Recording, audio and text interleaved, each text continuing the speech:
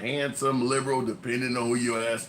You know what I always say. Somebody in the comments started out by saying, if you can joke about deceased babies, you can joke about Kirk having a new airway.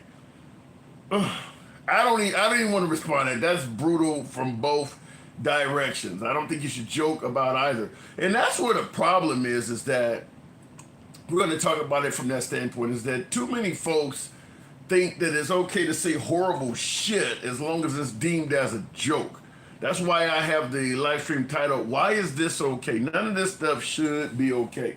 So we're going to talk about why is this not okay? And when I say why is this not okay, I'm not just, because the right is pissed off that people are attacking Charlie Kirk, making fun of it, or taking it lightly in any way, shape, fashion, or form. I get that. That makes sense that the right is upset that folks are making, making jokes or, just disrespecting the memory of Charlie Kirk, no matter how you look at it. And I'm not going to favor that. I'm going to criticize anybody that does that and denounce it in every way I can. However, the reason the live stream is titled, Why Is This Okay? Is because let me just see if I can explain this as clear as I can. One of the things we do here while we make this work from all sides of the aisle, when I can talk to liberals right and left, but make sure everybody knows the program is MAGA friendly, is we make it a goal to never talk down to guests, never insult guests, never criticize a guest, the intelligence of a guest. We don't do that here. Some might come on the program and do that to yours truly. Fine, I'm all about free speech. We do not do that here because, for one reason, you never know when you are crossing the line with someone, and you don't get to dictate how they respond. It's as simple as that. When you're pissing people off, you're insulting people, whatever you're doing to piss people off, whatever you're doing to say awful shit about people, what you think might be a joke may be totally insulting and disrespectful to them. So as a result, we don't resort to name calling and insults, and I never talk down to guests. That's been my motto since day one. The problem is, a lot of folks on the right can see the line being crossed when it comes to the late Charlie Kirk. But when it comes to stuff like boasting about we need more mean tweets, liberal tears, we talked about, I've posted a picture a few times of posting a retweet of Biden hog-tied in the trunk of a car. That was hilarious to a lot of folks on the right. And the point I'm simply making while going through some of these slides is, you don't get to pick and choose when you fuck with somebody, how they respond. If I slap you, it is not my place to tell you that you can only slap me back. If you pick up a bat and hit me back with, I have to first answer the question of why did you slap him to begin with? And that's where we're dealing with. Is a lot of folks on the right are saying that the line is crossed with Charlie because he was assassinated, but making fun of, let's say, the husband of Nancy Pelosi because he lived, it's okay. Or like I said, references to Biden being kidnapped in the trunk of a car, it's okay. I'm just going to simply say I don't think any of this is okay. From someone losing their life like Charlie Kirk, all the way down to messages that are much more milder, like I hate Taylor Swift. None of it is okay. Because as I just stated, when you're insulting people and when you're saying awful shit about folks, you do not get to dictate what is crossing the line for them. You don't get to dictate that. But a lot of folks do seem to believe that, particularly on the right now, because I've been debating folks on the right about this. A lot of folks on the right believe that the line should be drawn at assassination. Anybody that lives, no matter what they go through, you can make jokes in front of them. For anyone who believes that, that's your line. You get to decide that, but you don't get to tell somebody else what line is crossing. Somebody, listen, there are folks out there, you could call them the wrong name and they can pick up a firearm and shoot you because their line is significantly lower than what your line is. The best way to avoid entering this realm is just not to talk down and insult people, not to name call. That's what we need to work with, as opposed to right now we are arguing over where is the line? What awful things can I say about somebody before I cross the line? it shouldn't get to that point. It should not get to that point. And the reason why I'm saying this is because we've been joking, let's say, about liberal tears. I made a video earlier about this. When you're bragging about liberal tears and saying fuck your feelings and me, why is it so shocking that some folks are crossing the line, so to speak? If you're taking pleasure in ridiculing someone, you don't get to dictate how they're going to respond to it. My whole analogy about if I slap you and you pick up a bat, I don't get to say, no, you can only slap me back. Remember we voted for Trump because when you hit him, he hits back 10 times as hard? What happened to that? What happened to that now? So if you don't want to get hit, don't start the fight. And that's for the left and the right. I'm not trying to pretend like the left doesn't do shit as well. But what I am simply saying is, if you don't want people crossing the line, don't guide them in that direction. We got too many folks that seem to think him losing his life is the line where you don't disrespect folks. But as I stated, somebody hitting Nancy Pelosi's husband over the head with a hammer, because he lived, it's okay to do that. And I just think that is warped, some sort of crazy warped thinking. And I played this before, but just so you know what I'm talking about. And the parents are so proud, Bing, bong, bong, bing, bing, bing, bing, bing. And we'll stand up to crazy Nancy Pelosi who ruined San Francisco. How's her husband doing, by the way? Anybody know?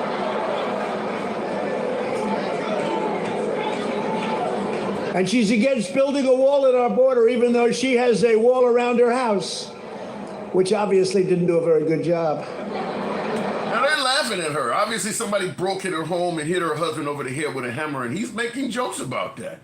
Saying that, yeah, she got a wall around her house, but it obviously didn't do it. And you hear the audience clearly laughing about that.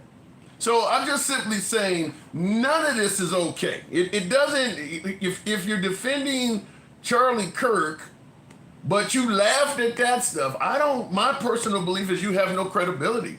You got to call this out everywhere you see it. You can't pick and choose where it's okay to laugh at somebody's experiencing misery and where it is not. And that's what we're doing right now. Right now the Democrats have crossed the line because he passed away, but laughing at Nancy Pelosi's husband or some of these other folks that have, laughing at Biden falling off a stage or falling down an aircraft steps at damn near 80 years of age. Oh, you can laugh at that. That's okay to laugh at. Until we get to a point where we start to believe that all of this is wrong, I could see somebody else in the future losing their lives on the right or left and people laughing at it.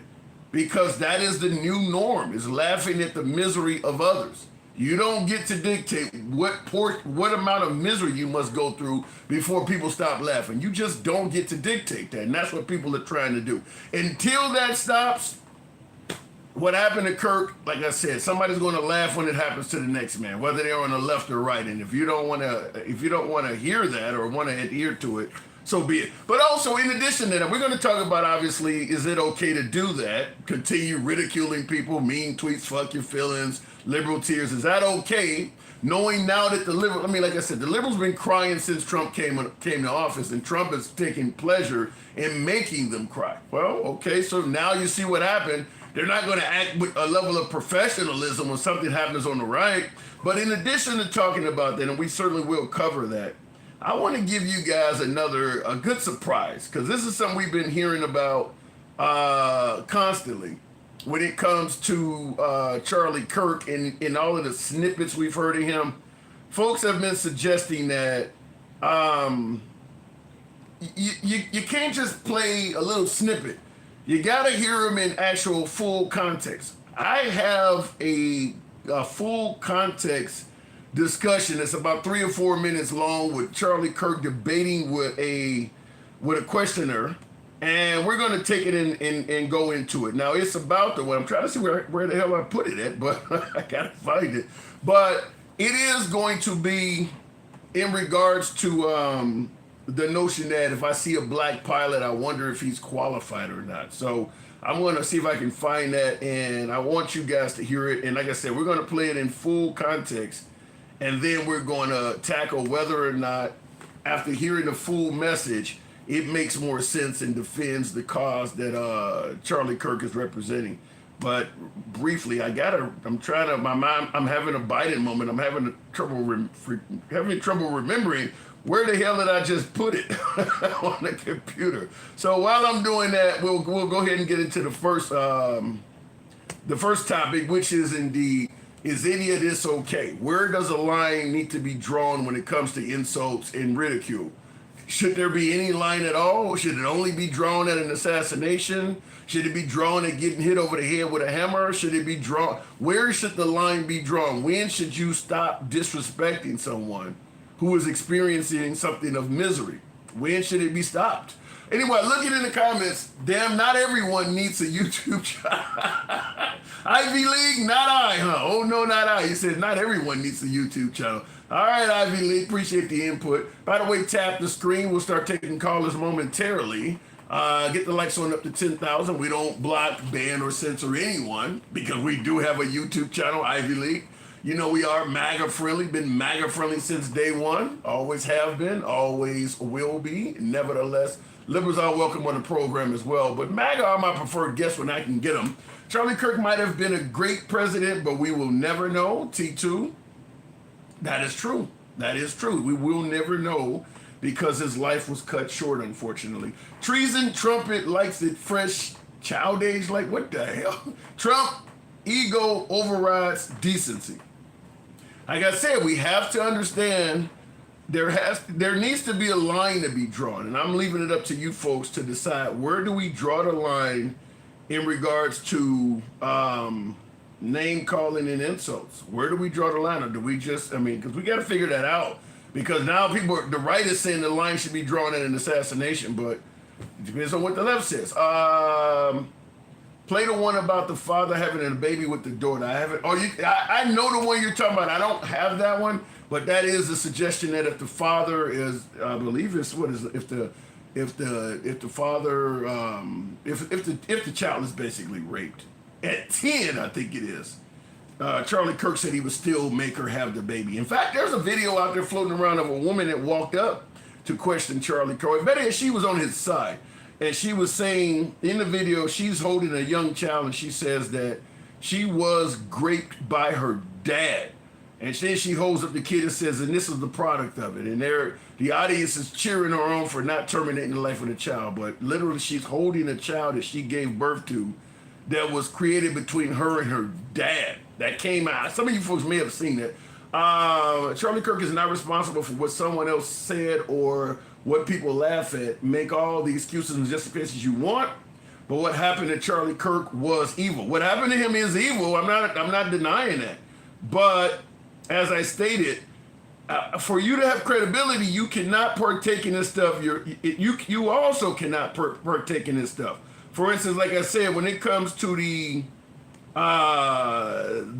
break-in and details for you, luxury vacation when it comes to what happened to Nancy Pelosi's husband, for instance, somebody breaking into her house and hitting her over the head with a hammer. Charlie Kirk is involved in that. Charlie Kirk actually has something to say about that. Let's just, and I'll let you hear it. And here's Charlie Kirk. Details for you, luxury vacation. I don't know why they're squeezing in a damn ad in the middle of this, but I want you, some of you folks may have heard this, but this is Charlie Kirk speaking after what happened to Nancy Pelosi's husband. And to me, this kind of crosses the line.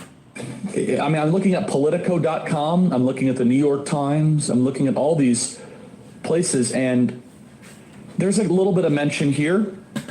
For example, Politico says top Republicans reject any link between GOP rhetoric and Paul Pelosi assault. Of course you should reject any link. Why is the Republican Party, why is the conservative movement to blame for gay schizophrenic nudists that are hemp jewelry makers breaking into somebody's home, or maybe not breaking into somebody's home? Why are we to blame for that exactly? And why is he still in jail? Why has he not been bailed out? By the way, if some amazing patriot out there in San Francisco or the Bay Area wants to really be a midterm hero, someone should go and bail this guy out. I bet his bail's like 30 or... So he's saying if some amazing patriot wants to be a midterm hero, go bail out the guy who actually did hit Nancy Pelosi's head hit Nancy Pelosi's husband over the head with a hammer and put him in the hospital. Put him in the actual hospital doing. I think he cracked his skull, hitting him with a hammer. Now, Nancy Pelosi's husband was like 80 years old or something like that at the time. So this man broke into their home and hit an 80-year-old man over the head with a hammer. And here Charlie Kirk is saying, if you want to be an amazing hero, bail the guy out. Like I said, where is the line drawn? Now we're talking about the guy everybody has been wrong to ridicule his death, actually on video saying something like that. Well, this is crossing the line in my opinion. Maybe not your opinion. Maybe you heard this and broke out laughing or whatever, but this is what I'm talking about. We voted Trump in because if you hit Trump, he hits back 10 times as hard. That's what people say about Trump. If you say or do something to Trump, he hits back 10 times as hard. What is 10 times harder than what he is doing right now to the husband of Nancy Pelosi?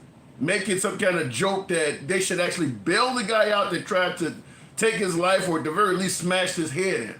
So I just want to make sure that folks understand that if until we get to a point where this stuff is not okay, it's going to keep happening. Nobody should be. I don't care what side of the aisle it comes from. I'm gonna say this again. I don't give a damn what side of the aisle it comes from.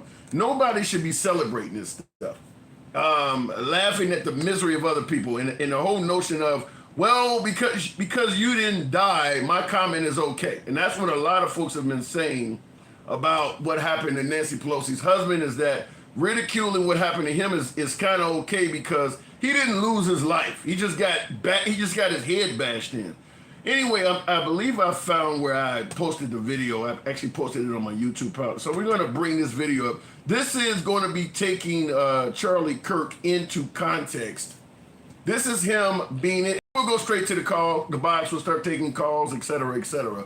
But this is him talking about the notion that he doesn't always feel comfortable with the actual training and education of a black pilot on an aircraft in relations to DEI. I'm going to play the video, and then we're going to tackle some of the statements made in it, whether or not it makes sense, whether or not it doesn't. Why do people think it's racist? Why do people think... Remember, you've heard the snippet. When I see a black pilot, I start thinking, damn, I hope he's qualified. That's all you heard, many of you folks. But this, 4 minutes long.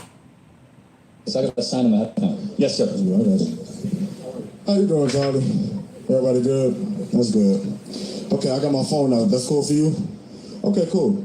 All right, so I'm gonna quote you real quick. You said, if I see a black pilot, I'm gonna be like, boy, I hope he's qualified. Are you gonna do that?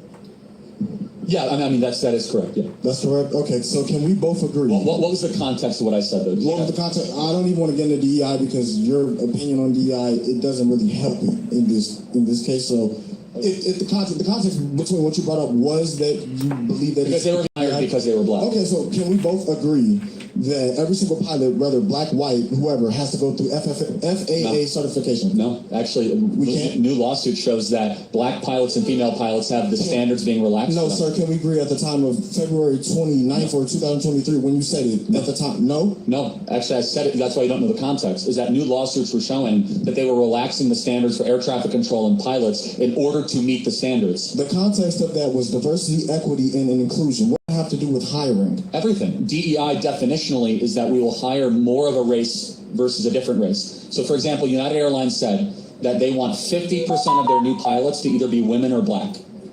Okay. Currently, just so you understand, it's like 8%. So they want to go from 8% to 50%. Okay. And every time DEI is implemented, every single time, the lowering of standards occurs. Every single lowering of standards? Correct. So can I prove it to you? We both want excellence, right? Okay. If you and I said, hey, we want 50% of the new people going in the NBA are white. Okay. Would the NBA drop in its standard? No. The National Basketball League? No, if we said 50%, if we say 50% of the NBA drops, and it was only white. No, I said would the standard go down? I'm not hearing what I'm saying. If 50% of all new people going in the NBA were white, by decree, would the quality of play of the NBA decrease? Would the quality of play in the NBA decrease? Yeah. No, if they're the same standard of basketball play. Hold on, let's talk realistic. Well, what are you saying realistic? You're asking me if 75% of the NBA is black. 75%. So does that mean white players are less better, or does that mean whites are not as good at basketball as blacks? Okay, everybody, calm down. We got some big exceptions. We're very proud of Larry Bird. Okay. We're very proud of Luka and Nikola. However, the point being, let's implement DEI in the NBA. Okay. If all of a sudden 50% of all the players have to be white, which means they have to say no to otherwise good black players. There was a time where this happened, right? Well, no, of course, and the league wasn't as good. That's the point. No, you understand that there was a time where the exclusion of African-American players was in the NBA, right? No, for sure. I acknowledge that. And the league got better as blacks were allowed in. Did it get better, or did we just integrate ourselves in? Well, hold on. The players in the league averages around that time weren't worse. We just got better. Hold on. Do you actually think that, why is it that 75% of the NBA is black? Right now? Yeah.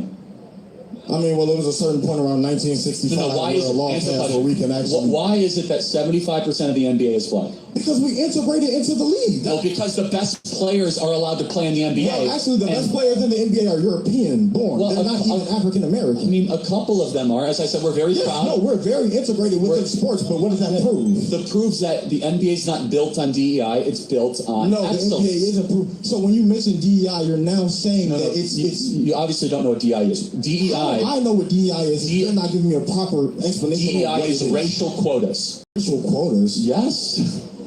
You've never heard of DEI before. So, do you know what a racial quota is?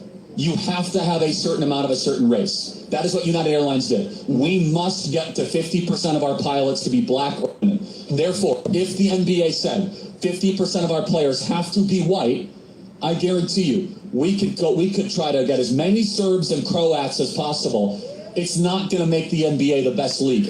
Okay, so you see here, there's a few more seconds of it, but you see here, they don't kind of moved over to the NBA to make the example. But first question I'm going to ask, if you've heard the snippet and you haven't heard that, you haven't heard all of that, does it change your mind?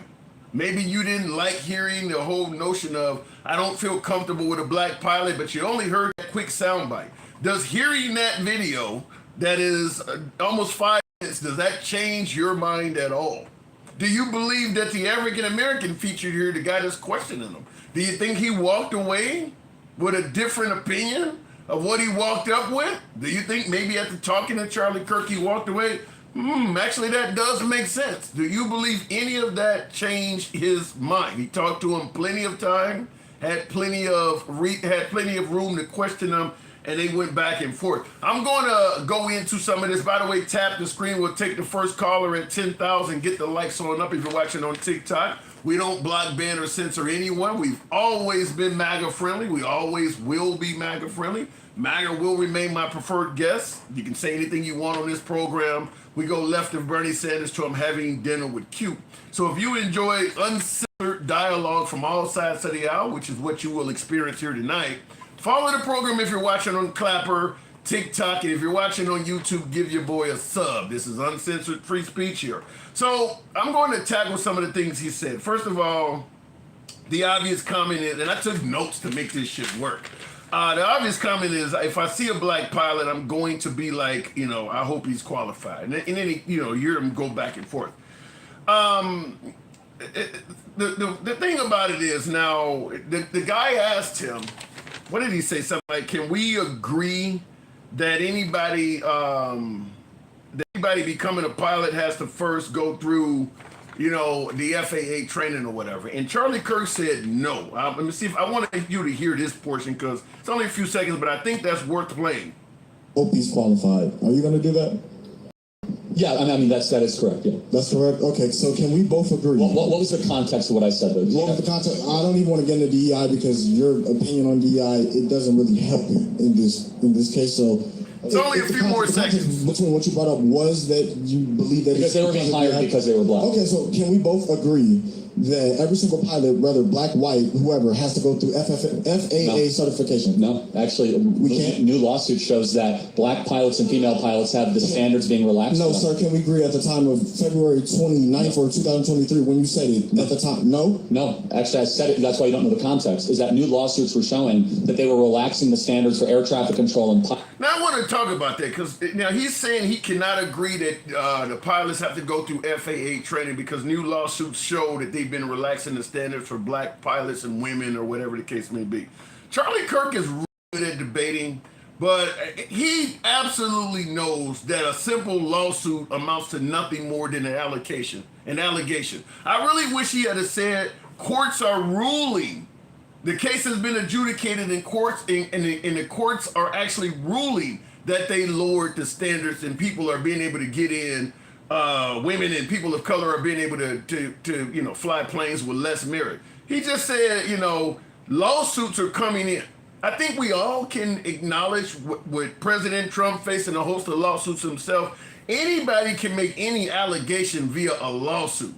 So what he is basically saying is those lawsuits are part of the reason why I do not, necessarily feel comfortable with a black pilot due to DEI. None of those lawsuits have came back that I'm aware of, and maybe you guys can correct me if I'm wrong. I haven't heard of any of those lawsuits where the courts actually ruled the evidence shows, yes, they are relaxing the standards. These are just accusations. That's all a lawsuit is. A lawsuit begins off as an accusation. If the court does not rule in your favor, that's what it stays. So the idea that he's bringing up, lawsuits are coming in. Okay, well, what? And the guy who was asking him a question should have pushed back and said, well, what is the results of those lawsuits? Because if they don't come back and say anything, then they shouldn't even be coming up. Also, one of the things he said that United wanted 50% of their pilots to be women or black. First of all, they wanted them to be people of color, so Hispanics, or there are other groups of people that could be in there. So I don't know why he's centering on just black pilots, because DEI applies to women. I believe it's sexuality. I mean, there's a whole bunch of other categories in there. And also, when United made this announcement that they wanted 50% of their pilots to be people of color, it was in 2021, and they stated they wanted to do this by 2030. So they were talking about doing this on a 9-year span. So even if you went up to 2028, they don't have to be complete yet because they want to have it done by 2030. So it's not like they just started hiring a bunch of people and they're on their way to making it 50% right now.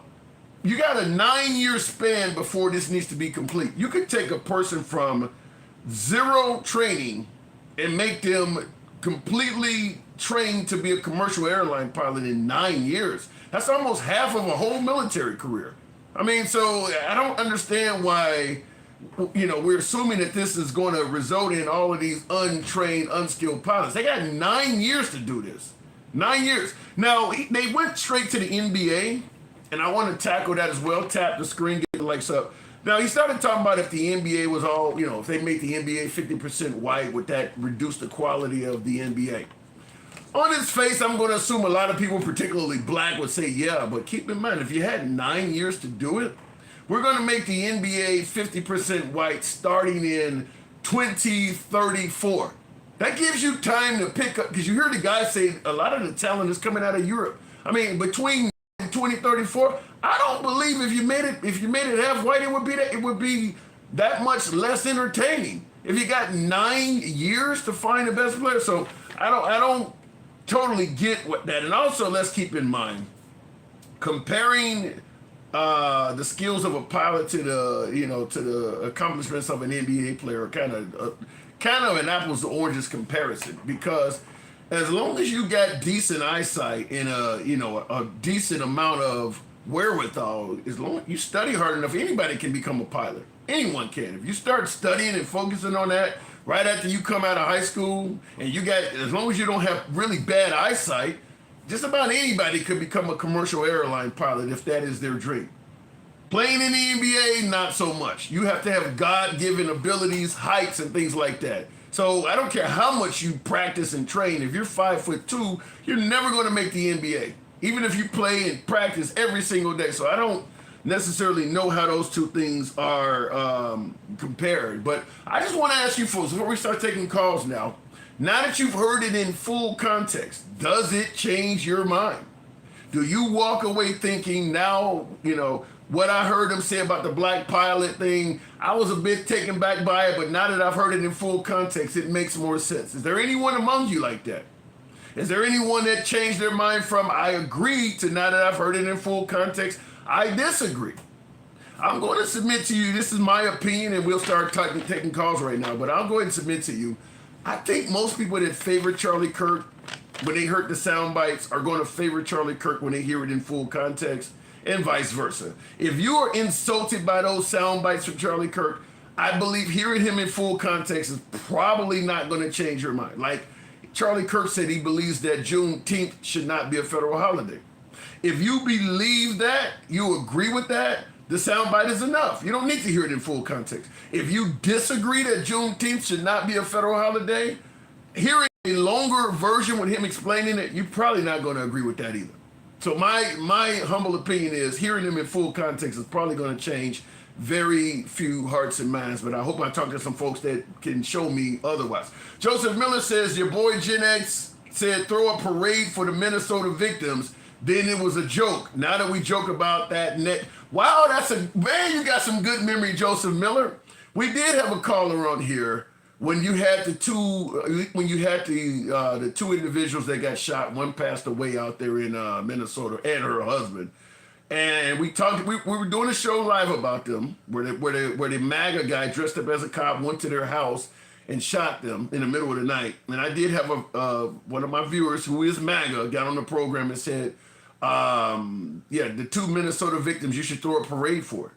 I mean, he was he made it later. He later came back the next day and said it was a joke, but he was definitely speaking favorable that Minnesota lawmakers who were Democrats had lost their lives. So it does happen on both sides. That's a great memory, Joseph. I had forgotten about that. Let me go to the box, and I'd have to dig up the show for that. That's a worthy one to bring up. Going back to the box, Dencal, good evening. Welcome to the show. So, Dencal, I guess you would be the first person to ask if it brings you up. Now, when you heard the sound, before we get into the in full context, when you first heard the sound bite of Charlie Kirk saying, if I see a black pilot, I'm going to be like, I hope he's qualified. How did you feel just hearing the sound bite?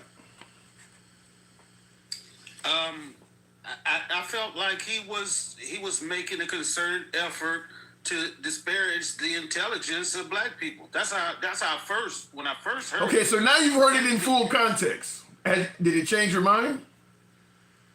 No, it kind of reinforced what I believe, and not just because what he's saying here. Because the more I listen to his stuff, the more the context of everything that he's saying fits together. Just taking, because me like you, I had heard him, but I never really sat down and listened to him. I might have heard him in some clickbait with him and a college student, talking about he owned the college student. He up there debating with 17, 18, 19-year-old kids, and he's owning them because obviously he's got a bigger worldview. He knows he's got these pre-scripted talking points. So yeah, of course he was destroying, but I never thought of him, I never, thought one way or another about him. But the more I keep hearing the things that he has said about, black women, like some of the most intelligent black women in the history of this country, he's saying that they are stealing jobs from qualified white men. Like, it all goes into a context. Yeah. And that's the thing I'm saying is that I've been trying to find someone, person of color, white, doesn't matter what the background, woman, I don't care, LGBTQ. I haven't found anyone so far that said, when I first heard those sound bites, I was pissed off, but now that I've heard it in full context, I agree with them. I mean, everybody that's saying, this, they already agree with them. And everybody that's saying they didn't like the sound bites, they're not changing their mind. I haven't found anybody, because that's the common complaint is, don't just listen to the sound bites, listen to the whole speech, listen to them in full context. And I've been listening to them in full context, and I haven't found anybody that's changing their mind on it. I mean, right? Because I mean, like, well, I guess I would fit in that same bucket, but I am also using an intellectual, debate about it. I'm saying why I feel this way. Now, people just saying, well, I still agree with it because I agree with him, are not having an intellectual conversation. I'm saying I'm using the context of the other things he's saying to come to the conclusion. Give me some examples. What do you mean? Give me what other things is he saying? Give me some examples. Well, I just used one saying that black women, him saying that, Yeah, he said something about they don't have the brain power to be taken seriously. Yes. Yeah, I heard. Yes. He was talking about Michelle Obama was in that. Michelle Obama was in that group. Hell, look, he said that about Ketanji Brown Jackson, and she literally was a summa cum laude at Harvard. Just because you get into a school because of DEI policies does not mean you are giving it, willy-nilly. They just said we got to have a certain amount of black people.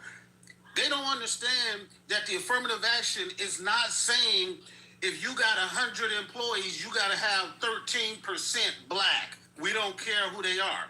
It is saying that they have to broaden their application process to include people who would not otherwise been able to get in these positions. Yeah. And since these positions are, they have a limit of the amount of people that they can choose. Yes, some people may not get into those positions, but we can't claim to have a fair society if the team that started first just always gets to keep winning. You have to have some type of practice of policy to be able to. Let me ask you this, because I see folks in the comments. Some folks are saying that what you're claiming that Charlie Kirk said. They're saying he didn't say that. Somebody in the comments said he wasn't talking about. It wasn't a blanket statement about all black women and things like that. The question I want to ask is, because it's pretty obvious the right and the left have a total different interpretation of Charlie Kirk. It's pretty clear that the right believes his quotes were being taken out of context and what he was speaking makes a lot of sense. A lot of folks say he's only talking facts. And then the left think he's bigoted, racist, intolerant, or whatever the hell it may be. Why do you think both sides are interpreting him so differently? My personal belief and from the conversations that I've had with some of the people and the stuff I've seen, for some reason, certain people on the right, the people that support them have internalized them. So when you say something bad about that person, they take it that you're saying it about them. If you say that Trump is racist, they take it upon themselves to say, why y'all calling everybody racist? Wow. We're not calling everybody racist. We're calling him racist, but they're internalizing whatever we say. If we say, if anybody says he's acting like a fascist, they internalize, why you calling all the people on the right fascists? We aren't. We're calling specific people that. But they have they have identified. I'm going to defend the right because I got a left wing example. I'm going to defend the right. I understand why they're thinking that way, and I'll tell you why. I think it was either MAGA Reacts or one of my MAGA viewers when I brought up that Trump said I hate Democrats. They were adamant he didn't mean all Democrats. He's only talking about Democratic politicians. And the argument I presented back is if the people vote for this Democrat to represent them, because they think like he does and they want him to represent them in that way. If Trump says, I hate this Democrat for what he thinks, then the people are going to think, well, if you hate him because he wants, let's say, tuition forgiveness, then it means you hate me too because I want it. And I think that what you're talking about the right and the left applies. Is you're right. They may internalize this person because that person does think like them. Chances are a lot of folks on the right think like Charlie Kirk does. So if you're calling him a racist, and I think the same way he does, then you got to be talking about me too. Nah, I mean, I kind of get it, but if we're going to have that conversation, we can Me Too every fucking thing in the world. We could, the other party, literally everything. Because if we find somebody this one situation, then we can say both sides, even though it's everybody on that side, but they found somebody that's a Democrat that did it. Everybody is not saying if somebody calls let me see if somebody calls say they called Kamala Harris, dumb. I don't internalize that. I don't know nobody who internalizes that. It's like, she's not dumb, you're dumb. Like, no, because I know what she went through. I know how she got to be in that position. And when they say the stuff like, well, he wasn't talking about all black women, but I can use my common sense and know that if he chose three or four of the smartest black women in this country and said that they don't have the brain power, I can assume that he's saying that black women just don't have brain power. I could assume that. That's a decent argument. Yeah, if you don't think somebody who graduated from an Ivy League school, Ivy Kamala, if you don't think that they got the brain power, yeah, it's probably gonna be a whole lot more of these people you don't think are very intelligent. That's a decent argument, but I don't know. They see this stuff The so. Highway Pirate. Huh? The Highway Pirate. I wanted to correct Highway Pirate. He's saying that I said Kamala Harris is one of the three smartest. No, I didn't. I said the three women that Charlie pointed out were some of the smartest black women. He chose Ketanji Brown Jackson, Sheila Lee Jackson, the politician from California, and he chose Michelle Obama. Those were the three people. He didn't say nothing about Kamala Harris, so don't try to mix that up. I just want to correct that. I'm sure if I Googled Charlie Kirk and Kamala Harris, he probably had said something about her because she was the VP for 4 years. I bet her name is in there somewhere. I don't know what he's ever said in regards to because he called her a DEI hire. But in this particular situation, I just want to correct that person because they were implying that I said Kamala Harris was one of the I do believe she's a very intelligent woman, and I do believe she's very accomplished, and I do believe she's done some great things in her career, in her lifetime. Yes, I do believe I do put her up there in maybe my top 10. She was the fucking vice president of the United States. Yeah, I think she was fucking accomplished. Well, I mean, Biden did make it clear he was going to pick a black woman. I'm not here to question Kamala Harris's attorney. She got a law degree and things of that nature. She's been a successful woman. I'm not going to question that. But I don't think on her own she would have. I mean, I won't call her a DEI, but Biden did make it clear. Well, I guess she would be a DEI. Biden made it clear I'm going to hire a black woman, and he went out and got her. I mean, he made it clear a white woman is not going to get this job. All right, let's clear this up. By saying that you are going to select a female does not make you a DEI hire. He said a black female. The same process, a black female. The same process that everybody uses in their DEI, it's not that you're going to pick a specific person. It's that you're going to pick amongst a group of women who are highly qualified for that position. You're not saying, I'm just going to pick this one specific black person.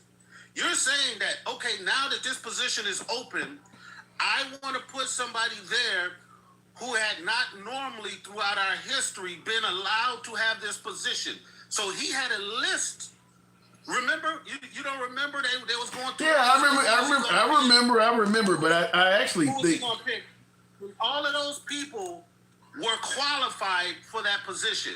He did not just say, I don't give a damn who the woman is, I'm just gonna pick a black girl, a black lady. I think he used a list of people that were already qualified. I actually think personally Biden fucked up by picking Kamala Harris, and I'll tell you why I say that. The president is an elected position, so you could have all the intelligence in the world. If the people don't like you, you're not going anywhere. You need to like George W. Bush. He wasn't known as being very intelligent, but he was able to speak and get enough people behind him that he won. Same thing with President Trump. You know, Trump is brash and says all kinds of awful shit, but a lot of people like him. There are people that are going to probably be around Trump that are significantly more smarter than him, but they would not likely win the president. So putting somebody in as VP that doesn't have a lot of favoritism among the people is probably what led to us having Trump back in office now. I think he should have focused more on, a little bit less on intelligence and a little bit more on popularity, because being a politician, as Trump is proving, is a huge popularity contest. Would you not agree with that? I get it. I get it, but like it's like you falling for the same. You're saying that instead of picking somebody who he really believed was qualified, he should have picked somebody for popularity. Why not find somebody that's closer to both? You know, you could slide a little bit down. It's kind of like you're picking a player on. He did pick somebody that's both. That was the part of the. She doesn't know. She had. You think Kamala Harris had popularity? No, I believe that him selecting her gave him a part of the demographic that allowed him to become president. He did not pick her. All presidents pick their vice presidents because they believe it somehow is going to help them with a different demographic than they might have not already had. No. All of them do it. I think that if you're picking someone that may have to run for office in the future, you need to pick somebody that is popular among your party. Kamala Harris was not that person. Kind of like if you're picking a character on a player on Madden or NBA 2K, you want the performance level to be here. Sometimes you have to move them down to kind of finagle them. You want a little bit of more than one quality. If she's very smart but not popular, go get somebody that may be a little less smart and far more popular. Her popularity energy bar was pretty damn low. She had ran for president a few times. So you advocate your perspective is that DEI is not wrong, but you're saying that he should pick somebody not as smart, but more popular. Like yeah. Actually, yeah. You're advocating for what all of these Republicans believe the DEI. You're advocating for it. I don't give a damn what they call it. As long as that person is in the White House, as long as that person is in the White House governing the nation, so be it. You're not trying to please the mindset of the other side anyway. It didn't matter what black woman he picked. They're going to call her DEI. Doesn't matter if she can't. Exactly. Yeah, it doesn't matter. So you're not trying to please the right. Exactly. So when he did interviews with all of those ladies, some of them former judges or whatever, but to be honest, there's not that big of a pool, which is the reason why. Who would he have selected? Somebody who, as Eric B. and Rakim once said, somebody who can move the crowd. I'll tell you something, in my opinion, maybe I'm wrong, you guys can let me know, but among liberals, I think Stacey Abrams would get a hell of a lot more support than Kamala Harris. There's a lot more people that like her, in my opinion, see her as more genuine, if you're going to go with a black woman, than Kamala Harris. I mean, she was doing a community organizing just like Obama was doing. She's more favorable. Go ahead. Yes, but she would have only brought him that demographic. And what the hell did Kamala Harris bring? She bought him 92% of the female black population. You don't have to worry about that, Cal.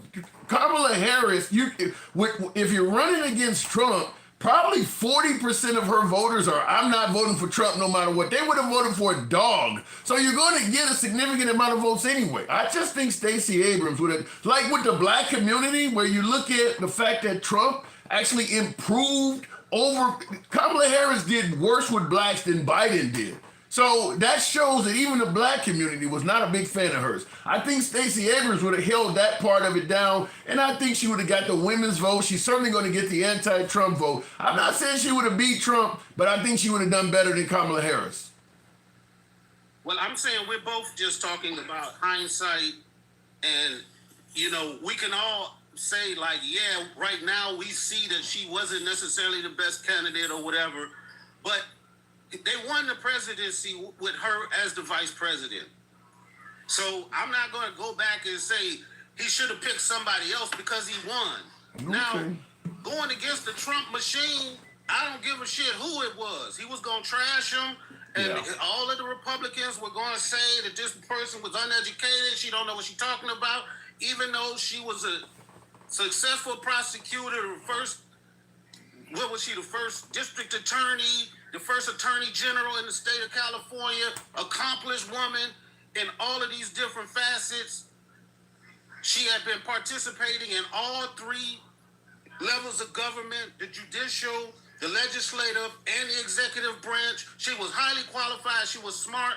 People just denigrated her because she was a black woman. I think her getting on The View and saying I wouldn't do anything different than Biden when Biden poll numbers were in the tank, not taking interviews, not going on with the pod bros. I think she made a lot of key mistakes. I'll give you the last word. I do got to move it on, but I think she made some mistakes on her own.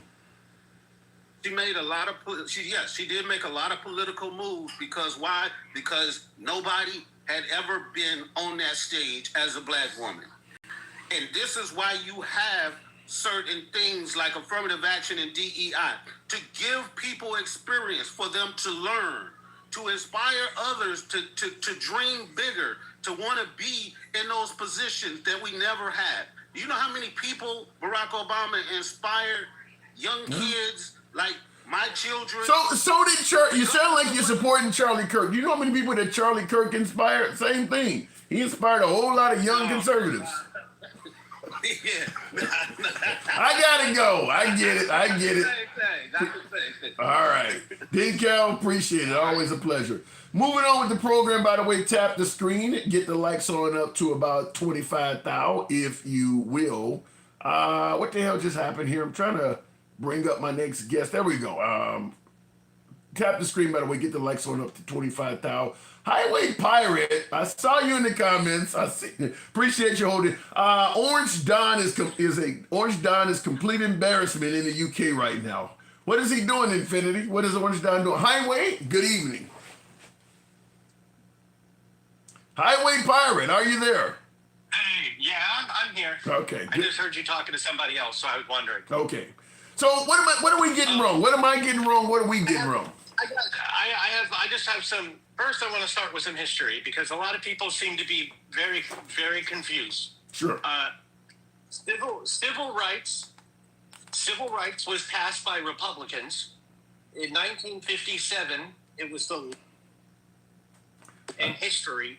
It was Democrats fighting against civil rights. Okay. If you look at when civil rights was passed, it was a vast majority of Republicans. And according to Charlie Kirk, they made a mistake. No, what Charlie Kirk said was that black people were better off before civil rights. What he said was home ownership. They had the highest rate of marriage retention. They had the lowest divorce rate. They had the highest economic growth in the country. All before. But highway. What, those statistics apply to every damn body. Everybody was better off in terms of. Hold on. Hear me out. What he was saying. Hear me out. The marriage rates were better in all communities because you didn't have the feminism shit. Women couldn't live on their own. If you look at the amount of single white moms, it's going to be a better rate before the Civil Rights Act because the women couldn't leave. Black people in general had the lowest divorce rate when compared to any race, period. Yeah, but the highest. I hear what you're saying. But my point to you is those metrics you're going by. They changed in similar fashion for all races. The divorce rate for whites have went up. But they also had the highest home ownership rate in the country. There was more black families owned homes than any other race of family. How could that be with the small percentage? How could that be with such a small percentage? What were they owning? Shacks and huts? No. So if you say like 10% of America at that time was black families, what they're saying is 95% of that 10% owned homes. Yeah, because nobody would because nobody would fucking rent to them. You either get yourself a home or you're homeless. Of course they had homes. Nobody would rent to them. I mean, home ownership is home ownership. Yeah, but you do understand why it's happening. You can't just go out and get an apartment as a black person. You got to either live. Okay, so then after that, Margaret Sanger targeted black communities with abortions. I don't know. Specifically to lower the rate of black babies in America. I mean that's open to interpretation, but that is pretty much like a widely known thing because she kind of admitted it multiple times. Well, if she targeted black, she ended up killing a whole lot of white people too, because a lot of them go and terminate pregnancies as well. She killed a hell of a lot of people. Yeah, so I don't know why Margaret Sanger even comes up. She was murderous around the bot. Part of that was also her getting a lot of money because at the time they wanted to use fetuses for medical research. A lot of that came from dealing body parts, essentially. Okay. Dealing with dead fetuses. All right. And you can look that up. I mean, that's literally what it was, is finding a source of income, and then that income got distributed basically amongst the Democratic Party to different spots. And this is verifiable. This is verifiable. But here's my big contention: is if somebody says words you dislike in any way, shape, or form, words are words. But if you justify the death of anyone over them having a different opinion, over you thinking that their opinion doesn't matter, over any of that, that makes you a fascist. And I'm not here to argue that. I'm not here to argue that. But I'm not here to argue that point. But what I'm going to push back on is, why did all of a sudden it become wrong? And I do agree it is wrong to make fun of this man being assassinated. But why was it okay to make fun of every damn body else until he came along? Well, no, another thing, Melissa Portman was not murdered by a conservative. That man was elected or appointed by Tim Walz. And to this day, that man swears up and down that Tim Walz told him to kill Melissa Hortman. Okay, I'm not even talking about Melissa Hortman. I'm not talking about Melissa. I'm talking about Trump. I'm talking about. Hold on. Okay, let me. I'm going to talk about why. I'm going to talk about people being killed in recent history. That people are pointing to Melissa and being like, "Oh, people weren't mad when this happened." Okay, well, I want you to. I played this earlier, but I want you to hear this clip because I want to get your opinion on this. Hear this clip and then we'll talk about it. And her parents are so proud. Bing, bong, bong, bing, bing, bing, bing, bing. And we'll stand up to crazy Nancy Pelosi who ruined San Francisco. How's her husband doing, by the way? Anybody know?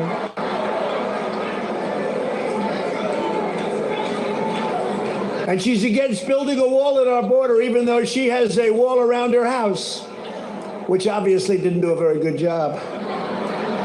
Now you clearly hear them laughing at him saying that, this is right after her husband. Somebody broke in the house and hit him on the head with a hammer. Why is that okay to laugh at? Did he die? So it's okay. So I can beat the hell out of you and it's funny as long as you live? Here's what I'm saying. Is the person that assaulted him was, and now there's a lot of... You're not answering the question. Why is it okay to laugh at it? Oh, it's not. Then where was the outrage from the right? If you were to ask anybody, they would say that is not correct. So I personally don't align myself with everything any conservative says, does, whatever. And here is what his... I agree with a lot more what Democrats are pushing. And I want to say this, Trump is everything he does, Trump is the most Democrat-Republican president we've ever had. It doesn't matter. None of that matters. What I'm saying, okay, hold on.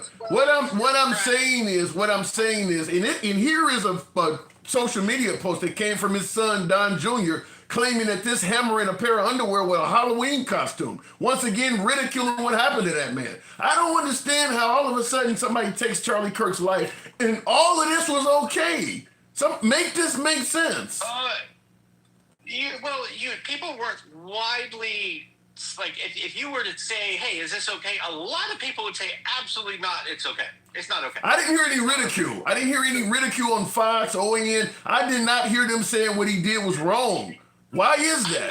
I'm not them. That ain't what I'm asking you. I'm saying the media, the right-wing media, the powers that be within the Republican Party, from Congress to Senate, they were not saying this is wrong like they are with Charlie Kirk. Why is that? I I think the media in general changed around 2014. I'm talking about the Republican Party, not the media. When you start calling everybody that disagrees with a certain political party a Nazi or a fascist, naturally people that can't think for themselves are going to say, yes, let's go punch a Nazi, let's go kill a Nazi, let's go kill a fascist. And in history, that's been correct. It's what we've done to fascists. Okay. But you're also labeling people a fascist that aren't a fascist. What so then people who can't think for themselves are taking that and taking it upon themselves to go kill a fascist. Yeah. What's confusing me is what I keep talking about. The outrage on the right is virtually non-existent. You hear him at a speech, and the people in the audience is actually laughing with him while he's joking about this man that was hit over a hammer. Even you responded with, but did he die? His skull was cracked. He's a senior citizen getting hit over the head with a hammer. They're not the same. They're not the same. Doesn't have to be the same. That is not saying the same. That is not the same thing. What do you mean it's not the same? That's different. Explain. Somebody died and somebody didn't die. And then not only that, but hold on. Here's another thing that I was going to say earlier. That guy who broke into Nancy Pelosi's house was also in the car with Nancy Pelosi's husband when they were pulled over and he was arrested for a DUI. You can look up that there was 2 people. It's not relevant. Only one person was arrested. None of that is relevant to the question. That was a lover's quarrel. That was a lover's quarrel between a man and somebody he was sleeping with, which happened to be another man. And by the way, they make jokes about his sexuality behind this as well. But my point is simple. The guy got hit over the head. No, hold on. The guy got hit over the head with a hammer, and you're trying to give me all sorts of reasons why. Well, because he didn't die, we can kind of laugh about that. That's what you're telling me. No, did I say you could laugh? Where's the anger? Where's the anger from the right? Well, tell me about it. Different. They're different. So if there is no wait, hold on, hang on. You're telling me they're different. So because they're different, this one has no anger at all in it. Where is the anger is what I'm asking you. If anybody, and this goes for a vast majority of the conservatives I know, if anybody came up and said, hey, that's great, that happened, they would think, he's laughing about it. Great. And he's laughing about it. He's the president of the United States. The people making fun of Charlie Kirk, none of them are actually high office. He's the president of the United States, and you're trying to tell me because the guy lived, somehow this ain't that bad. It's different. It is different. The president is saying this. The president. Well, again, I don't agree with 100% of what Trump says or does. I would say I agree. I think you're making excuses for him. 50%. There's a difference between reasons and excuses. Do you see what he did here? Do you see what he did here is inexcusable? No. So it's not excusable at all. Okay, so this is absolutely wrong. Oh yes. And the fact that there was little to no outrage on the right, what do you say about that? That the people who weren't outraged by that obviously have some sort of problem or a bias. And that's most of MAGA. I don't think I heard hardly any MAGA that was out. Give me some MAGA. Give me a well-known member of MAGA from Ben Shapiro, Candace. Give me any well-known member of MAGA that's expressed outrage to this. Give me just one name. I don't know. That's a problem. That's a problem. A year ago, and asking me to provide proof for something that happened a year ago? That's a problem, though, that you can't think of one. If I told you to give me one person that is outraged about Charlie Kirk, you could talk to me until tomorrow giving me names. But when it comes to this, you can't come with one? That's also recent. Okay. So a lot of things are fresher in the mind than something that happened, say, a year ago. And it's so fresh in your mind. It's more widely publicized. Yeah, and it's so fresh in your mind. Your first response was, but he didn't die, though. He did. Well, if he would have died, that would have been part of, the story. You hit a senior citizen over the head with a hammer and cracked his skull, and somehow that ain't that weak. Well, he did survive, though. You realize how bad that sounds? His lover hit him in the I don't care who it is. That doesn't matter. The man got hit over the head with a hammer. You're bringing up that he was his lover. Why is the man dating somebody who's mentally unhinged who would break into his house and hit him with a hammer? And somehow that makes it okay to make fun of it? No, I didn't. Did I never say that was okay? I don't understand. Listen, it's the opposite. I just don't understand why anyone is bringing up his sexuality like somehow, some way he brought this on himself as an 80-year-old. Like I said, the lack of outrage is astonishing. With so many folks on the right that are absolutely pissed off about Charlie Kirk, when the president of the United States is joking about this, I don't understand that. I don't either. I never said I did. Let me put it this way. At no point in this conversation did I say it was okay either. Your president thinks it's okay. So does his son, by the way. Well, again, I said that I agree with maybe 50% of the stuff he says or does. If you voted, I agree with 0% of what the Democratic agenda is. But before 2016, you can look up. Biden had a long diatribe about the border and how an open border is not a safe border. No country can call itself safe. If it has an open border, stronger immigration, talked about deporting people. When Biden was vice president, him and Obama deported more people than Trump did, even now. Okay, what does that got to do? What does that got to do with what we're talking about, though? What does that got to do with what we're talking about? So what has happened since before 2016? Is Democrats have switched their complete agenda to simply being the opposite of what Trump is. Okay, and that's called. It doesn't matter. Okay, you make it sound like you're saying the Democrats have changed their agenda to being the opposite of what Trump is. I don't disagree with that. I believe that's politics. You're making it. Do you realize that Trump told Jesse Waters that Obama did not do anything good for this country at all? How is that any different? Can you tell me what the best thing Obama did for this country? Kill Bin Laden. He didn't do that. That wasn't him. Okay, so you're telling me that he wasn't a part of the SEAL team that landed. Okay. All he did was okay that. Right. All he did was say, yeah, okay, and sat in a room and watched it. So you're going to tell me because he wasn't part of SEAL? Hold on, hang on. Let me make sure I get clarity. Wait a minute. Let me get clarity. You're saying because Obama was not part of SEAL Team 6, he didn't exactly take out Bin Laden, but you're giving Trump credit for building a wall as if he went down there brick by brick and did it, huh? He didn't do that either. No. Did you hear me give credit? You just mentioned the deportations. Is Trump walking around with an ice blazer on deporting people? Obama and Biden deported the most people, and then when he came into the office, he completely switched his stance. Of course, he had a long speech about strong borders and all this stuff, and completely switched his stance just to be the opposite of Trump. So when he ran for president, he completely rallied around strong borders. I don't get what you're saying. YouTube it right now. I don't get what you're saying. Biden border, 2008. That's all There's an hour-long video where he's just ranting about the border. None of this makes sense. If you're gonna say that Obama doesn't get credit because he wasn't part of SEAL Team 6, then no president gets credit for deporting people because they're not part of the deportation. So why are you bringing it up? If you deport, he didn't do it. They're not physically deporting people. If you're going to give a president credit for deportations, then you got to give Obama credit for Bin Laden. Either you're giving him credit or you're not. You said Bin Laden wasn't part of SEAL Team 6. I had no problem with the amount of people that Obama and Biden deported. I don't. You're not. But let me ask you.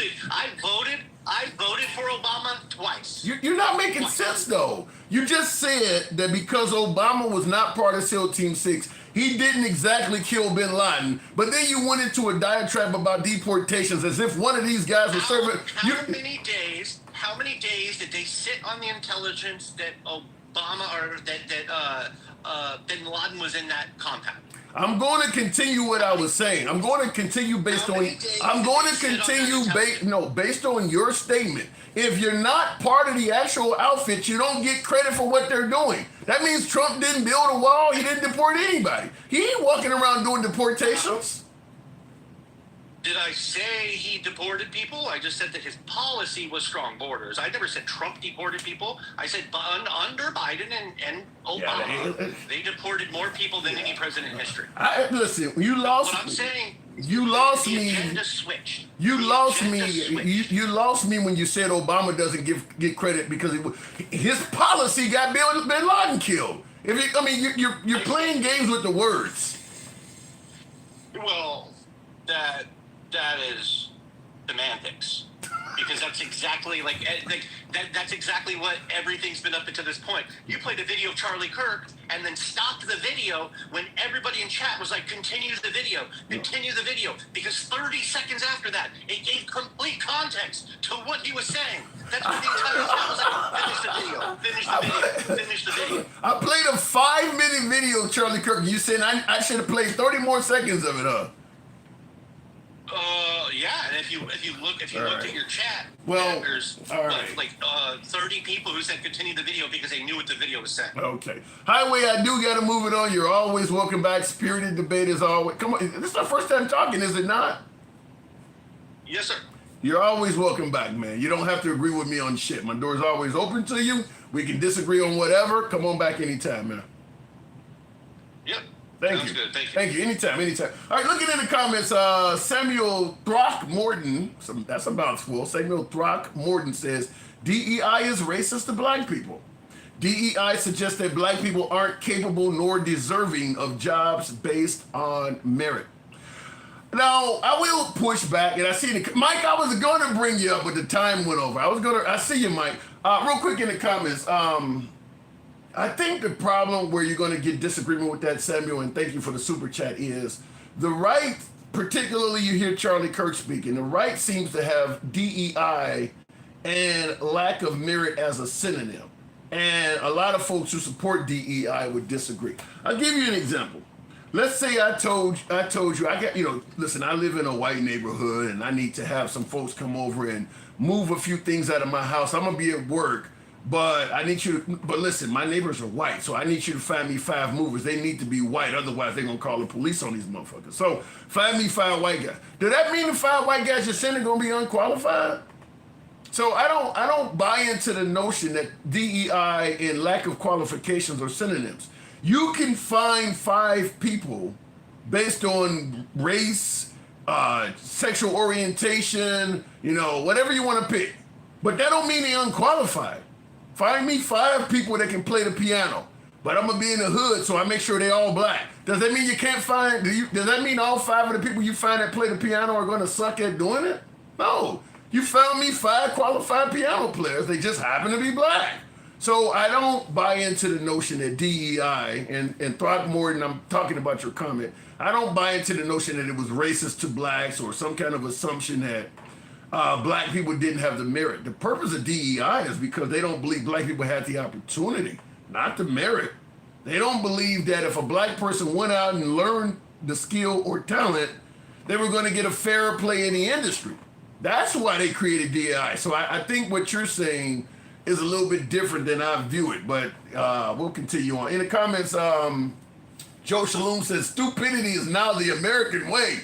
Bye-bye, America. Yikes. I hope you're wrong, Joe. I hope it. MAGA is a cult, says SGB72. Stop looking for logic where it does not exist. Well, they say the same thing about the liberals. They say the exact same thing about the liberals. We're going to go back to the box, tap the screen. I appreciate my last call. Like I said, MAGA are my preferred guests. We don't get as many, but certainly we enjoy hearing from MAGA anytime, any day. We are MAGA friendly. We don't block, ban, or censor. You know that. This is an uncensored program. You enjoy uncensored dialogue from all sides of the aisle. Do your boy solid. Give me a sub if you're on YouTube. If you happen to be watching on Instagram or Clapper right now, give me a follow.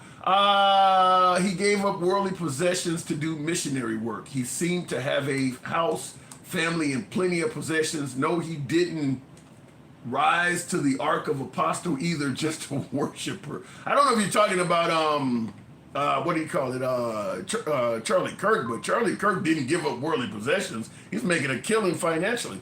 And by the way, many believe he was on course to be a major national politician. I believe that as well. Black women are the most educated group in the United States right now, says Ron. I've heard that.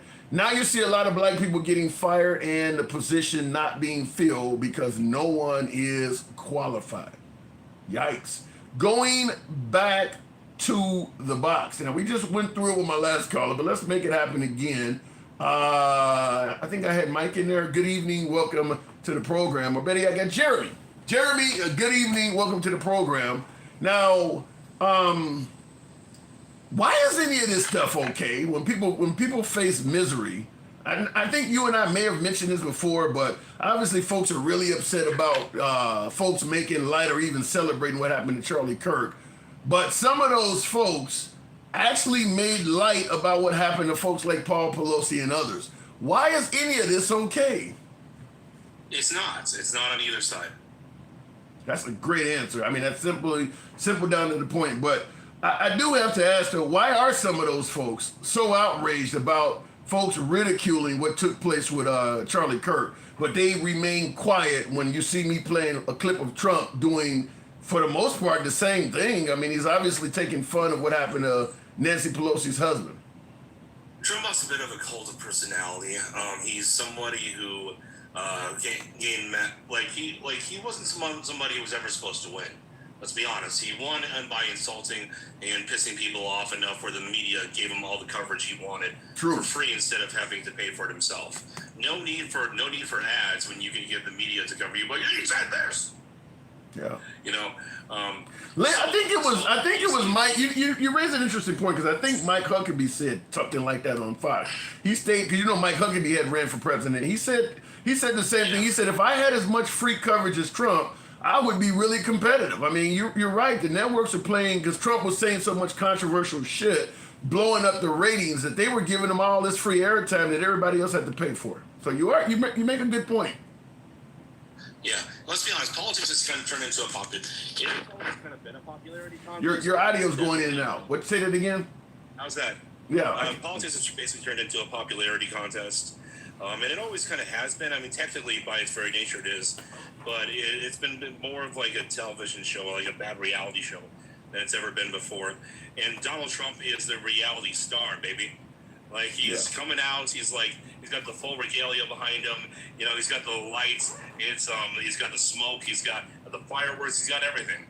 But let me ask you this, because anytime someone criticizes Charlie Kirk, so you wanted him to be assassinated. I got a viewer in the comments right now. DE is saying you support murder. So I mean, I guess the pushback would be, if you laughed at what happened to Nancy Pelosi, do you support a violent assault? Would have also been a comment. But I guess I'd ask you: is it wrong for someone to criticize an individual in depth? Let's say somebody lived a life, you disagree with it, but then they're violently snuffed out. Should that remove your right to criticize them because of how they went out?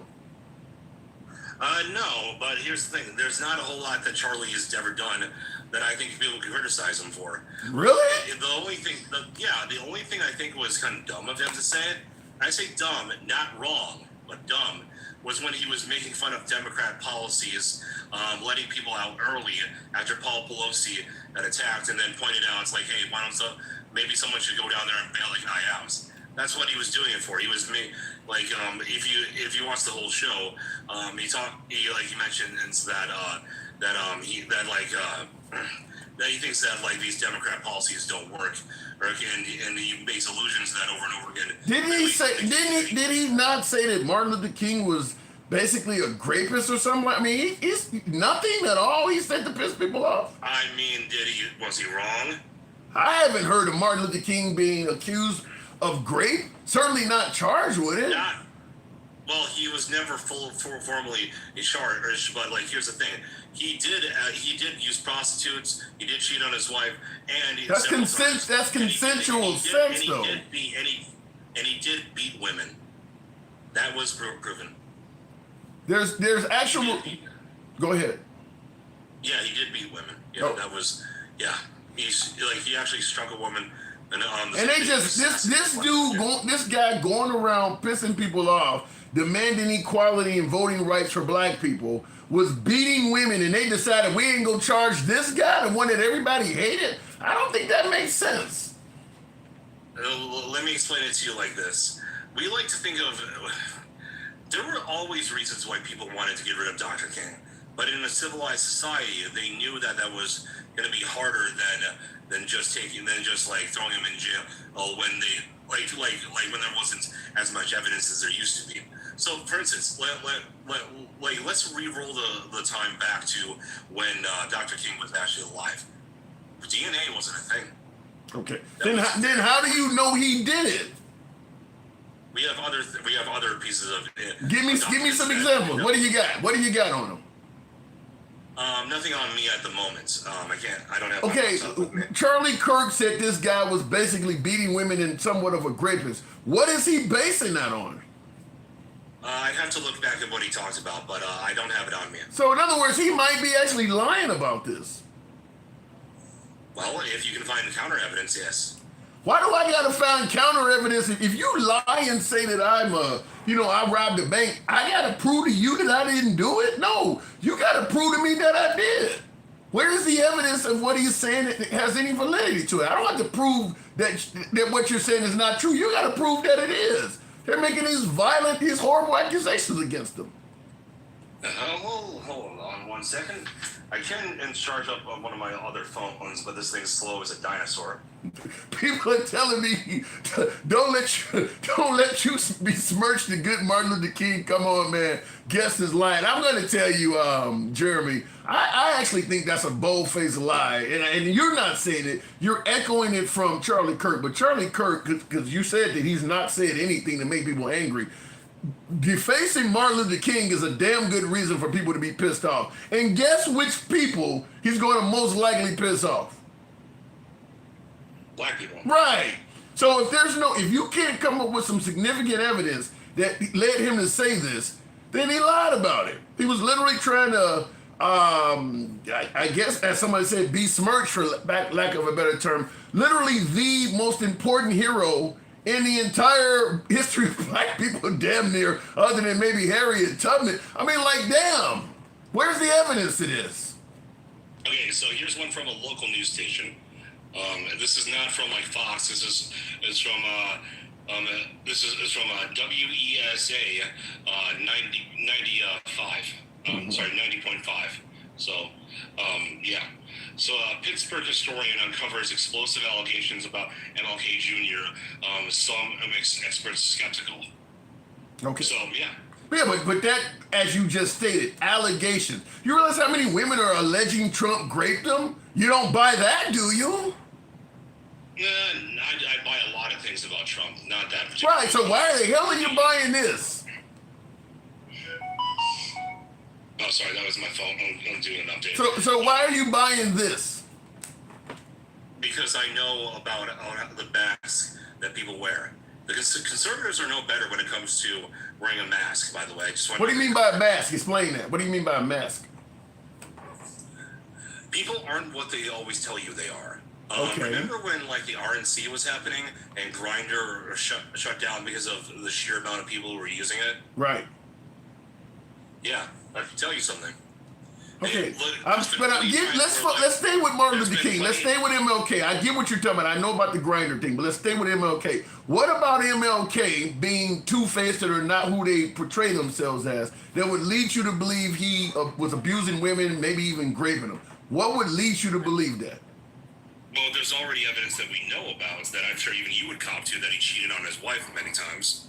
They accused the president of raping his wife. He cheated on her a bunch of times too. You don't believe that though. You just said you don't believe it. And Trump is known to have cheated on his wife. I'm saying there hasn't been good enough. Like, you can actually look at the case files for the lawsuit against Trump, and the evidence is very shaky. However, what is the evidence on Martin Luther King? Again, I don't have it on me, but I can pull it. I think that you just, I think simply put, you just it's just easier for you to believe MLK may have done something than Trump, and I don't know why, because you're admitting you don't even have any evidence of MLK yet. Somehow you believe him, but you're looking at Trump, and well, I don't believe that. That's kind of shaky. You have no evidence of MLK at all. That's less than shaky. And you're already in the camp that he probably did do it with no evidence at all. Why is that? Well, because Charlie's a pretty good source of information. So you're just basing this on Charlie, in other words. Well, we all do this to some degree. We all No. Charlie was not around during the days of MLK. Charlie had to get his information from somewhere. If he didn't present it to you, why the hell are you believing him? I just didn't get the exact article up on me at this exact moment. And somehow, some way, the supporters of Charlie Kirk believe that black people are going to hear this shit about MLK in full context and walk away thinking, yeah, he did great, but or abuse a few girls. You really believe that if we listen to you can always just counter it by looking up yourself. There's nothing there. You think if Martin Luther King had did this shit, you would be hearing it for the first time from a dude that's 31 years old? I mean, Martin Luther King's been dead more than 31 years. You think this would be the first time you heard that? It's from him? Wait.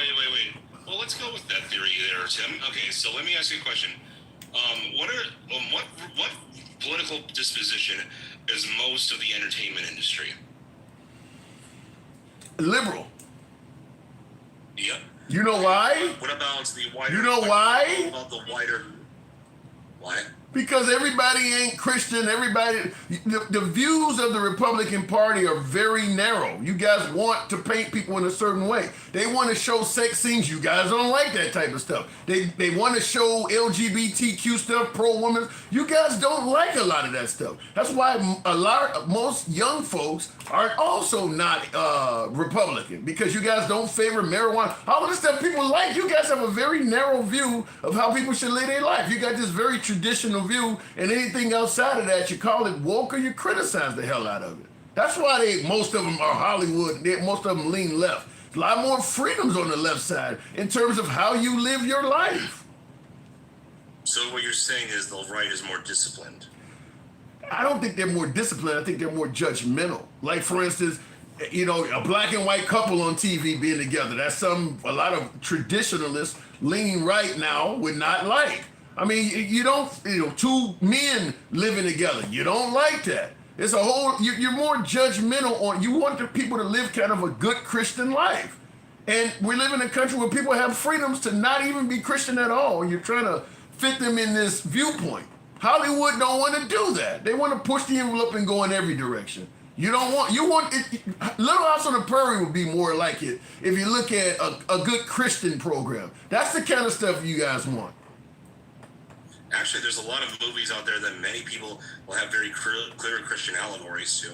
Like Lord of the Rings is probably the most popular. I'm just simply saying a lot of people don't want to just... I remember when Dan Quayle was criticizing Murphy Brown because she was on television as a single woman. He didn't like that. You should be on TV with a husband. That became a whole issue. Presidential candidate Dan Quayle was doing that. So it's just people don't want to be pigeonholed like that. Yeah, some people just don't have as much discipline as others. Okay. And by the way, Lord of the Rings was filmed in New Zealand.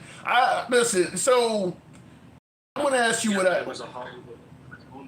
It was owned by the studios in Hollywood. Okay. So, but at the end of the day, you don't believe there's any reason at all to be angry with Charlie Kirk, even with the MLK stuff. No, even with the MLK stuff. Again, you know what? Usually I just go off the cuff when I come up here, but from now on, and if you bring something up, I'm going to have it ready. Yeah, because if you can't show any solid evidence that MLK fit the narrative that he said, and your only defense is, well, Charlie said it, so I believed it. The hell with Charlie is what people are going to say. If he can't prove what he said about MLK, he just pissed off a whole lot of people. That is a legitimate reason for a lot of people to not like him. If he said something like that, they can be as mad as they like. What? That's okay. That's okay. They can be as mad as they like. Yeah, but the idea that you don't think that's a reason to be angry is what I'm questioning. If you said something like that about probably the biggest hero in the black community with no proof at all, and you wonder why they angry with him? Charlie would have actually been able to cite the actual articles that he was referring to. Unfortunately, I didn't come up here with anything more than shoot it off the hip. All right. But again, next time I'll come prepared. I like that, Jeremy. As always, it's a pleasure, man. Thank you. Yeah. Anytime. You too, anytime. All right, moving on with the program, by the way, tap the screen. We could have been around 40,000. Tap the screen, get the likes up. If you're watching us on YouTube, feel free to smash that like button as well. Tell him he's a laughingstock, says Kevin Horn Clapper. All right, Kevin. I see you, Kevin. And chill on the emojis, man. I don't like to block people, but certainly chill on sending a ton of emojis. You kind of make it so that you'll create the incentive to ban somebody. We don't block, ban, or censor anybody on the program, but if you kind of push it, you don't leave us a lot of opportunity. Bro, 2 worlds apart, you ever get hit by a dog that reflect after? I don't know what you're trying to say. Let me go back to the comment section. Tap the screen, get us on up to about 35,000. We'll take the next caller. Mystic Eclipse. David Garrow, the author of MLK biography, found handwritten notes from MLK. Also, MLK Inner Circle, Ralph Abernathy, did interviews discussing it. Could be. I mean, like here's one of the things I've noticed, though. And it's going to come up, well, why do you always bring up Trump? And why do you have Trump derangement syndrome? Because a lot of the folks that are mentioning this stuff support Trump. If you're going to use this evidence against MLK, but you ignored similar evidence against Trump, then it kind of hurts the credibility. Well, witnesses said MLK did this, but the witnesses against Trump, well, I don't believe them. That's where you start to lose. If you're going to be the type of person that believes blind witnesses with no proof, it can't stop at the person you don't like or you don't favor, and all of a sudden the person you do favor gets a benefit of the doubt. It makes it look like you have a biased judging curve. I'm just going to simply say it that way. Like what my last caller was saying is that, well, I don't have any evidence to present that Martin Luther King did this, but the evidence they did present on Trump is shaky, so I'm not going to trust that. I don't have any on Martin Luther King, and I kind of believe what Charlie said, but I do have somebody presenting something on Trump, but because it's shaky, I'm not going to take it. So you're going to denounce shaky and actually accept nothing. Like I said, there's lots to debunk, Tim. I bet there is. No, damn straight. Let me continue on the program. Tap the screen, get us on up to 40,000. We can make that happen. Real quick before we go into the next caller, Jimmy Kimmel pulled off the air for free speech. Did Jimmy Kimmel lose his? He didn't lose his gig though, did he? Hang on a second, Mike. Hold on, Mike. One of the things I will say is the Liberal Party need to get their fucking act together. I mean, when I say the Democrats need to get their act together, I mean it. The right is calling everything taken out of context or a joke. They're not holding. Listen, Trump can say whatever the hell he wants, and nobody's going to have a problem with that on the right. You seen Brian Kilmeade the other day talking about the homeless need to accept the help that the police give them, or face lethal injection. You don't see him getting pulled off air. You don't see him getting pulled off the air anywhere. Jesse Waters talked about after the death of Charlie Kirk that we're at war with the Democrats. They're not pulling these people off the air. The Democrats need to get their fucking act together and quit being snowflakes, for lack of a better term. If they can forgive, damn it, you should too. Mike, good evening. Okay, so, and I'm going to let Gangsta Grandma handle you with all the no. I'm going to let her do that. I'm going to stick to the facts. But I'm listen, there's not too many times when I love Gangsta Grandma. There's not too many times she be in your ass. I'm like, okay, whatever. Today, you deserve all that smoke. What did I do? The shit you just let happen, but the last two guests was ridiculous. Tim, now examples. Give me some examples. I'm about to tell you. Hold on. I want to get to the Jimmy Kimmel thing. You said the Democrats need to get their shit together. I do believe that. Who owns these media outlets, Tim?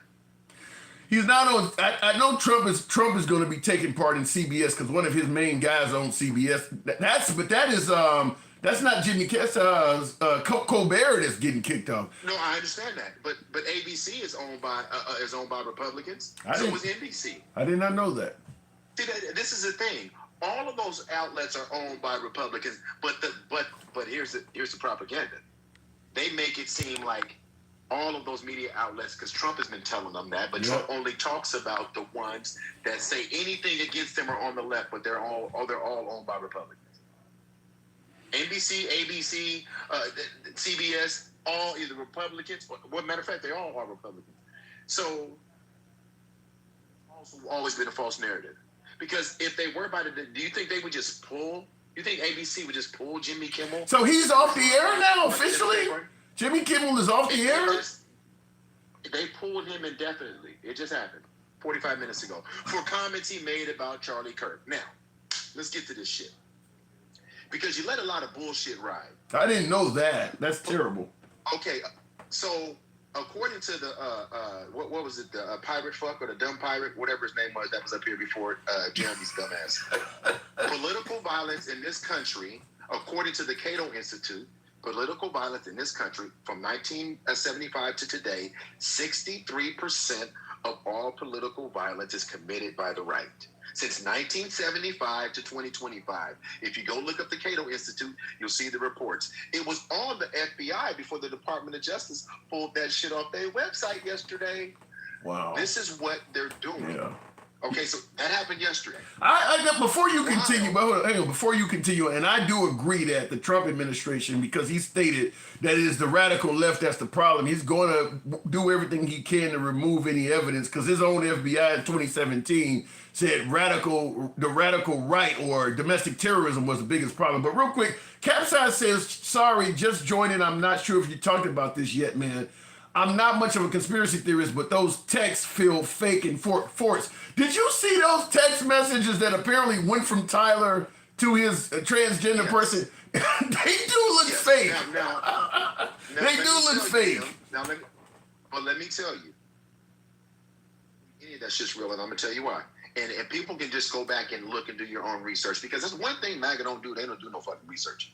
But think about this, Tim. If the FBI is investigating this case, why would they be releasing so much evidence to the public the way they've been doing it from the beginning? To make the narrative. They've had to go back and retract.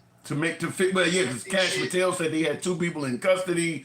And then, of course, Trump came in before everybody and talked about when they had caught him. He's the one that pronounced Kirk dead. I mean, yeah, they've been overstepping their boundaries and getting deeply involved in this. I don't know why they're doing it other than to make a narrative. They're trying to paint the Democrats, because I've done this before. I don't see anything in Tyler's life other than him being with somebody of the LGBTQ community that makes him a radical Democrat. That dude everything about that guy is conservative. If you took out the fact that his roommate was transgender, there would be nothing conservative to bring up on him. I mean, nothing liberal to bring up on him. Well, here's where I'm going to push back on what you just said. You didn't expect this coming. Give it to me.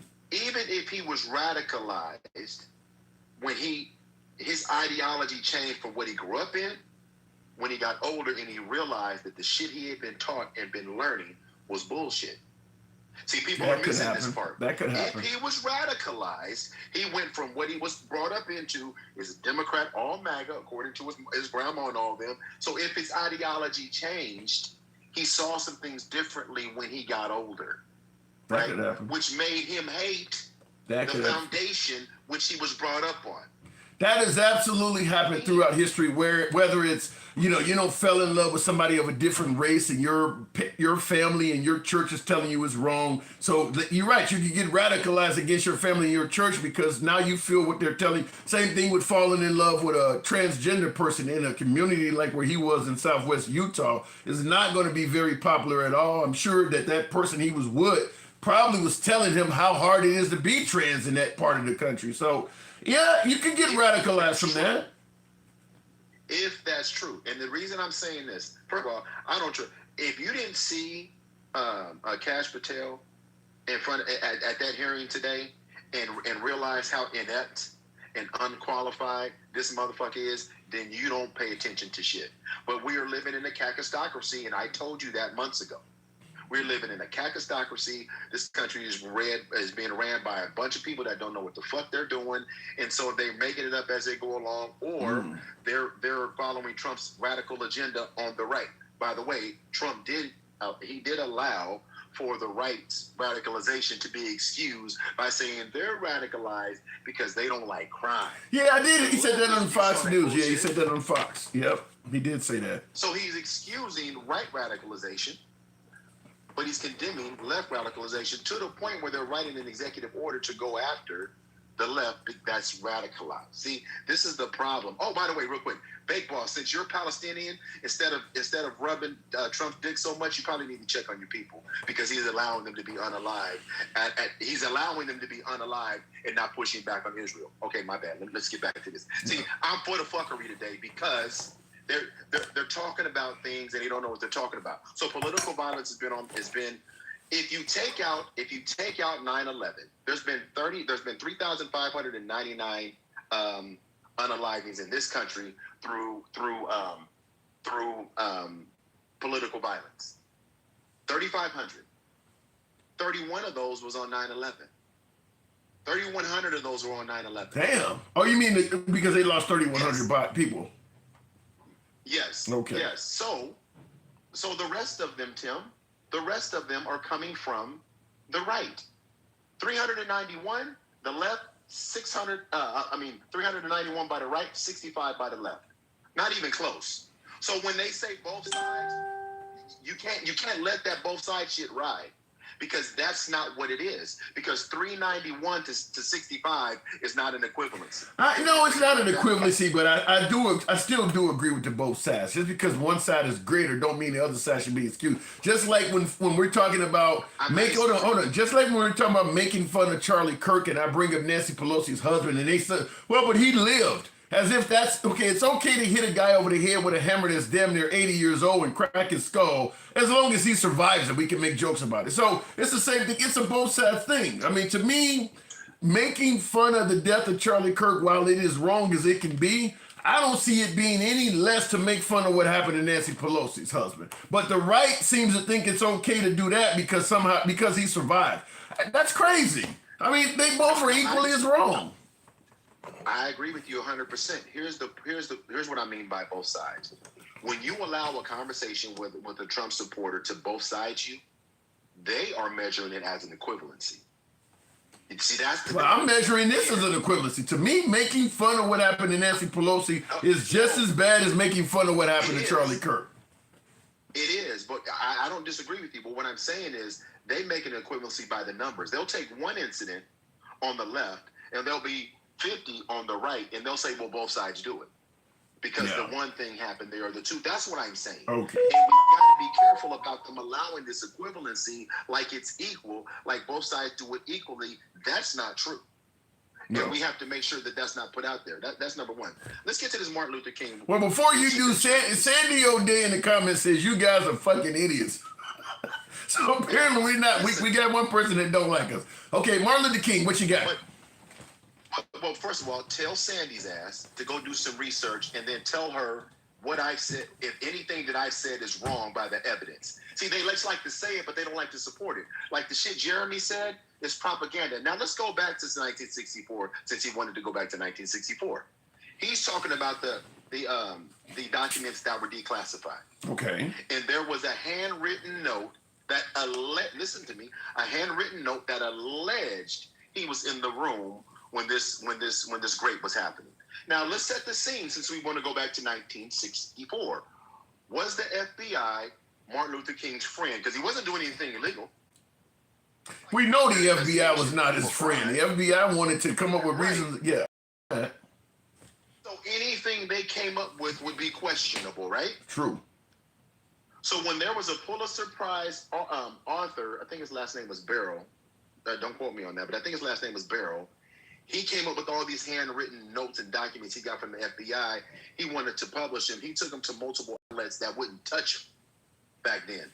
You can look this shit up. So my point is this, and who would have thought they were trying to be fair to Martin Luther King anyway? Right, back in the 1960s. But when Jeremy gets on here and says that, because Charlie said it, and Charlie, and here's the thing. He said said Charlie Kirk has not said. He said Charlie Kirk has not said anything that would piss anybody off. I know, because they're radicalized too. But let's be. And here's the thing: you're probably not gonna be surprised by this too. Charlie Kirk is a victim of the right, like everybody else that gets involved with. I am surprised by that. Why are you saying that? Because he's been radicalized himself. If you go back, the earliest footage I found of him speaking this shit was 50. It was Gerald. There it was, Gerald. Thank you, Arden. He was 16. Damn. Or 15 or 16 years old when he was speaking this shit. Somebody was teaching him, Tim. You got to remember. Again, but Lindsey Graham said it. We ain't got enough of them. We ain't got enough angry whites, so they were creating them. So he's 31 years old.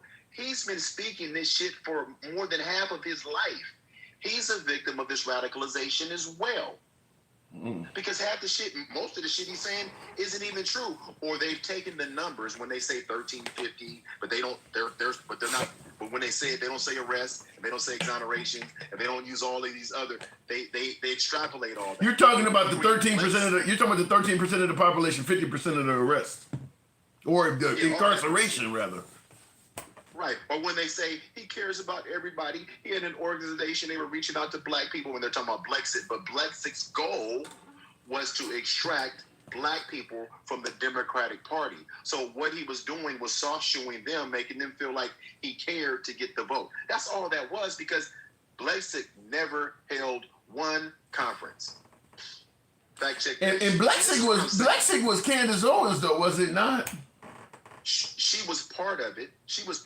But they had booths here and there, but they were supposed to be having these national conferences where they were trying to appeal. That was never going to happen. You know why? It goes against everything they stand for.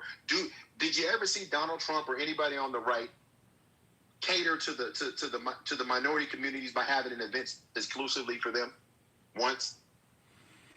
Can you think of anything where Donald Trump I'm trying. You'll never find one, Tim. I'm trying to think of it. You'd be better off pulling a golden egg out your ass than finding something that said Donald Trump exclusively did something directly for black people. What he's doing right now, by the way. They're going to bring up HBCUs, but you're talking about an event.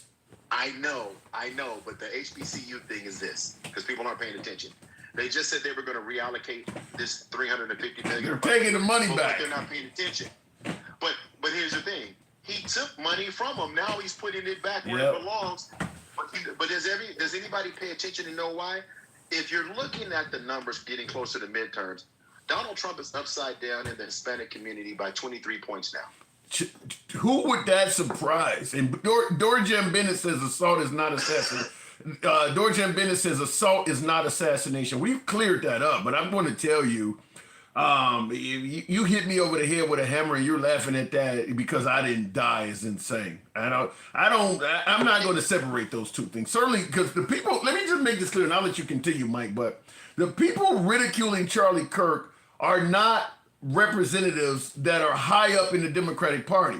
Trump himself, the president himself, was making fun of Nancy Pelosi's husband. So was his son. So you're comparing regular, everyday liberals to something that the president did. So look, it's wrong from both sides. I'm not going to excuse what they did to Nancy Pelosi's husband simply because getting hit over the head with a hammer didn't kill him. Go ahead, Mike. Well, and again, we have so many examples of Laura Loomer saying George Floyd is 5 years sober now because his anniversary of his passing just passed just the other day, and she said he's 5 years sober now. I mean, but see, they don't react to that. What about the Fox News host that talked about unaliving all homeless people? Yeah, you're talking about Brian Kilmeade. Yeah, Brian Kilmeade. Now, I had to go look that up. I still don't believe he said that. I met Brian Kilmeade. I mean, when they invited me out to Fox in 2015, I met him, and I just didn't imagine that guy would say something like that. Well, he did. Can you confirm to the 191 people that he said that shit or put it? Yeah, he was basically saying if you're homeless and the Trump administration or the government is trying to give you help and you don't take it, you should be. One person said you should be put in, incarcerated, and he said or given a lethal injection. Lethal injection, euthanizing. He said unalive them all. Now he still has his job. He still has. Yeah, his and job. I don't. Like I said, I met them, and I never, I wouldn't have met a lot of them because I used to debate them, and they invited me out to One America News Network at the Fox News studios out there in New York, and I met him. I met the late Alan Combs. John Gibson was on there at the time, who used to be in the slot. Before the 5, it was Glenn Beck, and before Glenn Beck, it was John Gibson, who I just don't understand why a man would say to unalive or, give a lethal injection to homeless people just because they won't take help from the government. No explanation for that. Well, and again, Tim, what do we actually say when we accept? Because I just told you what the right said. He's on Fox. He still has his job. Do you know what the funny thing is? What they're doing right now? They're being the biggest hypocrites because they're the cancel culture right now. The right is being the very cancel culture that they said the left was. Unequivocally, they don't want you to say nothing bad about Charlie Kirk. They're signing an executive order to go after the left because they don't want you to say anything negative about a U.S. citizen, or they're going to cancel you. Colbert.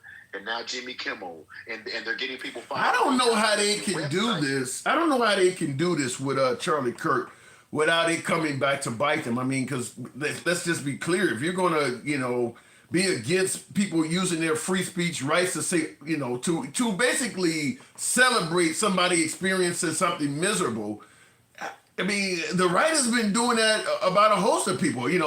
Jokes about immigrants getting eaten by alligators and sharks. I mean, they've been, the drowning machines they claim were in the Rio Grande. I mean, they've been making fun of people dying constantly. I don't understand, other than you really like Charlie Kirk and it's wrong to do it to him, but everybody else is fair game. But I can really see this in the future backfiring because this is something that Trump is doing, or the Trump administration is doing, to defend Charlie Kirk, that many people would not want being done to defend anybody else on the left. I just can't see how they support this. Well, here's the thing.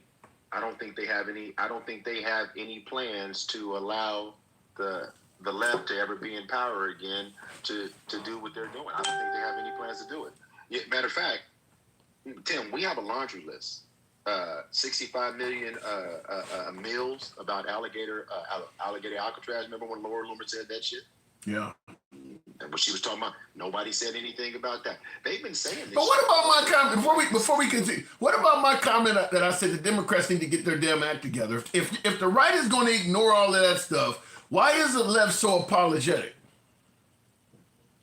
Well, and that's, I don't know where you find them apologetic, but if you're asking them to mobilize and move in the manner that the right is doing, they don't have the power. And this is the crazy part. They don't have the power because we don't have. That ain't what I mean. I mean the left is ridiculing people for celebrating the death of Charlie Kirk. The left is saying get your language. The right would never ridicule Trump for saying anything about somebody that faced some sort of misery. They're okay. Anything is a joke, is taken out of context, but the left is trying to be, when they go low, we go high. They're still doing that. Well, I think there's some, because, is this going high when because I don't believe in political violence or celebrating anyone's death. So is that not getting my shit together because I take that stance that, you say it too. I don't agree on political violence. No, I don't. What are you supposed to, what are you supposed to, so what is the left supposed to say besides that?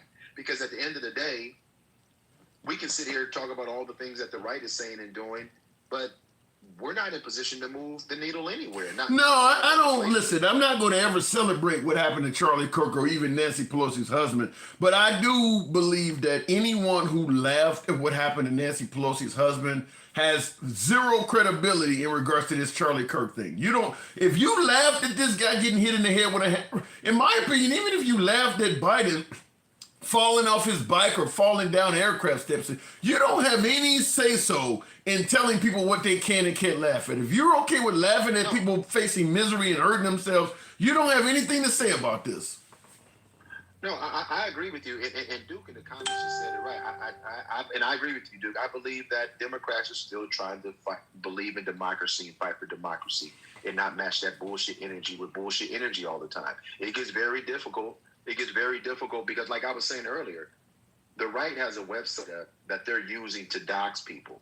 Yeah. Even Fancy Pants said it on that clip you posted today. Thank you for posting this so we can dox this vile pastor. Did you notice what she said? Everybody, yeah, I didn't see her comment, but that pastor that went viral, I'm sure people are trying. I mean, he has a church, so how can you dox him? I guess you can.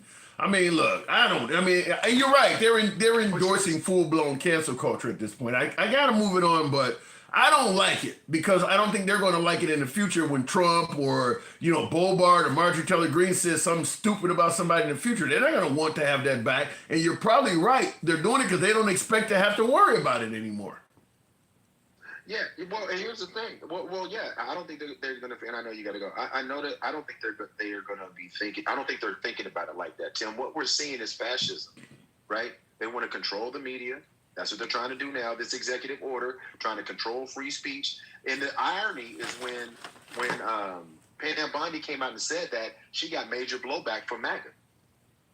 Yeah, about the free speech. Yeah, I've seen plenty of clips of people saying it. So hopefully they stick with that sentiment. Right. I got to move it on, man. Well, all right, man. Appreciate it, Mike. Thank you. Tear his ass up. Yeah, by the way, tap the screen. Get the like. We low on the likes. Does the program suck that much? Tap the damn screen. We should be around 60,000. You can let this happen. Let your thumbs not be lazy. This is uncensored free speech. Will G starts out by saying MAGA ain't shit. He says the same people for free speech suddenly throws a tantrum and stops free speech. Instead of comparing Kirk to Martin Luther King, he should be with the likes of the Dixiecrats. And I do agree that the right has always been very critical of the left with cancel culture, and suddenly they are indeed right now endorsing full-blown cancel culture. The right is absolutely doing it. You got J.D. Vance on TV talking about call people's jobs and get them fired and things like that. That's been a sentiment of the left, and the right was criticizing the hell out of that. All of a sudden, one of their heroes goes out in one of the most awful of ways, and suddenly, okay, we're okay with cancel culture now. So the right is indeed endorsing full-blown cancel culture. And I don't think they give a damn. It's just, good for, not good for thee, good for me or something like that. Dorjan Bennett says, because we laughed at Joe Biden for falling off a bike is not the same as someone getting killed. True. Just like if I smack you and you get up and pick up a stick or a bat and knock me over the head, well, that ain't the same as me smacking you. You didn't have to hit me with a bat. Look, if you don't like this shit, don't get involved in this shit. Don't ever attack somebody or do something to someone and then think that you have the right to dictate how they can respond. Weren't we not told, did we not often celebrate that President Trump hits back 10 times as hard? If somebody attacks him, he punches back 10 times as hard. You don't seem to like that anymore, huh? All of a sudden now, it ain't the same because he lived in this part. No, if you don't want this shit to happen, don't get involved in this shit. Don't make fun of people having bad outcomes and misery. And then that way you don't have to try to pick, you made fun of somebody who just fell off a bike or got their head caved in. Now you're making fun of somebody that died. Yours is wrong and mine was okay. If you don't want to get dirty, don't fucking get in the mud. Don't get in the mud. That's what it sounds like. Well, our joke was not as bad as yours, so yours is wrong. If you don't want to get dirty, don't get in the mud. Charlie Kirk was George Wallace light. Gee. Ooh. But the problem is George Wallace had some powers, so Charlie Kirk had ideas. Now Charlie Kirk was on the way to probably being a successful politician, even at the national level, but he wasn't there yet. That's a strong statement. Why they think Charlie Kirk is a Nazi, an ultra-nationalist political party dude, he's a political activist that's done right, and he's not wrong. He never did anything wrong, says Key JX.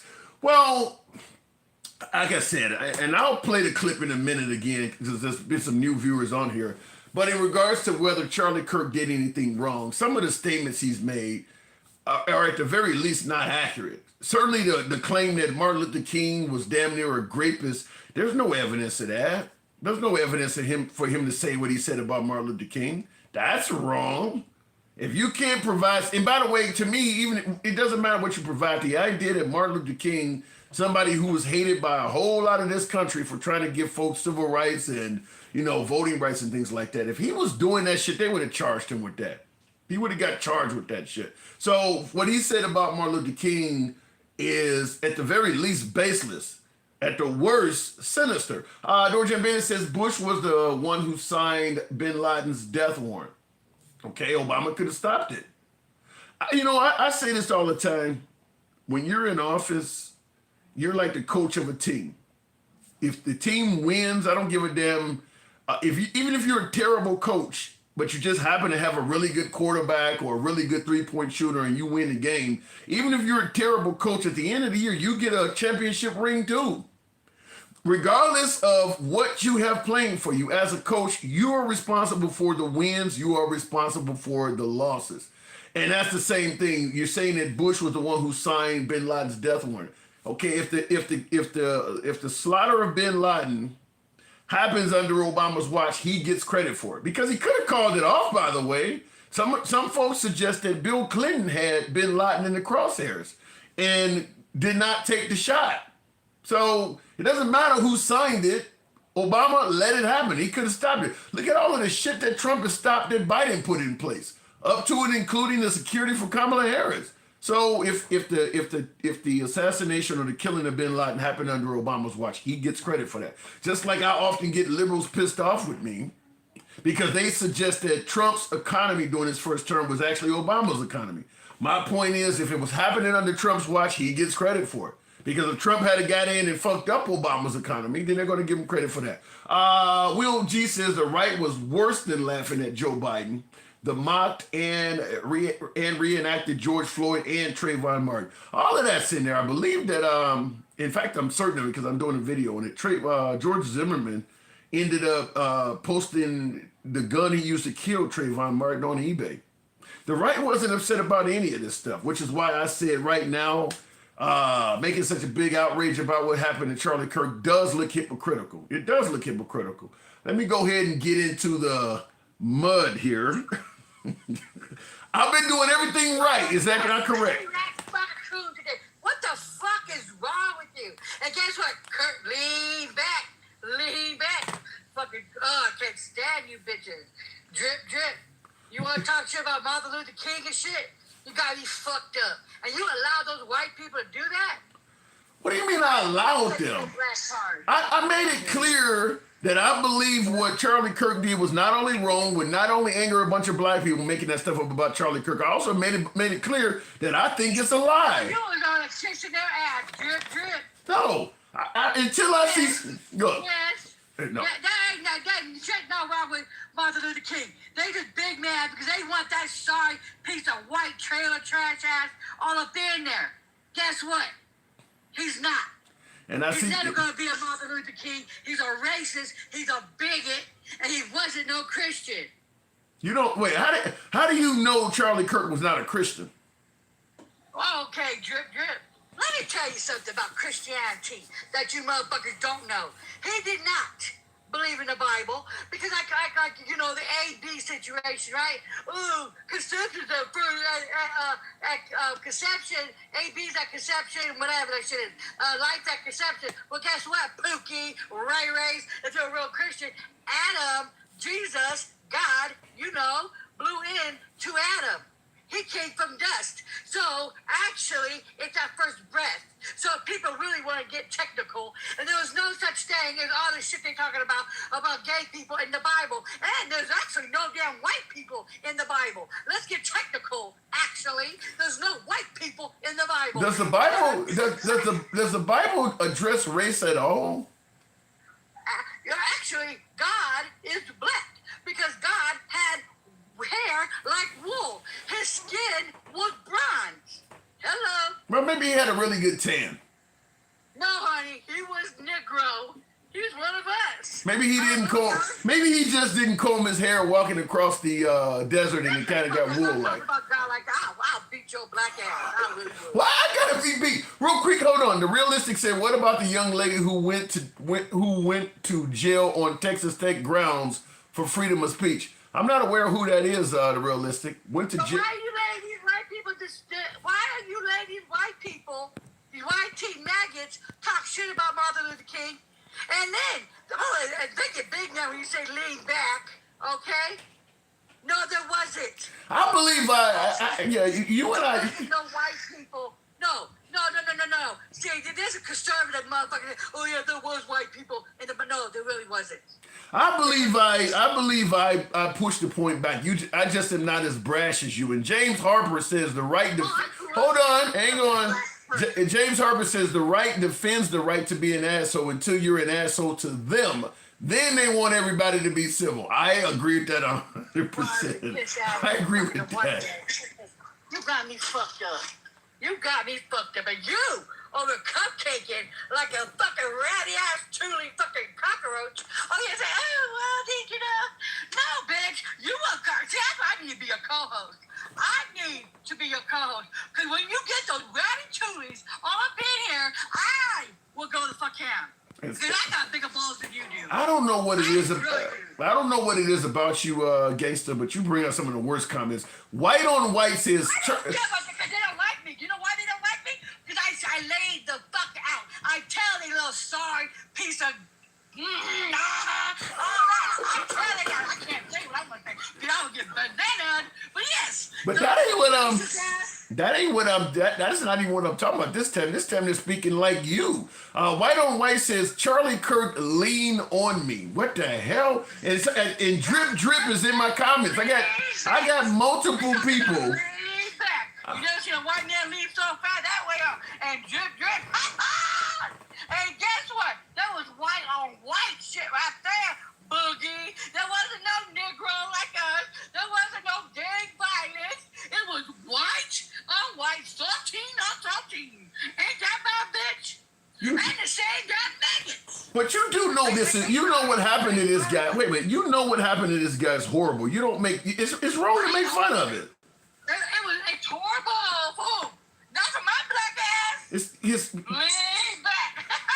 You think I give a fuck? Gangster. This happened. Okay. Wait.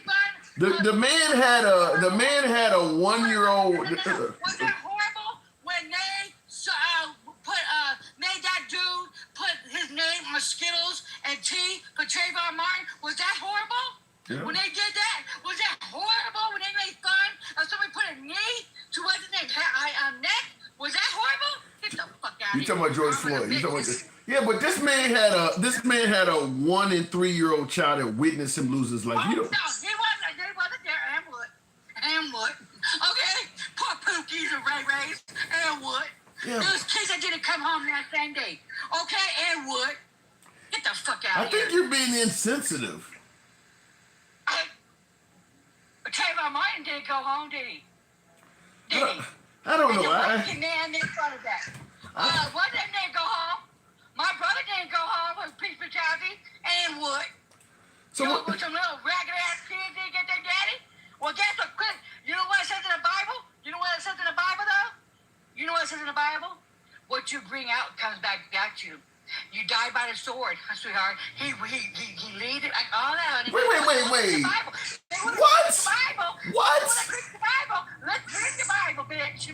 I am a devout Christian. See, you may not think I'm a Christian. Well, yes, honey. My uncle is a Christian, and he's a black man, and he's walking down. But wait a minute, hold on. Okay. All Charlie Kirk did amounts to is this free speech. You don't think the guy deserved to die for speaking his mind, do you?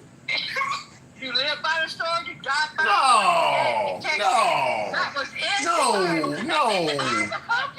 It's in the Bible. No. You live by the sword, you die by it. No. It's in the Bible. It's in the Bible. You can't condone this.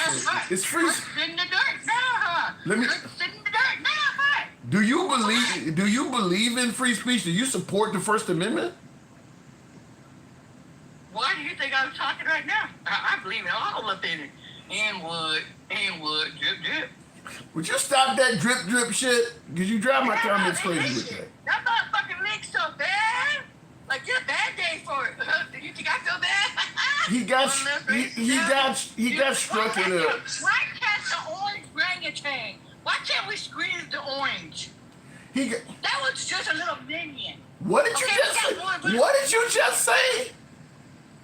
Why can't we just squeeze the fucking orange? We got rid of a minion, for God's sake. God damn, why couldn't that dude go to the source of the hatred and get rid of the orange? I don't even have a response to that. I don't even have a response. Well, you can't, huh? That's terrible. You can't, huh? Because you know what, huh? That's terrible.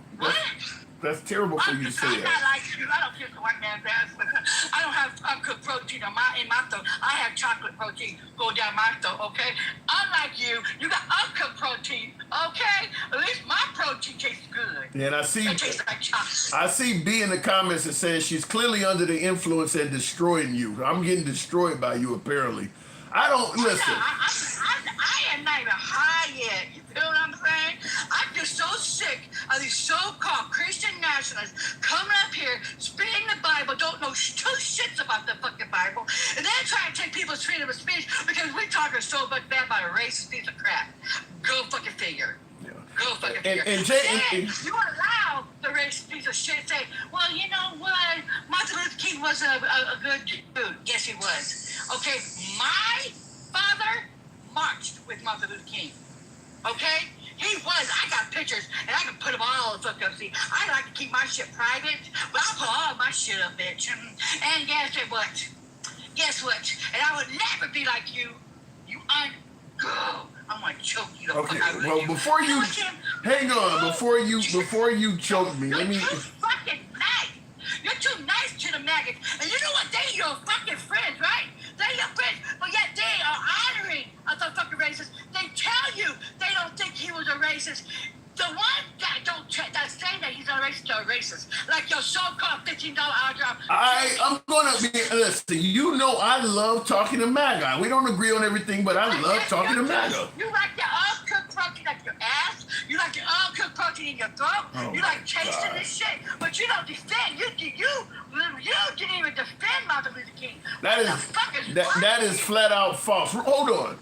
James Harper says Charlie Kirk liked to exaggerate negative numbers of people of color and Democrats. He would also exaggerate the positive numbers of Republicans. They have been waiting their victim moment for years. So in other words, he's making, exaggerating, making out negative stories about Democrats and people of color and positive stories about conservatives. You know what? He's a racist. He's a racist. Black women had no brains. We stole the white women's job when the white women can't even do shit. What do you mean by that? Everything that was good. All they did was good for back in the day was to breed. And they want you guys to breed again. Okay? Welfare queens were white women. But we get the bulk of the shit. You guys are black. You guys got welfare. No, bitch. Welfare was for white women. And they're technical, and they are so sick of these sorry asses say that black men were not in the home. Black men are more in the home than white men are.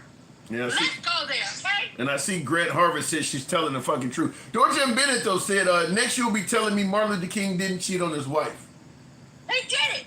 And what? He did not? But your bitch of a president, your thug of a president, great women, had sex with multiple fucking women, had sex with kids, for God's sake. And you guys are covering up for his fucking sorry piece of crap ass. Because why? Because he's your godly God. Yeah, but I think it's common knowledge that Martin Luther King did cheat on his wife with prostitutes, though. That actually did happen. Well, if he did, okay, give him a cookie. Shit. Amen, cheat. He's still a good dude, though, right? If you have a fucking convicted felon in office right now, that great fucking little girls and shit, that won't release the files, hey, more important to you. But don't disrespect the man, he's dead. Yeah. He can't defend himself, so shut the fuck up. How about that? Well, here's an interesting comment aimed directly at you by Mystic Eclipse. He says, she is a prime example on why the left looks so bad when majority of the hold on, hang on, let me read the comment in its entirety and then you can tackle it. She is the prime example on why the left looks so bad when majority of the videos and debates online are people like this rather than people like you or more sensible people who can actually discuss. What say you? You know what? Let me tell you about Tim, okay? Tim is a ratty raccoon. Tim will gag on your guys' uncooked protein and don't push the fuck back. I see him on other fucking lives. He's like, oh well, yes. Like he's a fanboy. You feel what I'm saying? He's a fanboy. They won't add my ass. They will not add me because I push the fuck back. I do. Tim don't like me half the fucking damn time because I push the fuck back. I go straight ham on Tim because he don't go fucking straight ham on no ugly, uncooked, mayonnaise burnt ass, no good for smelling like any kind of roast ass chicken. You feel what I'm saying? I push back. That motherfucker don't push back. You're trying to tell me I don't push back in debates when I disagree with a point? You don't push back. I don't. You are a fanboy. If you was gay, you would be a fanboy. You.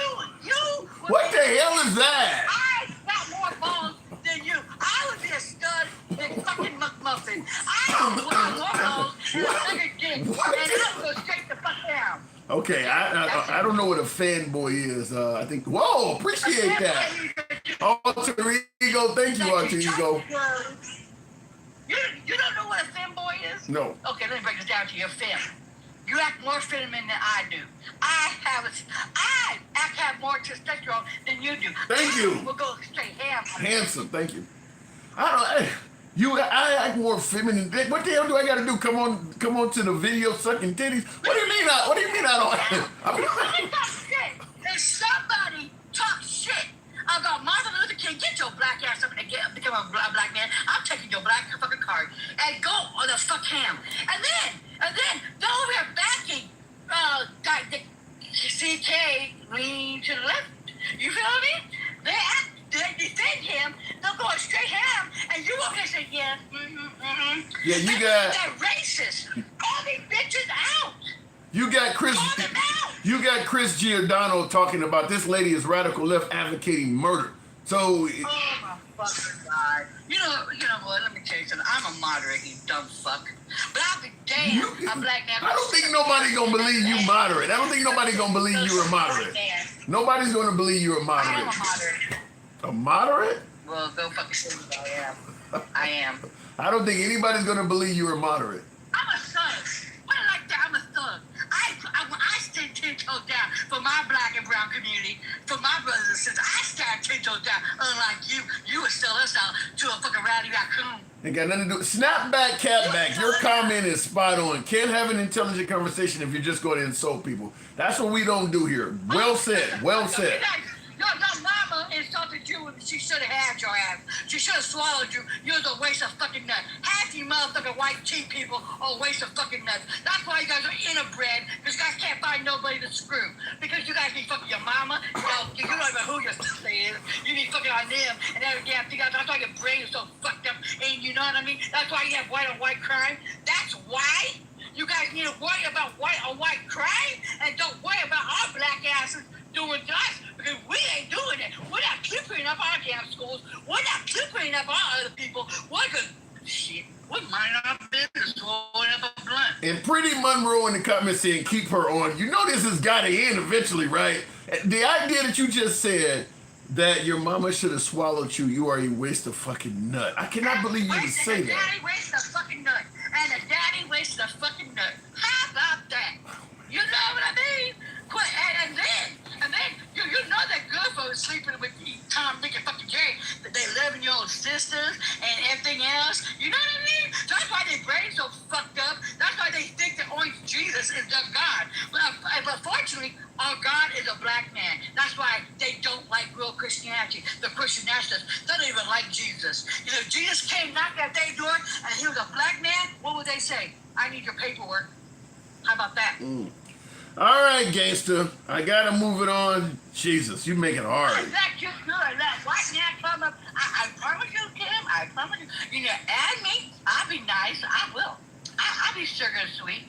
You think you know it? I will be nice. Oh. Huh? I think you might scare all my. I think you might scare all my guests away. I don't know, gangster. You pretty harsh.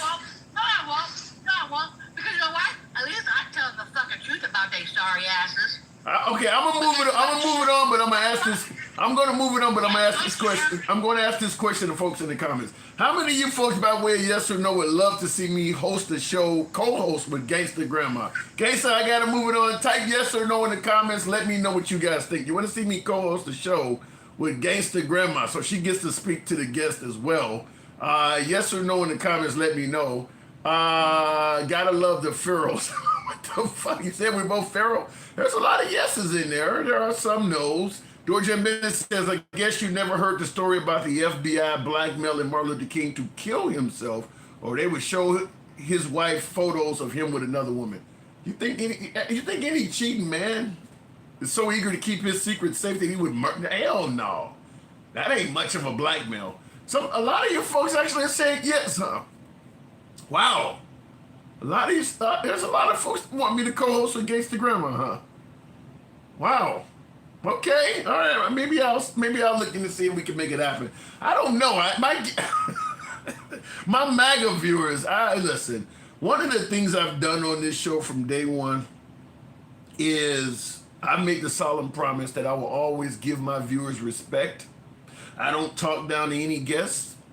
I refrain from insulting and name calling even when it is bestowed upon me. As a result, we are able to keep the program civilized for the most part, and we are able to keep an audience of people from both sides of the aisle. That's one reason why you don't see me getting down in the mud with viewers and callers, even if they're already there. I don't do that. And I get folks on the right and left. Certainly in the comments, I'm called an N-word plenty of times by folks on the right. I'm called a coon or a sellout by people on the left. Look, that's part of running a political program. We talk about things that are in the news, things that people are passionate and concerned about. And folks are going to be rightfully passionate and angry if the viewpoint does not fit their narrative. Charlie Kirk is probably one of the most passionate topics I've had in a while. And we've had plenty of them. We've covered the Nancy Pelosi thing, with the death of George Floyd, and Carmelo Anthony and Austin Metcalf coming up eventually with the trial. That's going to be, we cover it all. But I haven't seen anything as passionate as how folks feel about Charlie Kirk being ridiculed and how wrong that is, or as my last caller stated, drip, drip. So that's one of the things we make the solemn promises. We don't insult guests. We don't talk down to you. We don't insult your intelligence. I don't portray myself as a know-it-all. I learn facts in the program from MAGA. I learn new shit from the liberals as well. So we try to make it happen, but Gangsta Grandma as a co-host would be kind of going against that narrative. We'll see. Individual rights means America as a whole is not racist. I don't know about that, the nothing killer. Throughout the Jim Crow era, look, people can tell you have rights, but not necessarily enforce them. Murder, rape, kidnapping, robbery, all of that stuff was illegal during the Jim Crow era. But if you had a white person do it to you, good luck calling the cops. That's one of the statements, and I had a whole list of things that Charlie Kirk stated in those snippets. Now these were just, sound bites. So these are things that I haven't looked up the entire context, but I did have problems with. For instance, we played the whole context of the black pilot thing, but he also said the Civil Rights Act was a mistake. And here's the context people are using to say what he said is not that bad, is that he meant people are warping the Civil Rights Act and using it in ways that it was never intended. Could be true. That actually could be true. But then that means your problem is not with the Civil Rights Act. Your problem is with the people that are warping it. The act itself is not a mistake. That would be like saying the Second Amendment is a mistake because people are now warping it to use it in ways it was never intended. When the Second Amendment was created, one of its core tenets was to prevent tyranny, so that the citizens could have the same weaponry as the government to prevent tyranny from taking place. 2025, most citizens cannot obtain anywhere near the same weapons the government has nowadays. So as a result, the Second Amendment has been warped from the way it was originally intended. It was originally intended for you to have access to the same weapons as the government. You can't have anywhere near the same shit as they can now. So should you say the Second Amendment was a mistake because it's been warped? No, your problem is with the politicians that warped it. So I definitely think that claiming that the Civil Rights Act was a mistake because maybe the trans are using it now or some other group that was not discussed, because when they passed the Civil Rights Act, they obviously were not doing it on behalf of the transgender community. So if they're squeezing their way in it, your problem was with the transgender community. It's not with the Civil Rights Act. So when he says the Civil Rights Act was a mistake, I don't see any validity to that. I do, and it makes him look like he don't want the Civil Rights Act to be around. Also, he says Black America needs to get his act together and stop sleeping around all the time. Obviously, you know, you support Trump. Trump is known for sleeping around. I don't know what he means by that. There are people in every race that sleeps around. I don't know, and I'm giving you the sound bites. These are things he said from sound bites. These are not played in full context, but I'm going to tell you, I don't know what he could say in full context to make a lot of this stuff make any more sense. Black America needs to get his act together and stop sleeping around. Shit, most single men, you could say that about, of every race. As my last viewer stated, you know, most men cheat. A lot of them do. He says, now this one really is going to be criticized heavily by the Black community. When blacks in America did not have the same rights they had today, they were less murderous. There were less break-ins. Now, on its face, what he's saying is actually true. When black people did not have the same rights they have today, they were committing less murders and there were less break-ins. 100% true, but I will submit to you that if you give people power, there are going to be people that are going to corrupt that power. Once you made blacks go from being substandard to having equality, there are going to be some people that are going to do shit they shouldn't do. Maybe go into white neighborhoods and rob people. Whereas before they had rights and powers, they had no access to white communities. However, the opposite of this, which Charlie Kirk did not say, is when blacks in America did not have the same rights they have today, whites were more murderous, more robberies. As a white person, you could do any damn thing you wanted to a black person without any concern of facing justice. But he's not going to mention that. So before blacks had the same rights they do today, as a white person, you could victimize the hell out of them and get away with it. He's not going to bring that part up. But he's trying to make it sound like somehow things are better for the black community before the Civil Rights Act with that statement. I don't buy it. He said, of course we pander to blacks. They're in every TV commercial. I don't know anywhere where he would live or anywhere where anybody would live where black people are in every television commercial. I watch Fox News. They're selling gold. I don't see any black people in those commercials. If you watch Fox News, most of their commercials don't feature black people. So I don't know where he's getting that from or what channel he's watching, but he did say that. And I will tell you this. Why are you taking note of black people in a commercial? Only way you would even notice enough to make a comment like that is if you're tired of seeing black people. I don't pay attention to the races of the people. And if I'm watching a Tide or a Cheer commercial about washing powder, I don't give a damn who's telling me it keeps your clothes clean. Why would you even notice that? So I'm going to go to take another caller, but I do want to give you one more. I got a whole list of them. These are all the sound bites from Charlie Kirk. Like I said, these are sound bites. These are not in full context, but I'm reading them to you to tell you, I don't know what he could say in full context to make this make sense. Such as, of course, we pander to blacks, they're in every TV commercial. Well, if I start showing them television commercials that don't feature blacks, doesn't matter how long he talks to me, the statement is inaccurate. And as I stated, Fox News is not showing a whole bunch of commercials where black people in every commercial. So what he's saying doesn't make sense. If I'm dealing with someone in customer service who's a moronic black woman, I wonder if she is there because of her excellence or because of affirmative action. Could be. The thing about it, okay, if you're dealing with a moronic black woman, I wonder if she's there because of her excellence or because of affirmative action. I just think, and this is my opinion, maybe I'm wrong on Charlie Kirk on this, maybe I'm right, who knows. I just think he looks at black people and the first thing that he thinks of is DEI or affirmative action. Who the fuck gets a customer service job because of affirmative? That doesn't require a lot of merit to begin with. A customer service job? And you're thinking affirmative action for customer service? Wow. But the point I'm trying to make is, if you look at a moronic black woman, you're wondering if she's there because of her excellence or because of affirmative action. What if you're looking at a moronic white woman? What do you think? They just hired the wrong person. Why do you see an African American, the first thing you think of is some kind of affirmative action or DEI?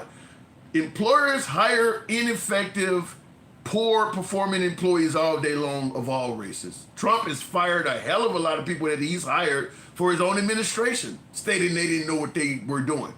Nobody thought about DEI or affirmative action. They more like along the lines of Trump is making a whole bunch of bad choices. I don't know why he continues to see black people when affirmative action and DEI keeps coming up, other than maybe black people on their own would never get a job at all if somebody didn't just give it to them via DEI or affirmative action. They just do not have the intelligence or skills to get any job in the workplace other than maybe, I don't know, a maid or a cook.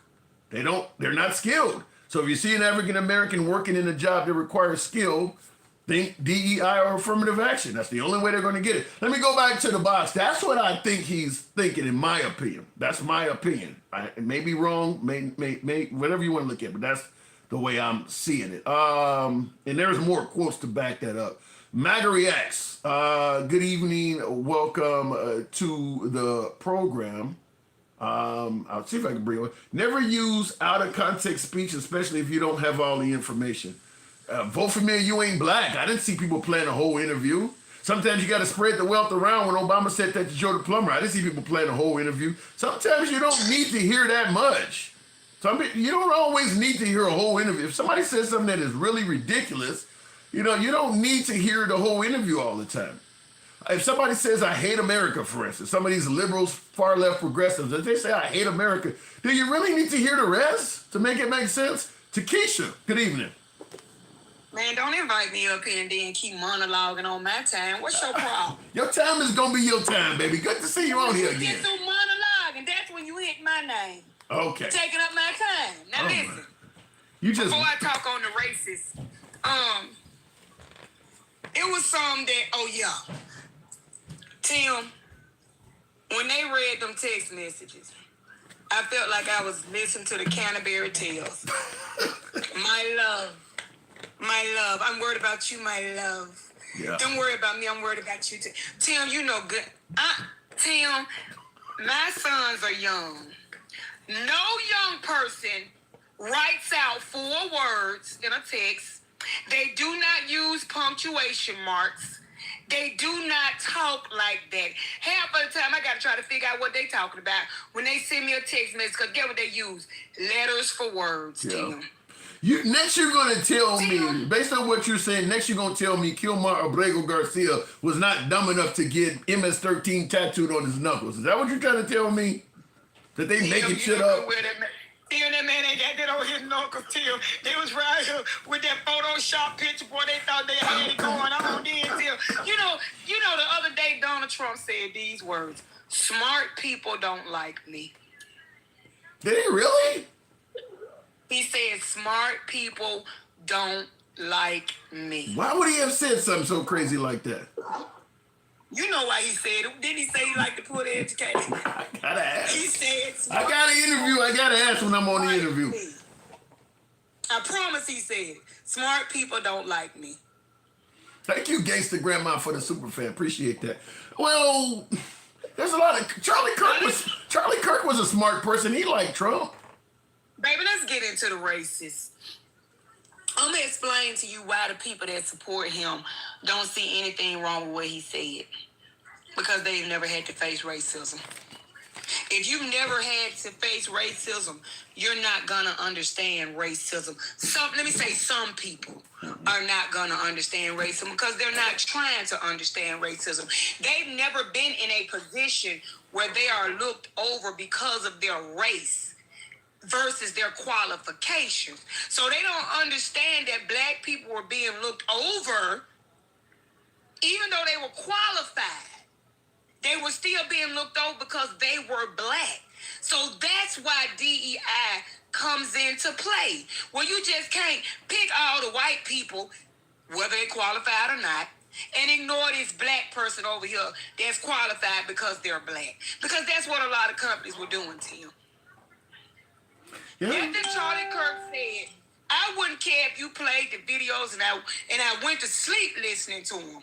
Everything that man said was because he thinks black people are less than the white race. And I see in the comments, Will G says, Trump ain't shit. He says, pressure ABC to pull Jimmy Kimmel off the air over the Kirk assassination affiliate. Do you think Trump had something to do with Jimmy Kimmel going off the air himself? When did Jimmy Kimmel go off the air? Apparently, they took him off the air about an hour or so ago. He's off indefinitely. Well, you know what? That's so sad. I don't understand the people that you know, they said we was doing the council culture.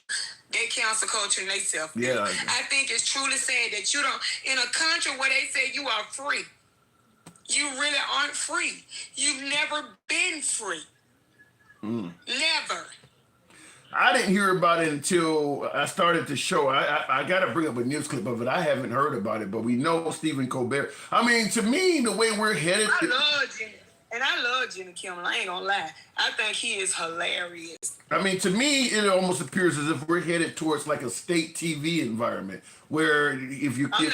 I don't mean no harm, Tim, but we are already headed toward dictatorship. Let's just be honest about it. We have been following. Hold on. Let me. I'll give you plenty of time, but I do want to hear this real quick. A lot of breaking news. Hang on, let me get my, because I hadn't heard this until the show started. So one of my viewers pointed it out. So let me just see what they're saying. Over the past several hours, and we have more that is now coming into the newsroom. This coming in courtesy of the Associated Press, as well as Reuters, a story that we have been following here, as ABC has now suspended Jimmy Kimmel's late night show indefinitely following comments that he made about Charlie Kirk's killing. The network's decision came. Nexstar announced that its ABC affiliates would preempt Jimmy Kimmel Live indefinitely over his comments. Quote, Mr. Kimmel's comments about the death of Mr. Kirk are offensive and insensitive at a critical time in our national political discourse, and we do not believe they reflect the spectrum of opinions, views, or values of the local communities in which we are located. That's according to Andrew Alford, president of Nexstar's broadcasting division. As we mentioned, Nexstar... I kind of wonder what is the definition of a snowflake, because the way he worded it, you know... I'm not trying to... I don't mean in the home, but I watch Jimmy Kimmel. I haven't heard him say anything offensive, like making jokes and then about the man's passing. Yeah, I'm kind of wondering what he said as well for them to do something like that. You know what, Harrison? These people are, this is getting out of hand. Like you were saying, nobody cared when people talked about George Floyd. You know, they swear he was, you know... They didn't even care when they talked about Nancy Pelosi's husband. I mean, they didn't care about none of that stuff. George Zimmerman put the people online, auctioned it off. Yep. And somebody bought it. He made good money. I think a couple $100,000 or something like that. He made a lot of money. Yeah. Off of that baby's murder. And they think that we think that they care something about us and we equal in this prejudiced racist land. Let's be for real. I don't get it. To me, we've been hearing people talking about snowflakes since Trump came on the scene. I don't favor what people making fun of what happened to Charlie Kirk, but the way they're responding to it, to me, seems like the definition of a snowflake. You know, well, it was insensitive. And I mean, look, at the end of the day, it's wrong to make fun of what happened to this guy or celebrate it, but it is covered by free speech. Why are people being taken off the air for exercising their... I mean, if you don't think it was right to take out Charlie Kirk for free speech, then why would you turn around and do it to other people? Somebody said that he said that a MAGA took him out. What's the harm in saying that, Tim? Saying that a MAGA took who out? Kirk. I don't think the guy was MAGA, but to me, he was far more conservative than left-leaning. I think that's the reason why they're releasing those. I'm saying, though, Tim, the man got to get get suspended from his show for saying that. Yeah, that's crazy. Come on, Tim. You know what? They like division. I'm going to tell you how I know that Trump likes division as well. When he was sitting down talking to that lady, and she said the country is so divided, what can you do to ensure the people that the division won't last? He said, I may get backlash for this, but I don't care.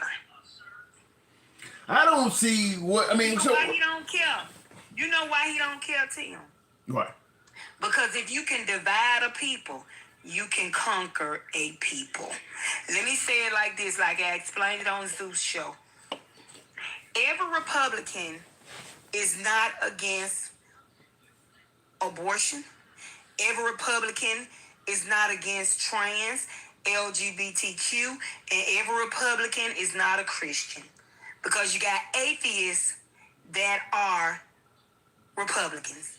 Mm-hmm. Every Democrat is not for letting people come over here and seek asylum. Every Democrat is not for abortion, and every Democrat is not every Democrat. Some Democrats are Christians. You know why? Because in each party, the party is the people, and everybody in that party does not have the exact same views. But what everybody needs to understand in these parties is that we are all one when it comes to the government. They don't care no more about you than they care about me. They don't care no more about Republicans than they care about Democrats. They use us to get in. And once they get in, they're in there to enrich themselves. But MAGA does not agree with you. Tim. They don't agree with that. Hold on. You around here rejoicing about people losing their Medicaid and their Medicare, and then you still sitting up your tax dollars paying for Congress to have free health care. You around here rejoicing when somebody say they having a hard time. When you go to the grocery store, your groceries are the same price as somebody else's. But if I could get you to focus on everybody else, you don't even know I'm screwing you too. Ooh. Yeah, I can't argue with that. And that's the bottom line. They are screwing everybody. But if I can get you to focus on the left and be excited about what's going on with them, you won't know that you're going through the same thing they're going through. I agree with that from a standpoint, and I brought this up, is that when Trump got in office, he had us focused on sending money to the Ukraine. He stopped that. He had us focused on, immigrants being here using social programs, so he's deporting them. He stopped that. He was going to be about America first. Money going to USAID and all of this waste, fraud, and abuse. Okay, well, now that he's cut all of that out, as you state, what is he actually doing for us? I mean, now that you don't saved us, damn near, what did he call it? Elon said, damn near $1 trillion in waste, fraud, and abuse. Are you forgiving loans? Are you giving health care? What are you doing for us? Sam. If he bringing in trillions of dollars, guess who it came from? What? Us. Those are our tax dollars. Those are the tariff taxes that we're paying. So guess what? You taking it in because we paying. How about this, though? In the comments, Prothero Enigma says, what do you think, grocery prices will drop overnight? No, sir. Y'all act like they will. Y'all say he said he was going to. Yeah, that's the problem. He was going to drop day one. Yeah, that's the problem. He said day one. Yeah, that's the groceries was going to drop. That is. How many months it been, Tim? It's over 8 now, going on to the 9th month. Is the one? I told you I was going to come back for you too. Is the war in Ukraine over? No, it's not. You told me to give time. Is the war in Ukraine over? No, it's not. Do Putin look like he finna end the war in Ukraine? No, he doesn't. The farmers losing their farms because y'all done cut off USAID where they really sold most of their soybeans to. Do they look like they doing any better, Tim? Not at all. Not at all. They out here shooting ships in the water, swaying they got drugs on them. You find out they civilians, and the folks were turning around and they still shot at them, Tim. Do they help us? Trump said the other day, Tim, I just want you to tell me how this sound. He said over 300 million people unalive last year due to fentanyl. Tim, how many people on the earth? 300 how many? He said 300 million. Do you not watch his interview? Sometimes. He said 300 million people. That's That's possible. I think there's about 1 billion people on the planet. No, wait a minute. No, he said 300. And how many people in the United States? It's 300. No, it would be a whole country. It would be most of Exactly, Tim. He said 300 million people died last year of fentanyl. In 1 year? They asking him about it's the interview where they asking him about taking that ship out. And I said to myself, well, damn, half of them will be dead, and we must have been rose like Jesus and reincarnated and came on back. He said 300 million people died in 1 year? You heard what I said. Oh, my God. I haven't heard that. I ain't telling you what I heard. I'm telling you what I sat there and watched him say. That just lets you know he fudged numbers, and he's a big liar. Okay, well... 300 million people died last year from drugs. That's what's on it.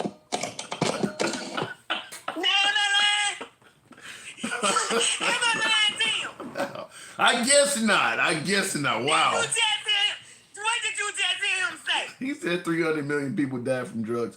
I mean, like I said... You ain't got to lie on Trump, Tim. You ain't got to never lie on him, because he lie every day. The country would be empty if that many people died. I mean, that's an... Tim, wouldn't nobody be here. Yeah. That's a wild exaggeration. I mean, that's like, man, wow. I mean, that would be babies and everything. Tim, call it what it is. It's not an exaggeration. It's a flat out lie. Well, maybe he was having a Biden moment. He just messed up. I'm so sick of you. You know what, Tim? And you see Melania going everywhere with him now. That's because he bless his heart. He needs a caregiver. Well, shit, he's a king. So she got to start going. He's a fucking king. She got to make sure he ain't getting no other chicks. He's a king. People love powerful men. Baby, don't nobody want Trump. Shit. Listen, let me tell you something. I disagree with that 100%. As a woman, ain't nothing attractive about Donald Trump, not even his money. I wouldn't care if it was dripping gold, 24 karat, 14 karat, a million karat. Don't nobody want Donald Trump. I disagree. Not even Melania. I don't know, 24 karat magic in the air. I don't know. That dude is worth Melania. I don't know. Somebody said she has to change the diaper white on white. Real quick, hold up. Mind you, before Russia turned into a dictatorship and changed the constitution, they also canceled any late night show that could voice any criticism, says Infinity. They sure did. Yeah. We're headed down a path. Yeah, we are headed down a path of state TV. That's what we're headed for. Where Fox News is going to be. They don't want you to get no information. See, they're going to only give what they want to give us, and that's all we're going to be able to know about. That's what I'm telling you. That's why I said state TV. That means that your programming is being controlled by the government. So you're only hearing, as you say, what they want. That's what state TV is. You go to China, you go to North Korea, that's what they get, state TV. And then another thing, Tim, they reported on that the administration has spent over $52 million making big posters of Trump to hang in federal buildings. Just like they do Kim Jong-un. Well, this is what we voted for. I'm going to have to move it on to Keisha, but we voted for this. But let me say one more thing, Tim, then I'm going to go. One more thing.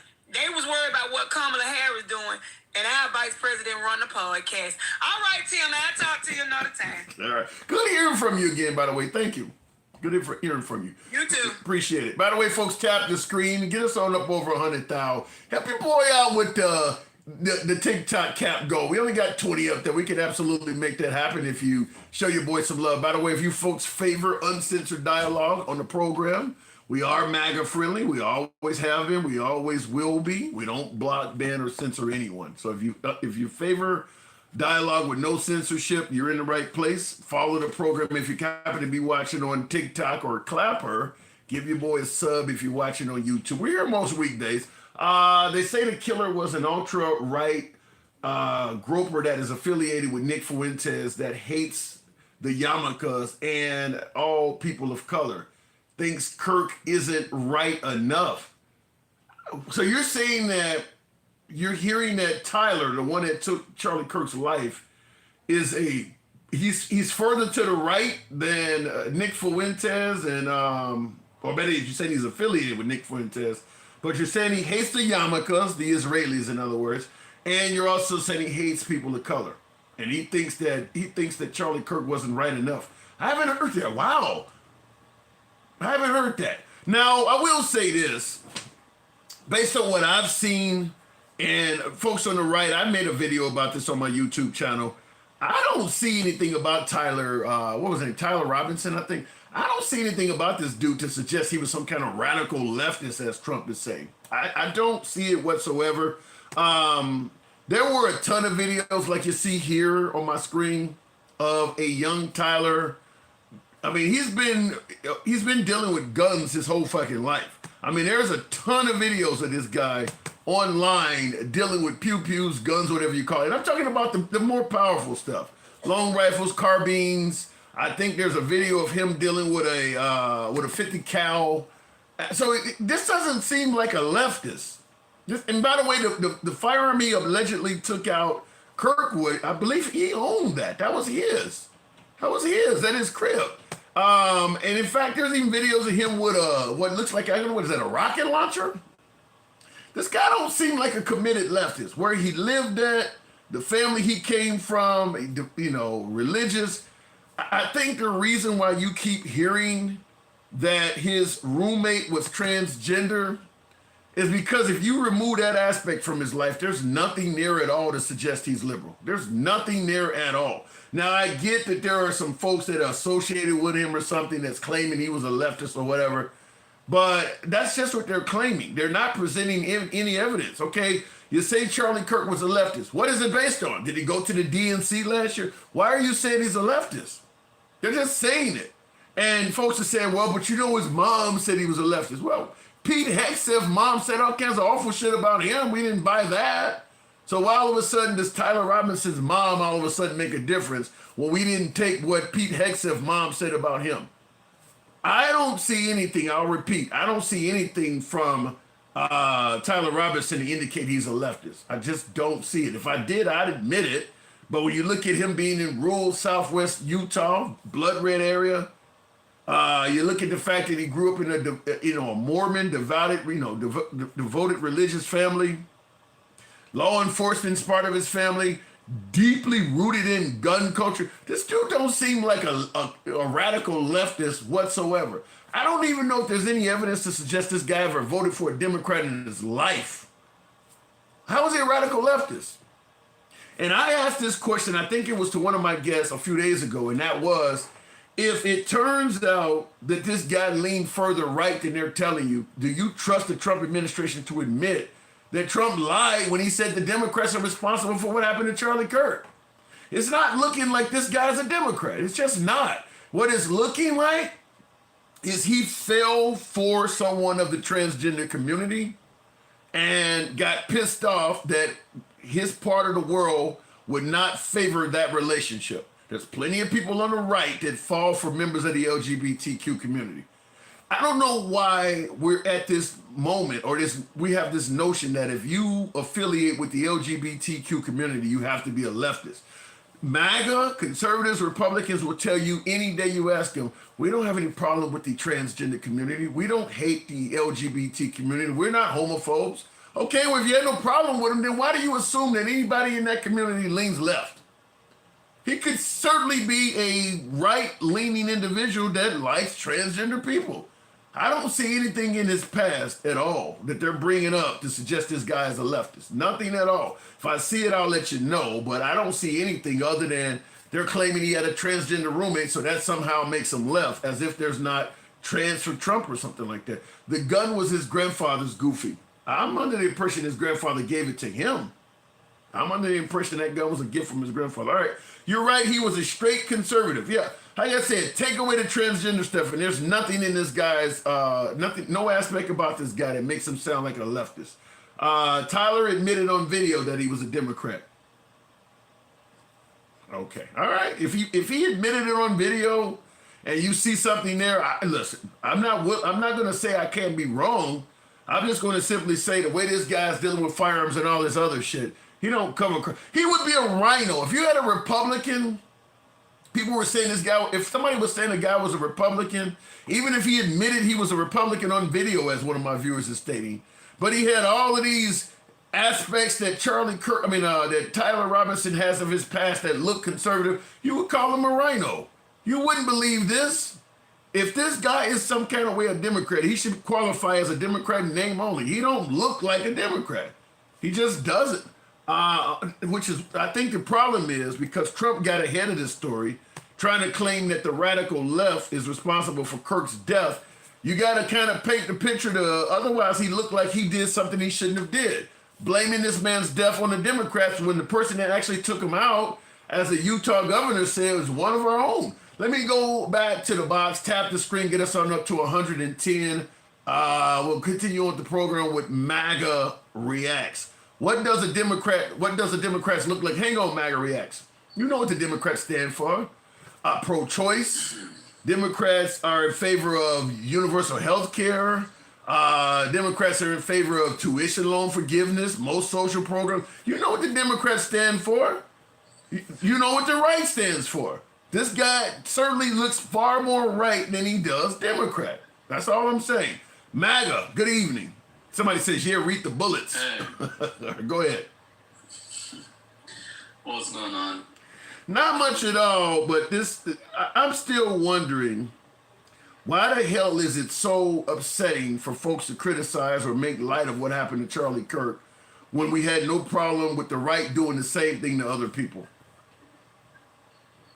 Well, because they silenced the voice of a huge part of the right. I mean, this guy was, as close to MLK as we're going to get in modern times. He wasn't fighting for civil rights or anything like that, but he was the voice of a lot of people, and he was nice. He was always smiling. He was always, talking about religion and, trying to get people to behave better and not be as promiscuous as we like to be.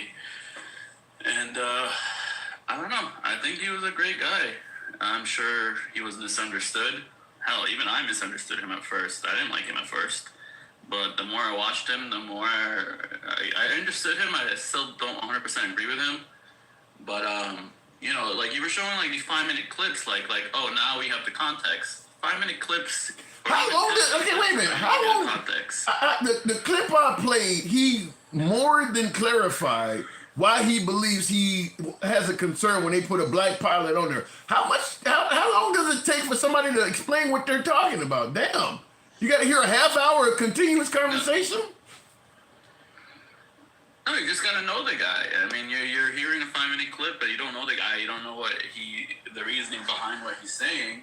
I mean, really, the black issue wasn't the reason he was saying all that stuff. It was more the DEI. You don't need to. If you tell me, unqualified people. No, I don't agree with that. If you tell me black people represent a higher percentage of shoplifters than white people, it don't take you 30 minutes to explain why that is. You can tell me why you feel that way. It should be to do it in a couple minutes. How much of this guy you got to listen to before his shit makes sense? It's not about making sense. It's just so you get to know the guy. You know why he's doing it. I'm not trying to get to know him. I'm not trying to get to know him. I'm trying to understand it. Voting Democrat. I'm not trying to get to know him. I'm trying to understand why he said what he said. It doesn't take that long for you to explain why I'm not trying to get to. I don't want to know how your wife is doing. How do you understand him without getting to know him? How are you gonna get to know someone off a 5-minute clip or a 10-minute clip? If you ask me how I feel about anything, I can generally explain it to you in less than 5 minutes, and you don't need to know anything else about me. What do you mean you got to get to know him?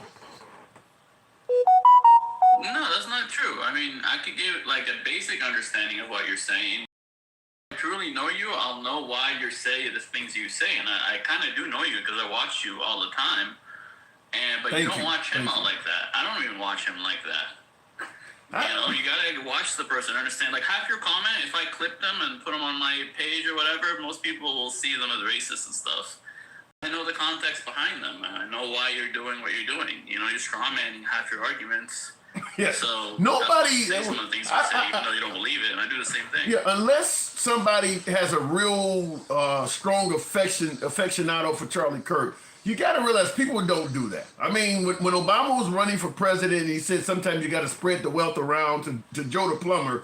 He was only a community, well, he had been a senator for 2 years, but for the most part, his background was in community organizing. Ain't nobody going and trying to get to know him or listen to him for a half hour to get to understand what he means by spread the wealth around. You're promoting socialism. You don't need to listen to and get to know him to understand that. And they didn't try to get to know him. Yes, you do. No, they didn't do it. They didn't do all of that. Socialist, No. When Biden said, well, that's the problem of back then versus today. Today, people are online for hours at a time. Ain't nobody you watch hundreds of hours with the Charlie Kirk to get to really know him. Ain't nobody. You can't really watch hours of Obama because he doesn't do interviews. And he's not out there like that. Ain't nobody. That might be something you do, but for the most part, people run with sound bites. If somebody says Trump is a racist, hold on. If somebody you don't know says Trump is a racist, ain't nobody about to try to get to know him and listen to him for a half hour to make sure to see what he's talking about. They're gonna say what he said is wrong. That's all they're gonna do. They're not gonna try to get to know him. I guess. There's some things you don't need to know the person to understand, but some things you do. Nobody does that. And nobody does that. I know nobody does it. That's the problem with the world today. That we all go off sound bites and get the wrong message when the person's trying to. Even with me and you, I'm trying to say one thing and give you one message, and you take it the complete wrong way because you don't even know me with all the times we've talked, which is weird. Or you don't. But I stand by my statement, MAGA. I don't need to know you to get to understand what you're talking about. If you make a statement and I ask you, why do you think that? I don't need to know nothing else about you. Let me hear why you think that. It's either going to make sense or it's not. I don't need to get to know you to understand that. Yes, you do, because now you misquote me all the time. So you're proving my point. No. Without getting to know me, you misquote everything I say. You misunderstand it and misquote it. Yeah. And you're proving my point 100%. You do need to get to know the person and understand them. Maybe you're incapable of understanding people. Maybe it's that because I totally disagree with what you're talking about. Get to know somebody. That's crazy. Because I was like you. I thought he was too right wing and kind of a little racist until I got to know him, and the more I understood what he was saying, the more I realized, no, he's got good intentions. It's just when he said Black Lives Matter equals burn, loot, and murder, you're telling me I need to get to know him to understand why he's saying that. Good intentions. Well, he's obviously talking about the rioting and not. He said BLM. He said rioting associated with it. Right. Every town in America that has a population of 50,000 or greater has had at least one BLM event, and most towns have had no violence in them at all. So what does he mean when he say BLM equals burn, loot, and murder? Well, let's look at our worst riot, January 6th. How much burning and looting did we do during January 6th? What does that got to do with what we're talking about? Give me an example on the right. What does that got to do with what we're talking? We're talking about BLM equals burn, loot, and murder. What is that? What are you talking about? What about BLM equals? Well, the only other riots I have on the right compared to January 6th, maybe some COVID riots. I mean, give me an example of anyone on the right burning, looting. That ain't what you're trying to deflect into some area. I'm not. Let me give you an example. Duluth, Minnesota has had a BLM protest. Now, nobody burned, looted, or whatever. So if you're part of a BLM chapter, maybe you're part of a BLM chapter in Toledo, Ohio, or somewhere. How are you supposed to look at him saying BLM equals burn, loot, and murder if your chapter has never had anything burn, loot, or murder? That's kind of ironic because you're doing the same thing with the Proud Boys. I'm just asking you're trying. Proud Boys saying you're trying your best. The other chapters do. You're trying your best to talk about everything but what I'm asking you. We're talking about BLM equals burn, loot, and murder. Examples. Most of BLM did burn, loot, and riot. What do you want me to say? A lot of the rioting, a lot of the protesting, a lot of the BLM protests turned into burning, looting, and rioting. Yeah. And most of the protests on the left turn into burning, looting, and and that's what I'm going to. Most of the left. And that's why when you say we need to get to know the guy, nobody's going to do that because what you just said is a flat out lie. As I just made it clear to you, every town in America. So you telling me there was no burning, looting, You didn't hear what I said. You didn't hear what I said. How many cities like You're still not listening. You're still not all listening. looted and burned, and all the businesses screwed over? You're still not listening to what I'm saying though. What I said is every town in America that has a population of 50,000 or more has had at least one BLM event. You might be to name a handful of towns where riots took place, but there's going to be far more that did not. How do you explain to people who host BLM chapters in all of those towns where they didn't have any rioting and looting? No, they were fine. They did it the right way, but a good portion of them didn't. No, it's not a good portion. A lot of them did, enough to make national news. And so, don't tell me just the right national news. The left showed the same videos of them burning and looting and rioting. Yeah. So in other words, if you walk to a town that has a BLM chapter that they've never burned, rioted, and looted, and you say BLM to them equals burn, loot, and murder, are you not insulting the hell out of them by trying to blame them for something that may have happened hundreds of miles away? Is that not wrong? Okay, so that chapter is fine, but the chapter that's in LA, which is a major city, the one in Chicago, which is a major city, they still represent BLM because those are major cities and they're a big part of BLM, and they rioted and looted. Yeah, but I don't know what to tell you. Like, this isn't you do know what to tell me. What happened during those times? You do know what to tell me. So in other words, saying anything wrong? Yeah, you're gonna go to people who are hosting a chapter where they've had no burn, looting, or murder, and tell them about something that happened in Los Angeles that they have no affiliation with. You don't see nothing wrong with that, huh? But they do have affiliation with them because they're both BLM. Okay, all right. So because you guys have, what do you want me to say? Like, those aren't like small cities. I'm not picking so then let me Alabama like you did with the violence. I'm picking fucking LA, Chicago, New York. So and I'm telling you, all those cities had burning and looting and robbing. Like, so based on what you're saying, because MAGA has affiliation with January 6th, you can go around and criticize. You can go around and call anybody that's MAGA an insurrectionist because you got affiliation with MAGA, right? And you guys do that. You guys 100% do that. And you agree. Grace's grandma does that. Michael does that. Fucking Dencal does that. You want me to go down the list of all the people who said that? Well, now I'm gonna add. Now I'm going to add you to the list because apparently you agree.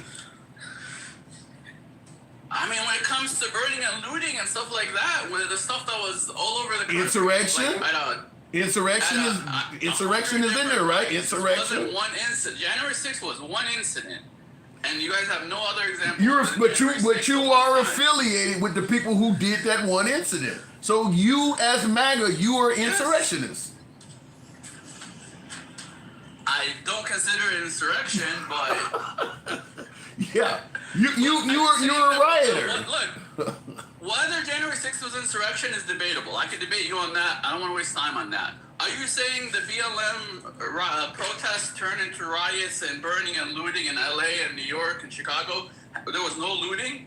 That the black shop owner didn't get shot and killed in Chicago? That was an off-duty cop protecting his business? Yeah, I can answer that question. I can easily answer that question. No looting? Let me respond to it. I can answer that question by pointing out there is no if I'm holding a protest and we're pissed off with cops and you see the cops guarding my protest and nobody's standing in front of the shop down the street and you break into it, we don't have shit to do with what you're doing. There's a ton of opportunists that may act at the same time, and you're going to blame them on BLM because they're doing something because they know the police are preoccupied. A lot of the folks that were rioting and looting have nothing to do with Black Lives Matter. They just seen it was a great time to break into some shit and take something, and you're just blaming them on BLM.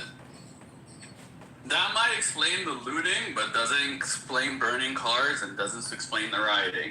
That only explains the looting. The people take opportunities and disasters to loot. Unless you can actually. I'll give you looting, but not the burning and the rioting. So if you give me looting, then Charlie Kirk is wrong. Then, period. Then he's wrong. He said burn, loot, and murder. Then Charlie Kirk is wrong. He's not 100% right. So now he's not 100%. Okay. I always give you that.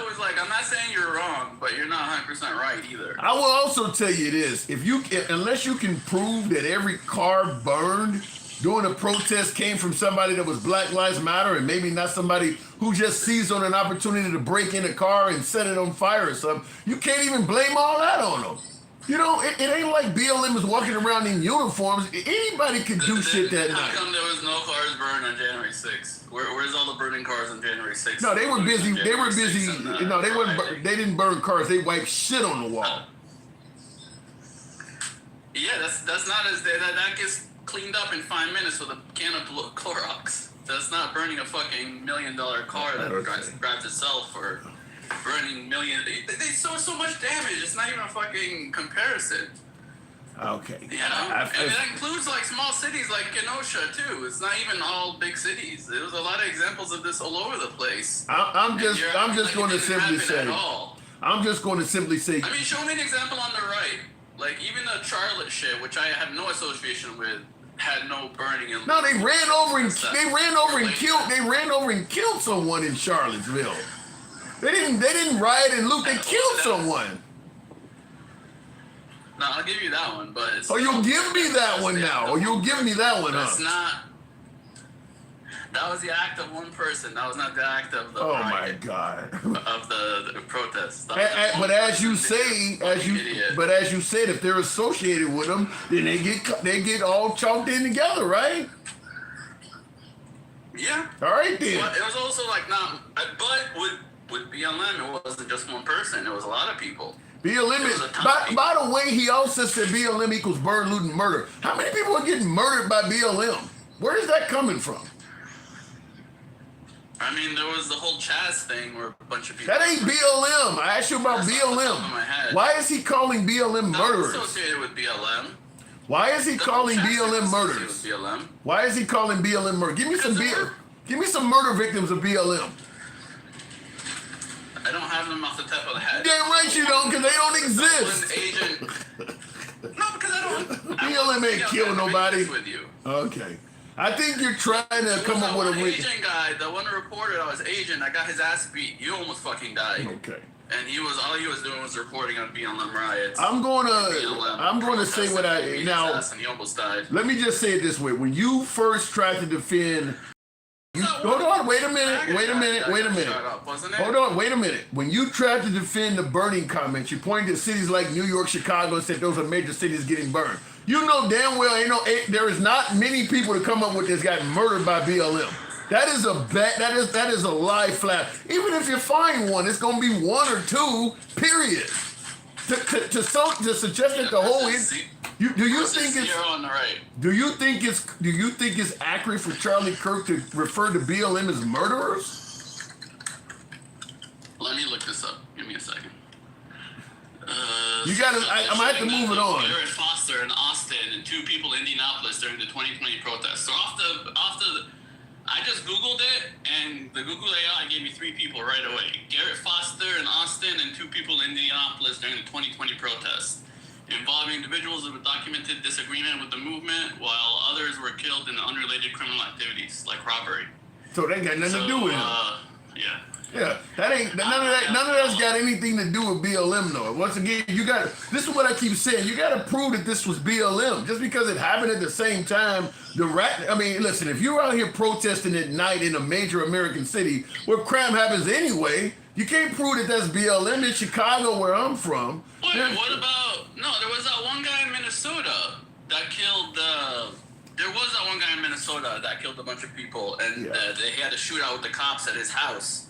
That was definitely BLM related. Well, there was a January 6th protester that got killed by cops as well. So are they murderers too? Yeah, the cops killed the January 6th. The cop killed the protester. I'm not talking about in Minnesota. That was a BLM protester that shot up somebody. I remember that. Let me. I gotta move it on, but let me just say this: the way you're trying to defend this burn, loot, and murder comment. That's why a lot of folks do not like Charlie Kirk for that. He's wrong about that. BLM is not burn, loot, and murder. Ain't nobody getting murdered by BLM. That's insane to say something like that. I mean, that's why people don't like him. I gotta move it on, man. Appreciate it. And by the way, tap the screen. Get the lights on up to 125. Look. In some of his comments, you can argue taken out of context, that's just a lie. The burn, loot, and murder comment, I just hate Black Lives Matter, and I'm going to pin everything on him. That's kind of what was happening with that. BLM is not known for murdering people. Yeah, read. I saw that Dory Jam saying read the bullets. Gucci says MAGA trying to manifest the shooter as a leftist. I don't see any evidence that Tyler Robinson is a leftist. They trying to do the same thing they did with Trump. You have to sit on his toilet to get context. Yeah, look, like I said, when you make a wild comment, I don't think you need to really study the person to get context. Some of the things that Charlie Kirk said, I don't see where, and I want to play something here, but I don't see where the context is going to help it out. I'll just leave it at that. Some stuff I can understand a little bit, but some stuff I don't see where hearing it in greater context is going to make any difference. You're not black, so you wouldn't understand, says Kendrick White. Really? Sure didn't have to know Floyd or Trayvon Martin for closure. That's a good point. Breonna Taylor, Ahmaud Arbery. Yeah, when it comes to any of these folks that are killed by police, you don't need to get to know them to understand them. MAGA declared war, threatened to set things on fire and blow things up until they found out it wasn't the guy they swore it was. Yeah. They actually thought that Tyler Robinson was going to be some blue-haired liberal, and he just doesn't fit the narrative. He just doesn't. Utah governor prayed for 33 hours, hoping it was a brown person. Did anybody really think the guy that took out Charlie Kirk would be brown in southwestern Utah? I mean, when they were looking for Tyler, the first thing they said is he would be somebody that would blend in. He was college age. Ain't nobody going to blend in as brown in southwestern Utah. You just stood up. I mean, you might have been able to blend in if you were an immigrant a little bit to some degree, but yeah, I think everybody should have known that ain't a black person doing that. The whole accurate 200-yard shot and all of that stuff, I think it was pretty obvious he wasn't brown. It wasn't a black person. Antifa has been officially labeled as a terrorist organization by president, says Forever C10. I saw that by somebody else in the comments. Man, I don't know how long it's going to be before some of this stuff is going to result in the legalized either lengthy incarceration or execution of Americans. We've seen what happened now that he's deemed Trinidad Agua as a terrorist organization. They're just blowing up boats without proving anything. If he can deem Antifa as a terrorist organization, that means you can now start using military ops against them.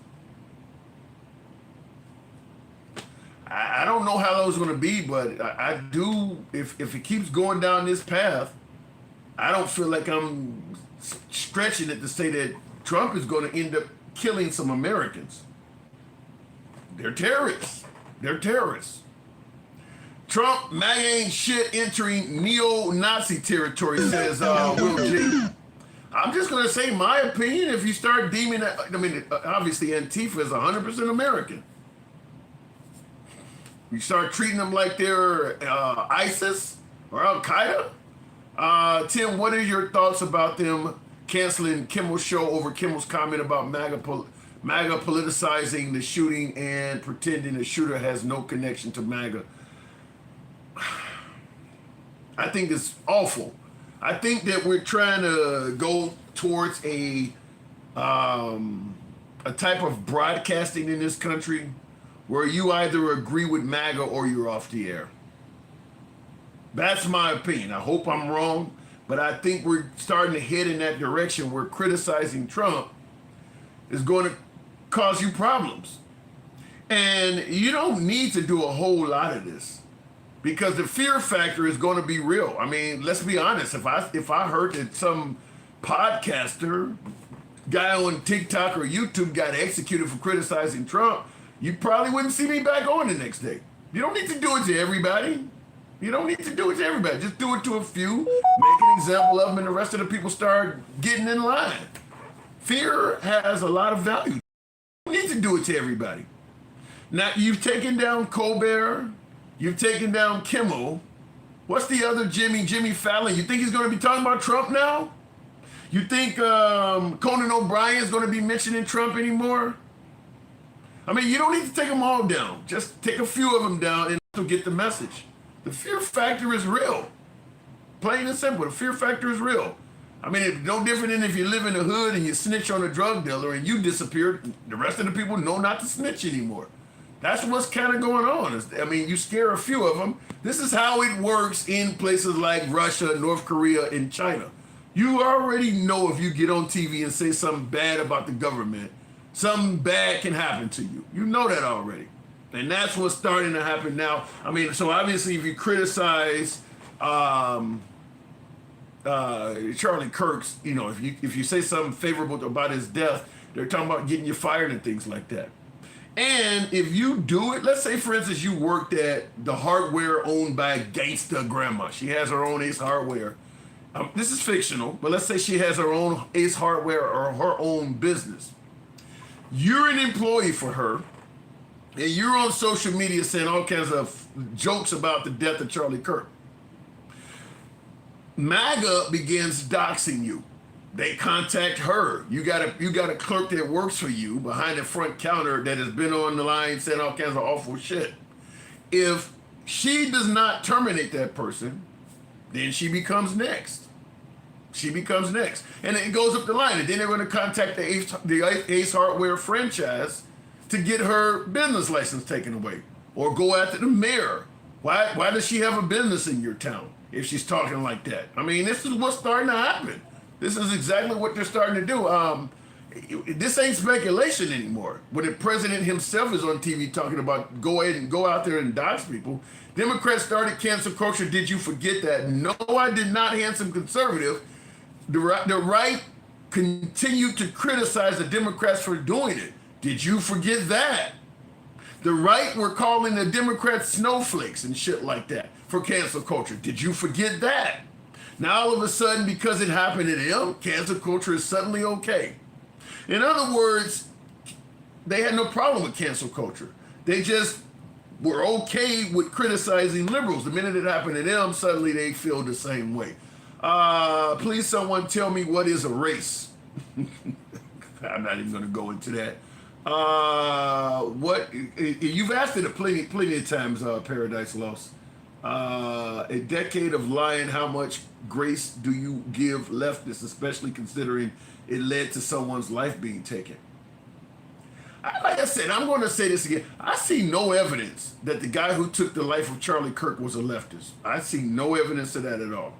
This guy doesn't. If you take out the fact that he was with somebody transgender, there's nothing left about his life. I don't see this guy as a leftist. I see that the right needs that term to fit because Trump already don't blame the Democrats for his death. And they want the Democrats to be the boogeyman in this. So they're trying to make him into a leftist. I don't see it. I don't see him being a leftist at all. And I see in the comments, Cuz Del Nova says he's a trans lover. Okay. Does loving a member of the transgender community automatically make you lean left? Remember, MAGA, conservatives, Republicans say they have no ill will towards the transgender community. They don't hate anybody. They're not homophobic or anything. So if the right is totally okay with people that are trans and LGBTQ, then why are you assuming anybody that's trans is a Democrat? If you got nothing but love for them. That doesn't make any sense. All it takes is for you to be in a relationship with somebody who's transgender and now you suddenly poof become a Democrat? Nah. Not the only way that's going to happen is if what you're saying about having no ill will towards the transgender community is a lie. That's the only way that's going to work. If you're totally okay with trans people and you hold no ill will to them, why would you assume they're all Democrat? Unless you're lying about holding no ill will to them. That's the only way I see that. So I got to sign them ahead of time. Yes, sir. How you doing, Charlie? Everybody good? That's good. Okay, I got my phone out. That's cool for you? Okay, cool. All right, so I'm going to quote you real quick. You said, if I see a black pilot, I'm going to be like, boy, I hope he's qualified. Are you going to do that? Yeah, I mean, that is correct, yeah. That's correct? Okay, so can we both agree? What was the context of what I said, though? What was the context? I don't even want to get into DEI because your opinion on DEI, it doesn't really help me in this case. So if the context between what you brought up was that you believe that... Because they were being hired because they were black. Okay, so can we both agree that every single pilot, whether black, white, whoever, has to go through FAA certification? No, actually, new lawsuit shows that black pilots and female pilots have the standards being relaxed. No, sir. Can we agree at the time of February 29th or 2023 when you said it at the time? No? No, actually, I said it. That's why you don't know the context. Is that new lawsuits were showing that they were relaxing the standards for air traffic control and pilots in order to meet the standards. The context of that was diversity, equity, and inclusion. What does that have to do with hiring? Everything. DEI definitionally is that we will hire more of a race versus a different race. So, for example, United Airlines said that they want 50% of their new pilots to either be women or black. Okay. Currently, just so you understand, it's like 8%. So they want to go from 8% to 50%. Okay. And every time DEI is implemented, every single time, the lowering of standards occurs. Every single time. Lowering of standards? Correct. So can I prove it to you? We both want excellence, right? Okay. If you and I said, hey, we want 50% of the new people going in the NBA are white. Okay. With the NBA... I'm going to take a call and interrupt this, but I want to ask, so far, based on what you've heard, has it changed your mind? If you agree with Charlie Kirk, does this make you disagree with him? If you disagree with Charlie Kirk, are you hearing enough here where you're starting to agree with him? Because that's what folks are saying. Play the whole thing, hear it in context. There's more. We're going to play a little bit more, but I'm going to take a caller in between. Sherbert, good evening. Welcome to the program. How's it going, Tim? It's going all right. So now, what is your stance on Charlie Kirk? Do you agree with most of what he says? He's just speaking the facts? I think he's up there on the Antichrist level of just perverting the facts to then make it as racist as possible while putting on a smile like MAGA reacts really likes. He did say he smiles a lot. Just because somebody puts on a smile doesn't mean they're not evil. What the fuck? Yeah. I mean, all the different things I've heard Charlie Kirk say, he'll say 10 different things about black people that are super racist, and then go, no, I wasn't saying it that way. Well, it sure as hell looks that way after the 7th time, let alone the 10th time. Yeah. Man, I hate these people that are going to praise him as a demigod just because he smiled and talked a lot. He didn't have good arguments. He just knew how to pivot and then make you look like an idiot, even though the facts are not on his side. As you went over in on the video a week ago, they're looking at the training classes to bring more people in, not the already licensed pilots. True. These fucking idiots are having hatred and racism in their heart just to then say, no, keep it the same, White people on top is how it has to be. Fucking assholes. And they were talking about this in 2021 where they wanted to have 50% of their pilots by 2030. So that's 9 years to make sure those pilots are trained. I mean, you can literally go from not knowing anything about aeronautics to being a fully trained commercial airline pilot in 9 years. I don't think most of the folks that agree with what he's saying realize that. No, probably not, because that's not really what he was talking about. He just wanted to say, oh, they might not be qualified. DEI is bad, instead of looking at every possible candidate instead of just your friends. Yeah. What about now in the comments, Trade Alliance says if Charlie Kirk was not effective, we wouldn't be talking about him. How do you respond to that? Because I got an answer, bro. How do you respond to that? Was it if he's not a fake? If he's saying if this guy was not effective, you wouldn't be talking about him. Well, it's the same way Trump is effective, even though he's literally a moron and doesn't know how to speak about anything. Oh, I know the most about science. Oh, I know the most about airlines. Oh, I know the most about... He didn't know anything about anything except hotels. And people that fall in love with him are the same idiots that fell in love with Charlie Kirk. Doesn't mean he's right. It just means he's good at talking. What the fuck? Wow. My response is simple. It's not that Charlie Kirk is effective. The reason people are talking about him is because he was assassinated. I mean, if he was effective, we would have been talking about him when he was alive and actually able to do something. Wasn't nobody on the left talking about Charlie Kirk to any significance? He's talked about far more now because he died. No, Tim, you're wrong on this one. He was very effective. That's how Trump got into the presidency, because Kirk helped to brainwash all the people that were kind of in the middle and weren't really paying attention. But hold on. I like him. Yeah, but the left was not talking about Charlie Kirk in life to any significance. Yes, they were. You weren't paying attention to that. I didn't You're see watching it. Fox News. I watch enough things that talk about all of the right political people, so I knew everything. Not everything. I knew quite a bit about Charlie Kirk before this because I was constantly watching to see when he was going to say another racist, dumb, ignorant thing. I got a lot of viewers coming on the program that lean left and does not like Charlie Kirk, who often state, I didn't know much about him until he died. I mean, maybe you saw him. I didn't see it. I didn't hear a lot about this guy. Effective. I heard the way I saw Charlie Kirk from the clips I see when he was alive, I thought he was good at debating. I knew he was a conservative, and I didn't see nothing wrong with what he was doing. Most of the really inflammatory, controversial stuff, I didn't hear about that until after he died. Like when any of the clips floating around that I seen, he wasn't talking bad about black people. It was just, talking about the conservative issues versus liberal issues, which I'm totally fine with. Only after he died did I hear him talking about the Civil Rights Act was a mistake and black people are DEI and all. I didn't hear that stuff when he was alive. Now, I think he was an utter piece of shit. But it really doesn't matter these days. He can't do very much. His wife, though, performing and then still promoting the business every 3 seconds felt really gross to me. Yeah, she even did a video with him in the casket. I haven't seen that one, but I bet it's just as gross. Yeah, These people are in the cult all about getting more power. When Josh Shapiro, the guy in Philadelphia, when his house was burned, he said, hey, everybody, lower the violence. We can't have this. This happens, and Trump and Stephen Miller come out and go, it's war! It's very clear what they want to do. Man, so what are we headed to then? Because obviously Trump is not preaching.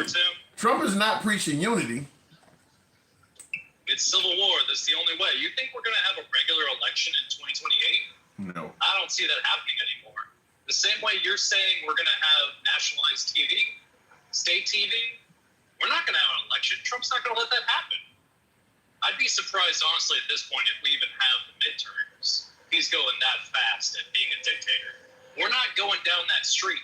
We're already there. Why is Congress not doing more? I mean, Republican Congress, they believe in the Constitution. They believe in this country. If what you're saying is true, why are the Republican Congress standing by idly? I mean, he's taking programs off TV, for God's sakes.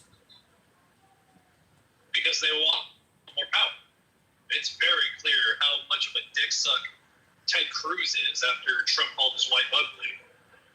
They're just running that same play of, I better not piss off the leader or else I won't make my $3 million or whatever it is from stock trading.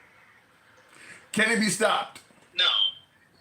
It can't be stopped. I mean, maybe with the midterms, and that would be our last try. If the midterms don't happen, or they rig it in such a way that it's 95% Republican when there's no way that's what it's going to be, then it's over. The country's dead. Would you leave? I mean, how many times during 2024 did you hear Trump say we're living in a third world country? He was projecting in what he wanted to do to this country. He said he wanted to make America great again, not make us third world. Yeah, he was talking about the future. We are a third world country, and we've lost all this respect. And he comes in, and we lose our Medicaid, we lose USAID, we lose just about everything that actually helped people. We're becoming the third world shit country that he was saying, no, I'm going to make it so good. He was projecting what he wanted to do and what he's saying we've already were. It's interesting you would say that. Will G has said America's starting to look like the book of Eli and I Am Legend coming soon. Do you see it? Those are two grim movies. I've seen them both with Denzel and Will Smith. Do you see that grim of a picture for our future? Well, you know why we might be getting to I Am Legend? Because RFK is fucking everything up in the next pandemic happens. We're not going to be ready. We're not even going to be close to ready. So yeah, we're probably way closer to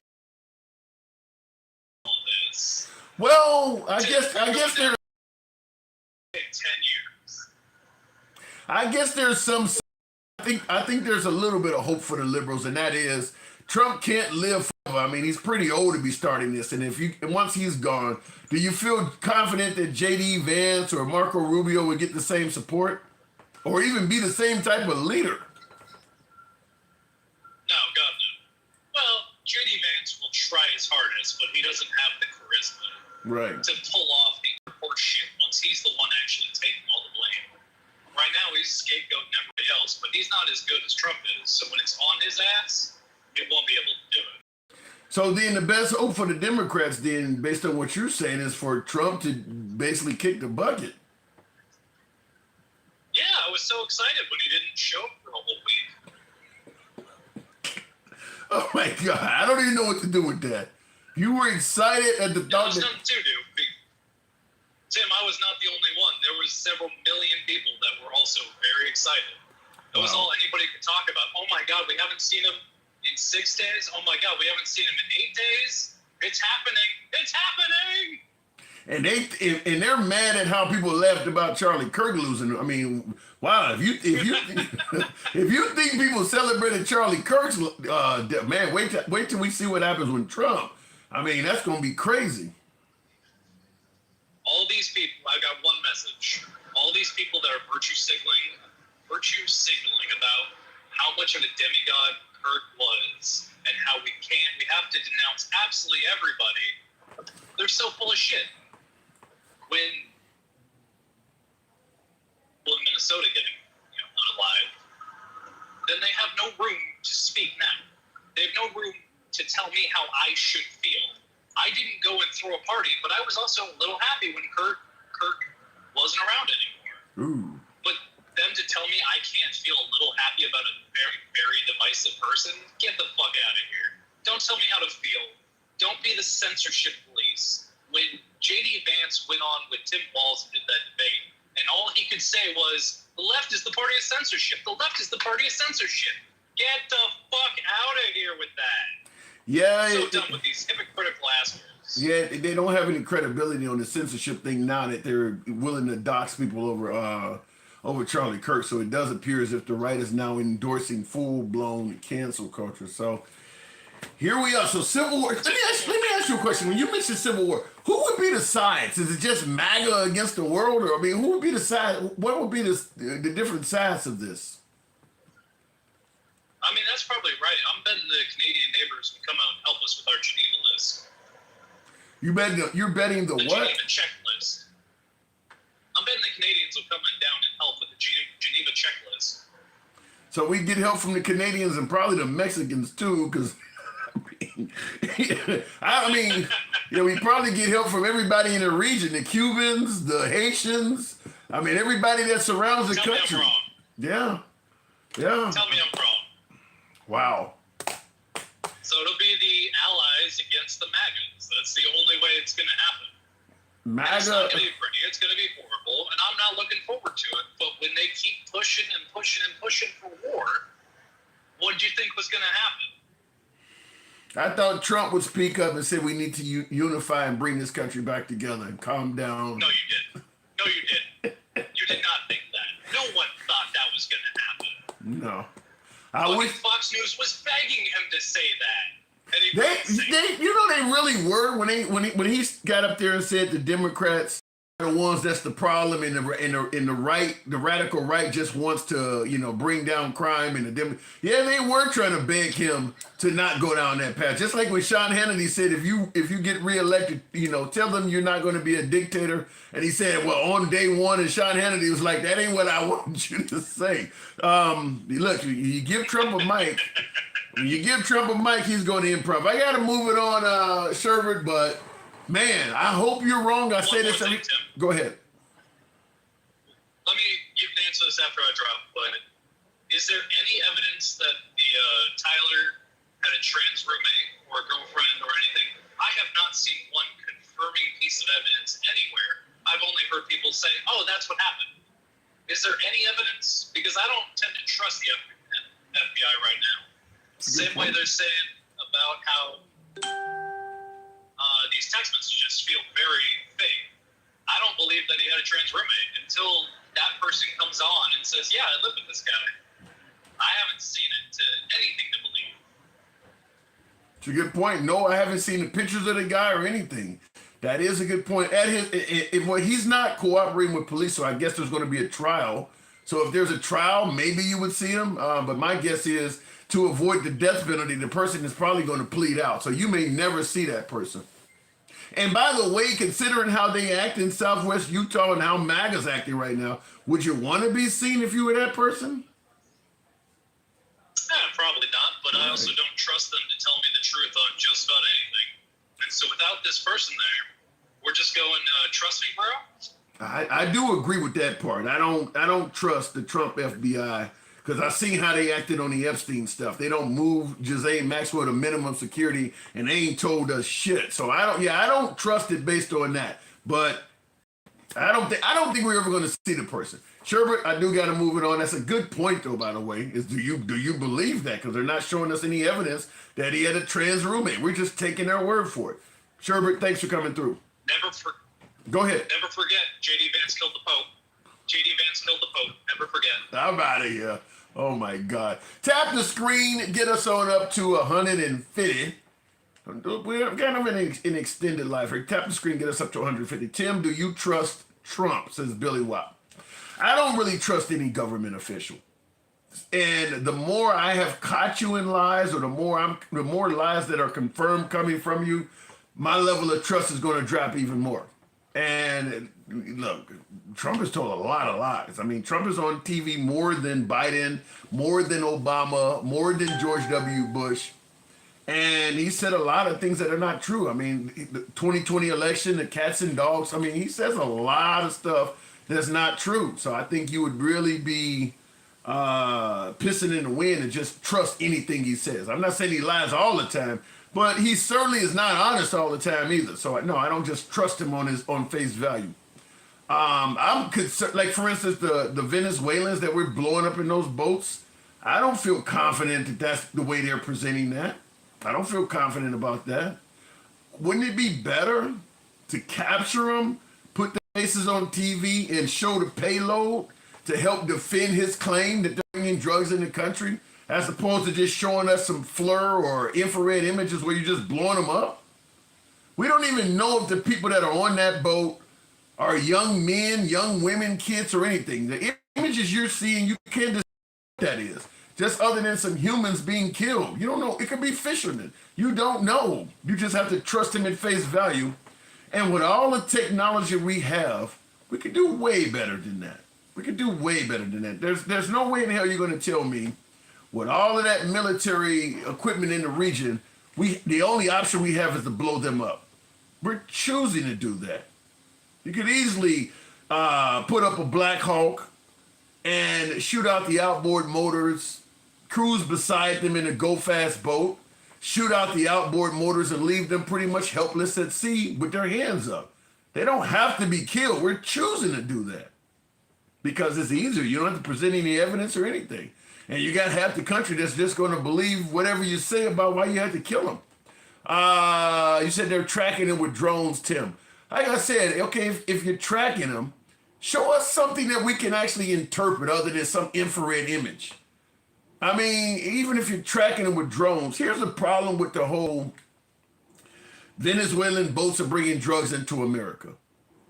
I don't think you need to be a captain or anybody at sea to be able to ascertain the boats that they're destroying do not have the ability to travel all the way to America from Venezuela. We did a show on this. Venezuela is like 1,700 miles from the tip of Florida. That country is like 1,700 miles away from here. Wow, thank you for the TikTok cap. Appreciate that. Thank you. Wow, appreciate that, folks. Show your boys some support. Help me reach that goal. I forgot that, but thank you. But yeah, the coast of Venezuela and America are like 1,700 miles apart. Those boats they're blowing up do not have the ability to make that journey on their own. The only way they're going to make that trip is they would have to get refueled along the way. Thank you. It says Diva. Appreciate that. Thank you. Diva Queen. Appreciate that. So, yeah. So when you're blowing these boats up and telling people that this boat was in the process of traveling 1,700 miles to bring drugs to America, logistically, that don't make sense. These boats are small boats. These ain't yachts or something. These little small boats, this shit ain't about to go no 1,700 miles. So some of that don't make sense to me. Now, Rod S says the shit is coming in by airplanes. That would make more sense.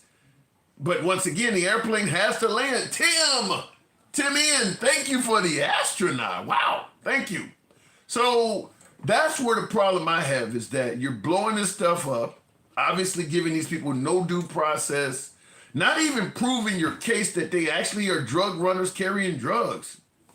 You're just telling the people, we did our due diligence, we came to the conclusion they were doing this and we decided to kill them. And that's all you get. You just have to it's no different than America telling us that the Iraqis had weapons of mass destruction, and look how that turned out. The military don't always get it right.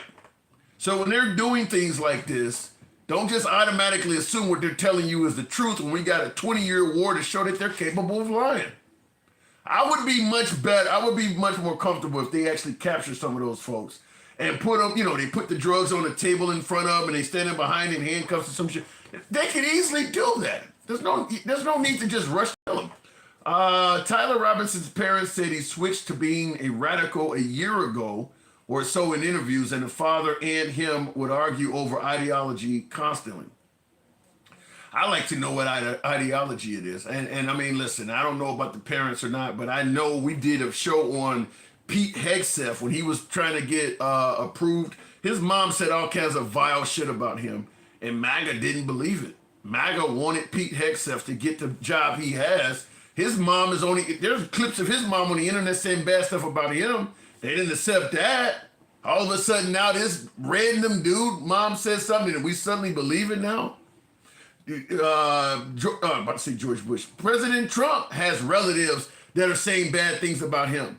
Kennedy's whole fucking family think he should not be head of HHS. And we were okay with him.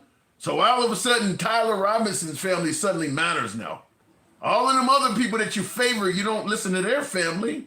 But this dude, his family know what they're talking about. Every black person will butt up every black person will butt up if and when Muslim is on the list. What do you mean by butt up? Are you talking about strap up? No.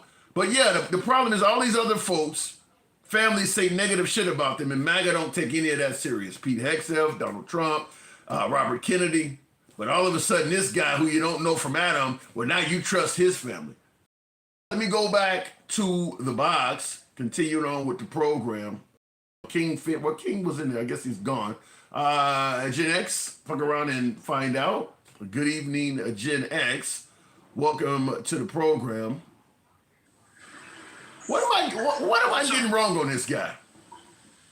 Man, how long have we known each other? 2, 3 years? You've been around since you've been around since the very beginning of the show, some years. Bro, I can't believe it actually pains me that you take this assassination so lightly. They murdered this. No, I don't take it. No. I don't take it lightly. I think it's awful. I don't take it lightly. What do you mean take it lightly? What am I doing? What am I doing to make you think I take it lightly? You make excuses. What you do is you say, well, what about this and what about that? No. It shouldn't be what about this, what about that. It should be this was the wrong thing to do, and I don't support it. I said a million times taking this guy's life over speech is the wrong thing to do. But when you say it shouldn't be, the other stuff that's being brought up, that stuff shouldn't exist either, Gen X. Making fun of Nancy Pelosi's husband getting beat. That stuff should not be out there. You shouldn't be able to go find that. You shouldn't be able to go find. You should not be able. There's a big difference. There's a huge difference. What's the difference? Making fun of something is a lot different than taking somebody out. That's a huge different. So let me ask it to you this way. No, it's not right. No, I'll give you that. It's not Then right. that's my point. I don't want. Here, let me give you the example I've been giving on the show earlier. If I smack you and you pick up a bat and crack me over the head with it, how do I look saying, well, all I did was smack you. You didn't have to pick up a bat. You're trying to point to which wrong is more wronger. Fact is, what Trump did himself, making fun of Nancy Pelosi's husband getting hit over the head with a hammer, is wrong as the days are long. But the argument is, well, because he didn't die, somehow it's lesser quality. I don't buy into that. That's just wrong as hell. And that's exactly the point. That's exactly the point. And I agree with you, but I disagree and think there is a degree of right and wrong. No. Yeah. Taking somebody out in front of his wife and his children is fucked up. And hitting the guy with a head with a hammer is not fucked up. Getting beat up by his boyfriend, that was his own doing. And that was his own doing. You're talking about chose to get into a relationship with another guy and then screw him over and do hit him with a hammer. That's on him. I'm gonna tell. There's nothing wrong. I'm gonna tell you. Charlie Kirk preached peace and dialogue. Okay, hold on. Hold on. I'm going to tell you, even though I don't agree with anything you just said, even if everything you said is true about the lover and all of that, at what point is it okay to make fun of this, though? Yeah, I don't follow you. I don't understand the question. Let me play the clip. I've played it before, but I want you to hear it. And I've been watching your show for 2 hours. Right. So at what point is it to you hear people actually laughing at this? At what point, even if he did have a gay lover's quarrel that you're pointing out or trying to make it sound like the guy got hit in the head with a damn hammer and was hospitalized. At what point is that comedy? I never said it was right. I never once even alluded to the fact that that's right. Then why isn't MAGA outraged? Then why was MAGA not outraged about that? What I said was that making fun of somebody and taking somebody out are two totally different things. But I'm asking you, why was MAGA, if you're admitting making fun of him getting hit over the head with a hammer and hospitalized was wrong, why was MAGA not outraged about that? They chose to laugh at it.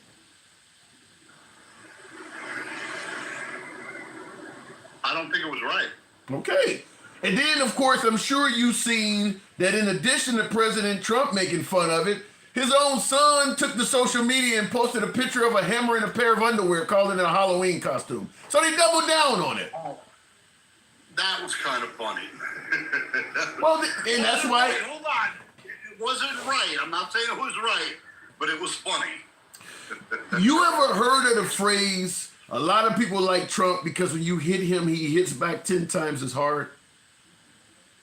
Yeah, I heard you're. That's what they're doing. That's what they're doing now. That's why I gave the analogy of when I slapped you and you picked up a bat. If you're okay with slapping somebody, you don't get to dictate how they respond. If you're okay with laughing at a man that gets hit in the head with a hammer, you don't get to dictate, well, you can only laugh if one of our guys get hit with a hammer. You don't get to make that choice. The minute you start laughing at this, you open the door to anything happening to you, which is what exactly happened with Charlie Kirk. You don't want something awful like that to happen, people celebrating the death of Charlie Kirk.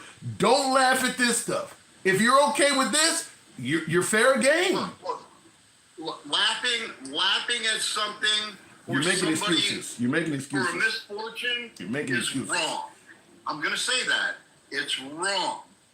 But it is not the same. It is not I don't care if it's the same or not. As laughing at something or promoting the assassination of a man that never even once promoted violence, ever. Charlie Kirk never promoted violence. In fact, he was against it. Yeah, like I said, I don't buy into separating how awful one thing is versus how awful another. They're both awful. The fact that Nancy Pelosi's husband didn't die somehow, well, we're going to excuse that because he survived even though he hit him in the head with a hammer. I don't buy that. If you don't want to open your... I never said excuse it.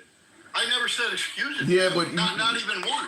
What I said is it's not the same, brother. Your party. It's not the same. The point I'm making is this, Gen X. Your party didn't have a damn problem at all with him making fun of that. And by the way, it is random liberals making fun of what happened to Charlie Kirk. This came from the president of the United States and his son.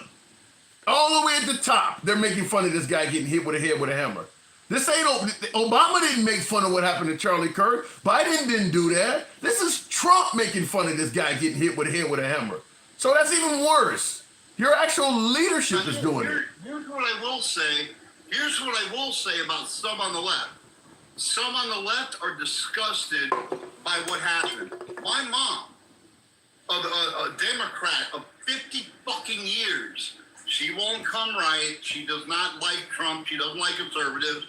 But she will no longer associate herself with the Democratic Party because she thinks it's gone so far left. It's ridiculous. And she's right. What did she say? We fight a lot about stuff, but she's 100% right. What did your mom say about Trump laughing at Nancy Pelosi's husband?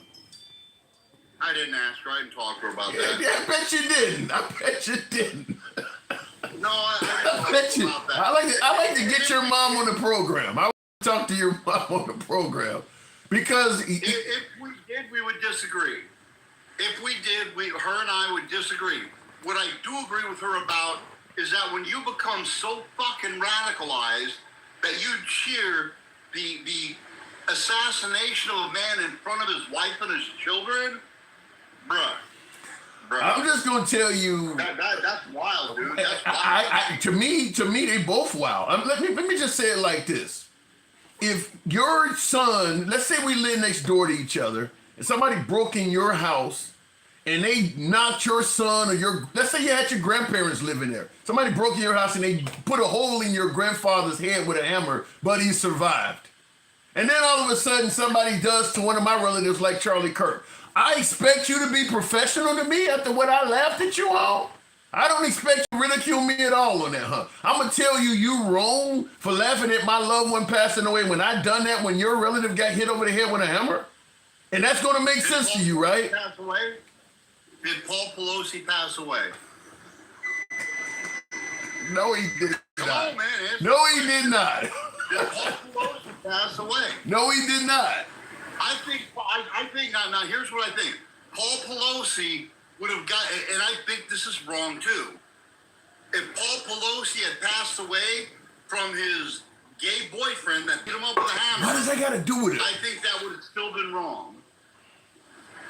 I'm just going to simply say what I said before. If we can celebrate Trump for hitting back 10 times hard, what happened with people ridiculing Charlie Kirk is exactly that. Because your side, and that ain't just Paul Pelosi. You guys have made fun of other people getting killed and shit too. I mean, you guys have made fun of other people doing that. The other thing, Tim, the other thing you're neglecting to see is Paul Pelosi brought that shit on himself. He chose to get in a relationship with another dude that he knew that hit him with a hammer. Charlie Kirk was spreading what he believed to be as truth peacefully, and somebody took him out. What are you talking about? What are you talking about? You're telling me if I get into a gay relationship, I deserve to be hit in the head with a hammer? What are you talking about? That's not what I said. What are you saying? My words, that's not what I said. You said he brought it on himself. What did he do to bring down somebody hitting him on the head with a hammer? What did he do to bring that on himself? If you choose to be in a relationship with an ass pirate that is apparently fucking mentally ill, and he hit you with a hammer, you kind of brought that on yourself. Charlie Kirk was doing nothing but spreading what he believed to be truth. And some fucking Trantifa took him out. And that's fucked up. That makes no sense at all. So if I'm in a gay relationship with somebody that's mentally ill, I'm bringing on myself a hammer to the head.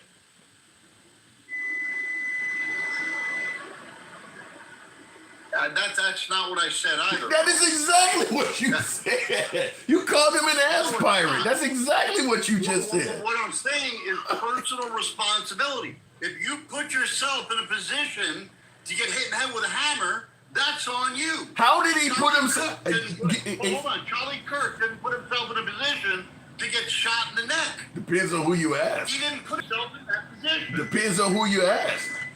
According to the guy that shot him, he was tired of him spewing hate. So he thought because everybody got their own reason why they do shit. Just like you're defending Trump's reason for why he ridiculed Nancy Pelosi, making it make sense to you. You can't, this is what I said about the slap versus the bat thing. If I attack you, Gen X, hold on. If I slap you, I don't get to dictate to you how you get to respond to me.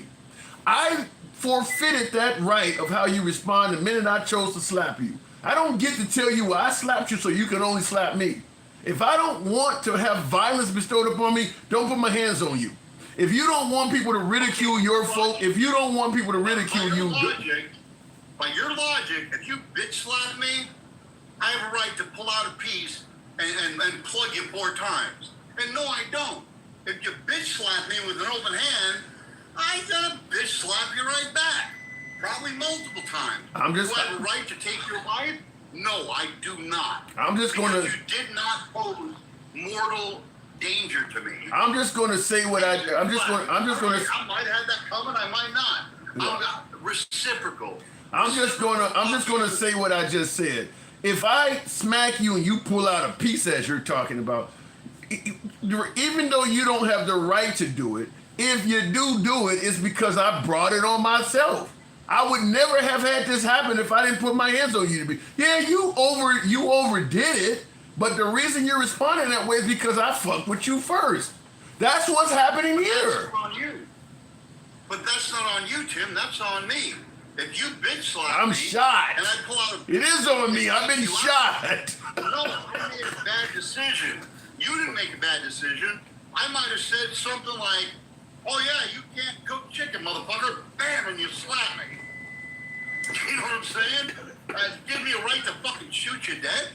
Come on. Listen, we are getting semantics over it, but let me flip that. You tell me, motherfucker, you brought me over for dinner and you can't cook lasagna. Yeah, you're getting slapped. Because Italians, we can cook lasagna. Now, if you pull out a gun and shoot me, that's on you, bro. You made a bad decision. I get all of that, Gen X, but I'm just going to simply say, we voted for Trump under the guise that if you hit him, he hits back 10 times as hard. You laughed at Nancy Pelosi getting hit over the head with a hammer. What is 10 times worse than that? What should the liberals do that's 10 times worse than that? Because that's what we said Trump does. He hits back 10 times as hard. Well, once you laughed at Nancy Pelosi, it was the Democrats' turn to hit back 10 times as hard. What do they do? But Charlie Kirk didn't hit back. In fact, neither did Nancy Pelosi's husband. He didn't hit back either. Somebody just took him out. He never swung. He used his words, and you liberals are supposed to know this. He used his words to express himself, and somebody didn't like his words, and they took him out because they couldn't handle what the man was saying, which was truth, might I add. But they could not take that he was influencing people to wake up. I'm not going to argue about whether he said it's truth or not. I mean, like I said, if you agree with him, you agree with him. If you don't, you don't. But the idea that we're trying to somehow separate the right making fun of folks getting their asses beat, I don't even, in my opinion, I don't even think it was a good idea to laugh at Biden falling down and shit like that. I don't buy into this. Well, as long as they don't die, you can laugh at them. I don't care how bad they get hurt. As long as they don't die, it can be funny. I don't believe in that. I mean, either you're going to respect people or you're not. Because what we're doing here is saying that we get to decide what's funny, and we get to also say when the other person crossed the line. Like I said, if you do something to me, you don't get to decide how I respond. If you don't want me to respond in awful ways, don't do anything to me. Trump did not have to do what he did to Nancy Pelosi's husband. That should not have happened. What Don Jr. did as a follow-up, none of that should have happened. And in my opinion, anyone that laughed at what Trump did about Nancy Pelosi's husband or Don Jr. making fun of it, in my opinion, if you laughed at any of that, you don't have any credibility in this whole Charlie Kirk thing. You have zero credibility if you laughed at what happened to that man. Okay, here's my position. What happened to Nancy Pelosi is a year and a half, 2 years, however old. Okay. What happened to Charlie Kirk is recent. Is very recent. Right. Neither one of them should influence the political spectrum that we're at right now. I think we all need to take a fucking step back because we're going in a fucking bad direction, man.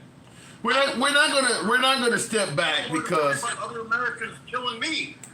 Yeah. Dude, we need to take a step back, and if we can't find common ground, at least agree that political violence is wrong. We didn't vote for that. Gen X. Look, Gen X. just because I say something that you hate doesn't make it hate speech. Gen X. We did not vote for common ground. We voted for division. Trump promises made, promises kept. He made it 100% clear. If I get elected, I'm gonna be anti-liberal and pro-conservative. I mean, he made it clear. He was blaming every problem in the country on liberals. We didn't vote to come together. We voted for a guy, and then of course. Show me the source where he said that. What? Show me the source where he said that. He never said that, not even once. So when he's criticizing blue cities and not pointing out any flaws in red cities, you don't see that? When he's pointing out blue states, all the problems. No. What you just said was that he said that he wants division amongst Americans. Show me where he said that. Yeah. Show me a source. I'll put it right on the screen behind me. What do you think that is? You think that's a unifying statement? That was at all his rallies. You think that's a unifying statement? What's funny, nowhere on there does that say let's divide America. So who are we being mean to? Oh, now it's going to feelings. That's how you divide people, is you get them in their feelings. Who are we being mean to?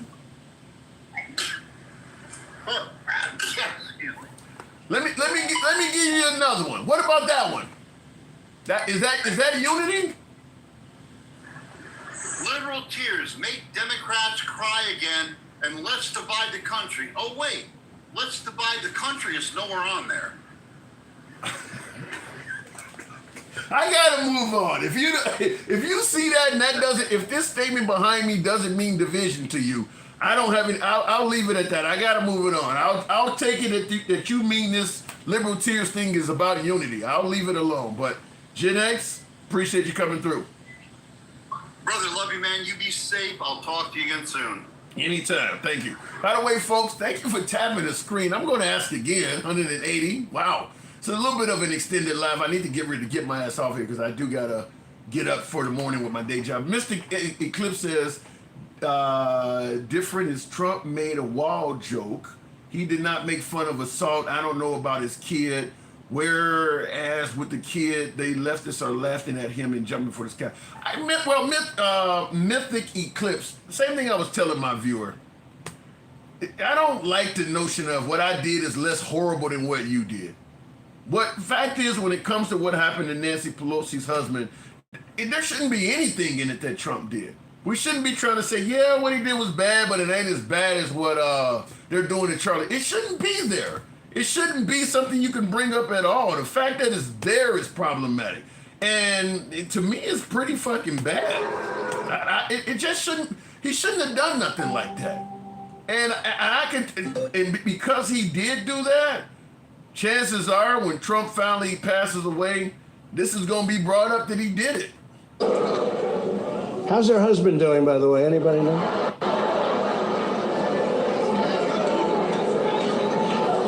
And she's against building a wall at our border, even though she has a wall around her house, which obviously didn't do a very good job. Some people say... I mean, that's just straight up making jokes about her, what happened to him. That's just straight up making jokes about it. I mean, how's her husband to a bunch of people that have no access to him, and they're laughing and shit like that? Well, but at least he didn't die, so we can do that. That goes in one ear and out the other with me. It's wrong as hell to do that. But because he didn't die, somehow, some kind of way, it's okay to do it. It's coming from the president, by the way. At least the people that are ridiculing what happened with Charlie Kirk are just regular, average, everyday people. The president of the United States is doing that. And my last caller said Trump didn't run on division. I don't see how you could do something like that and be anything less. Wrong is wrong, and political violence and making insightful and insensitive comments is wrong when people get hurt or die. That's perfect comment, Carlton. Perfect comment. Wrong is wrong, and political violence and making insightful and insensitive comments is wrong when people get hurt or die. And just leave it at that. And just leave it at that. As I stated, if you are okay or laughed at what happened to Nancy Pelosi's husband, and to me, you don't have any credibility in what happened to. You don't have any credibility to complain about what happened to Charlie Kirk. You lose credibility if you laughed at that shit in the past. That's my humble opinion on it. King Finn, people take it that way. Never laughed or made in front of him of what he just showed. That's probably true. A lot of MAGA don't realize he did that, and the underwear joke from his son either. King Finn, good evening. Man, I'm gonna tell you right now, bruh. You about to fluffing this boy. You been fluffing all night, and you know I fuck with you the long way. Usually, even though we started that fluffing shit on your ass, tonight shows me that you are fluffing. The fluffing is real, okay? You on some man tan, only if the hustle is real type shit right now. You ever seen Bamboozle? No. You ain't never watched Bamboozle? No, but I heard Dre once say I started this gangster shit and this the motherfucking thanks I get. What are you talking about? I ain't fluffing. Started no motherfucking gangster shit. What are you talking about? As long as the hoofing is real, man tan, Bamboozle, showtime type shit today, boy. You gonna sit there and let Gen X with his oxygen tank running out while he talking that bullshit. Fucking say that racist ass bullshit he said about fucking frying chicken and slapping you. Man, you got me fucked up. I can't believe you right now, dog. Usually I be fighting for you when you be doing that fluffing shit, but man, I can't believe you, man. But that wasn't racist. What did he say that was? That ain't even. What did he say? Listen, you fluffed, you hoofed. That's the end of it. I'm not even finna keep with that shit because you know you was fluffing. You know that shit was fluffing. You know it was. You was on some showtime from back in the days. They was whooping our ass from can't see in the morning to can't see at night. That's what you was on today, and I can't really believe it. But I gotta take a couple days to process that shit. However, so I will go ahead and talk about this bullshit. Well, before you do, I gotta read this comment because damn, I need it right now. Marlon Barito, I think it says, Tim is not fluffing anyone. He's allowing people to speak. I damn it, somebody understands the program. If that was the case, then you would, you know what? I'm not even finna go there with you. I'm gonna let you ride on that bullshit. Thank you. However so, because I shouldn't let you ride on this shit. I just want you to know that right now. However so, I will tell you that, yeah, it's fucked up. Number one, that somebody lost their job. Somebody big lost their job because Trump too motherfucking snowflaked to even see what the fuck is happening. Because the reason Jimmy Kimmel lost his job is not because he said anything divisive about or bad about about CK losing his life and all of that stuff. The reason that he's mad is because he told the troops that motherfucker's trying to distance himself from it. Because he know damn well it was a fucking Republican conservative ass motherfucker who did that shit. Y'all can cry about, oh, he was he was associated with the trans because he had a trans roommate, which again, we need proof on that because we really don't know. Okay? I'll tell you something. With what happened to Jimmy Kimmel and everybody knowing it, if he wanted to right now, he could go on YouTube, monetize an account, and pull off what's the guy named Cat Williams in Club Shay Shay. He would get millions of views right now. If he went on social media and tore Trump a new one for what happened to him, he would make a ton. He could do 1-2 hour special on YouTube and probably make a killing off of it right now because people are pissed off about that. It's funny that you say that because it's been noted a couple different times. There are a couple people who are talking about, a couple other comedians and political pundits, including Stephen Colbert, who are talking about starting their own media company and actually doing it. Because if you notice something, he keep fucking with little dudes. He fuck with Stephen Colbert. He fucking with, he fucked with Jimmy Kimmel today. But you notice the names he won't fuck with. Jon Stewart, Bill Maher. He's not fucking with them. Because they listen to his bloviation. I would say not yet. I would say not yet because what happens is even though you can have your own media company, you still got to get some way to deliver it into the homes. And I think that we're only a moment away from Trump starting to say things like, if your internet access provider allows the viewers to get this program, then we're going to go after them. I mean, if you got your own company, but whatever network is showing your shit, if I can go on Google and find your shit, then I'm going after Google. I think that's what we're going to start dealing with. Is, I mean, we can get you off the air one way or another. The people, you have to be able to deliver what you're doing to the people. We'll just go after whatever vehicle they're using. If Verizon allows their phones to be able to access your program, we're going to fuck with Verizon. I mean, I think they'll find a way to do it. Wait a minute. You do realize that Comcast nearly owns probably about 80 to 95% of all internet services because they laid the line.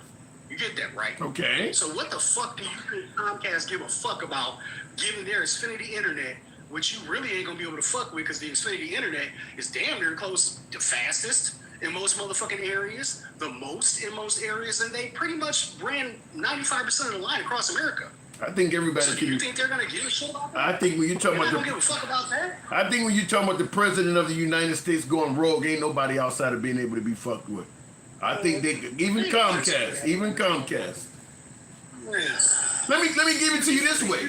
For Comcast to get their service to you, they need cell towers. They need, I mean, everything that's involved with getting that signal to you, we'll go after all of that. The guys who drive the trucks, everything that you're doing, we're going to fuck with all of that until that signal is no longer on the air. There's all kinds of, the people who sell you antennas, if you're going to sell Comcast cell tower antennas, from now on, we're going to fuck with you. Everywhere, every method, if you sell them wire to put fiber under the ground, we're going to fuck with you. So even though you got all the money in the world, anybody that does business with you to allow you to get your signal into those homes, we're going to fuck with them. You're hiring backhoe drivers to dig up to put fiber in the ground, we're going to fuck with the construction companies until you don't do this.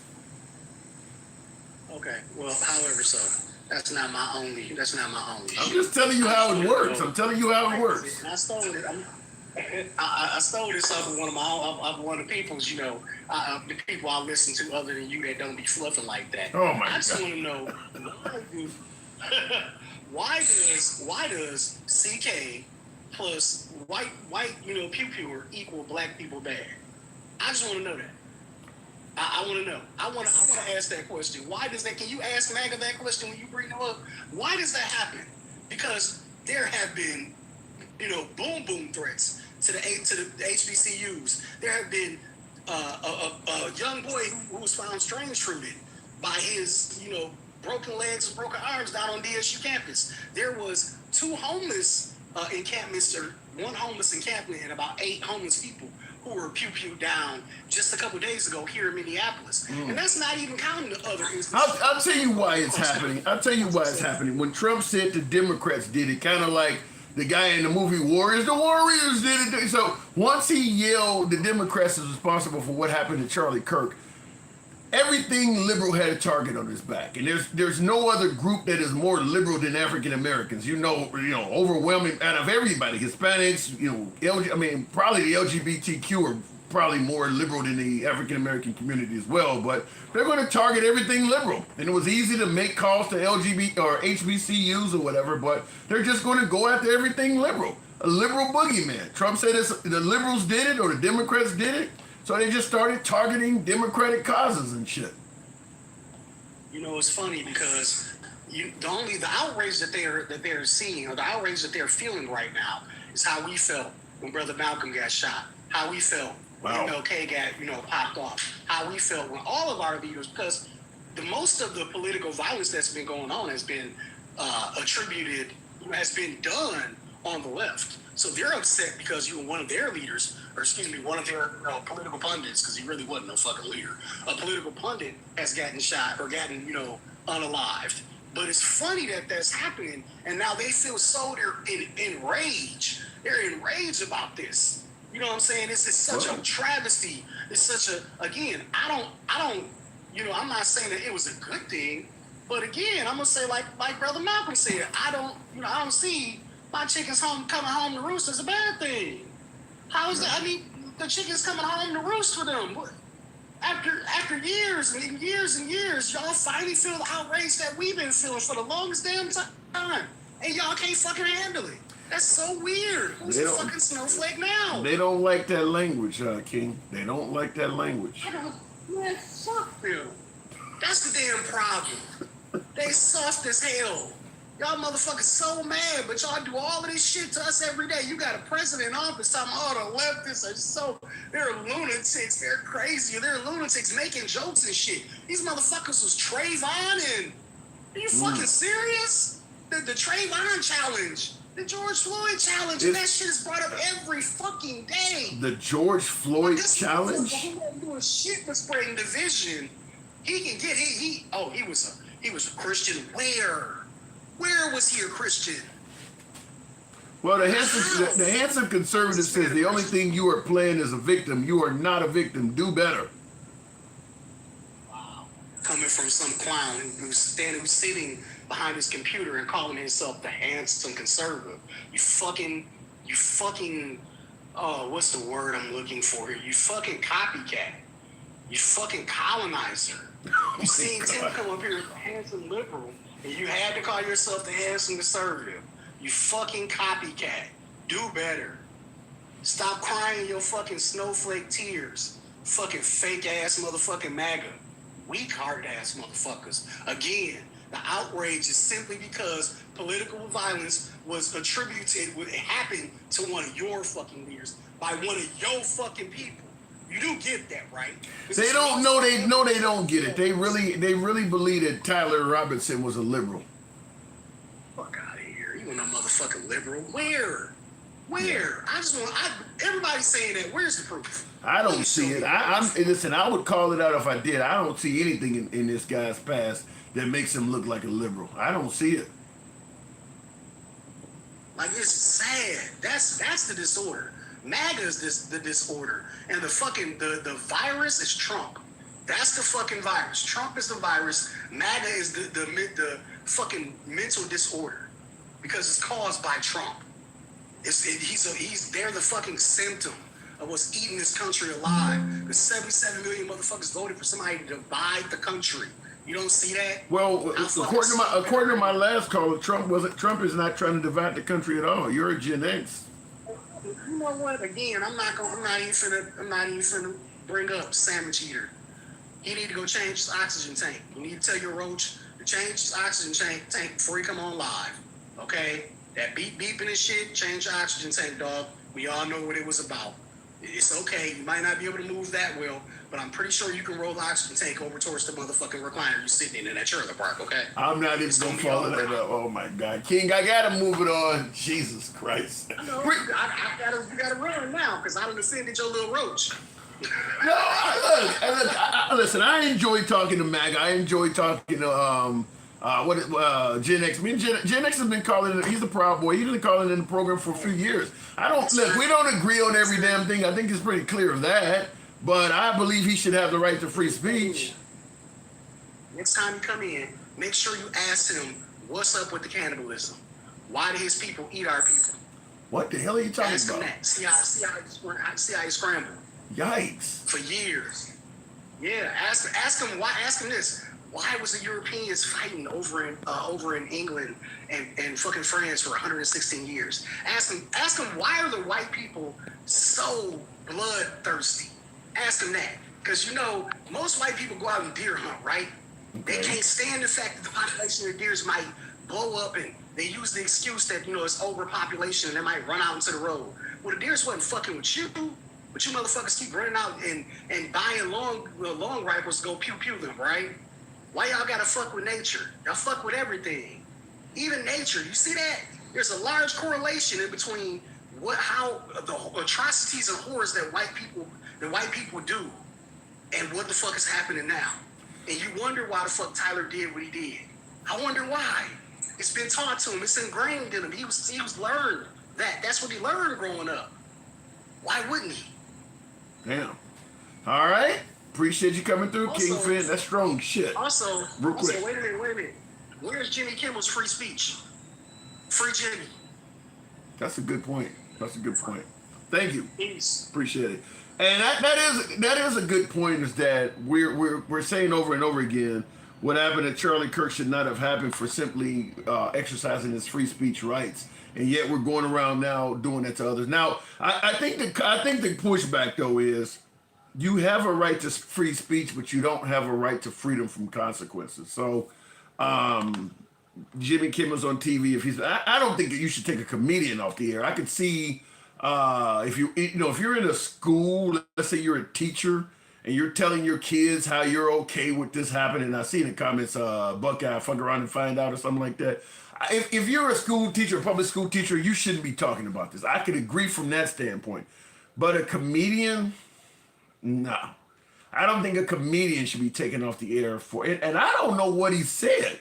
I'd have to hear what Jimmy Kimmel actually said to be that bad for them to go after him. I just think Trump had a long-standing feud with Jimmy Kimmel anyway. So just like he had a long-standing feud with Stephen Colbert.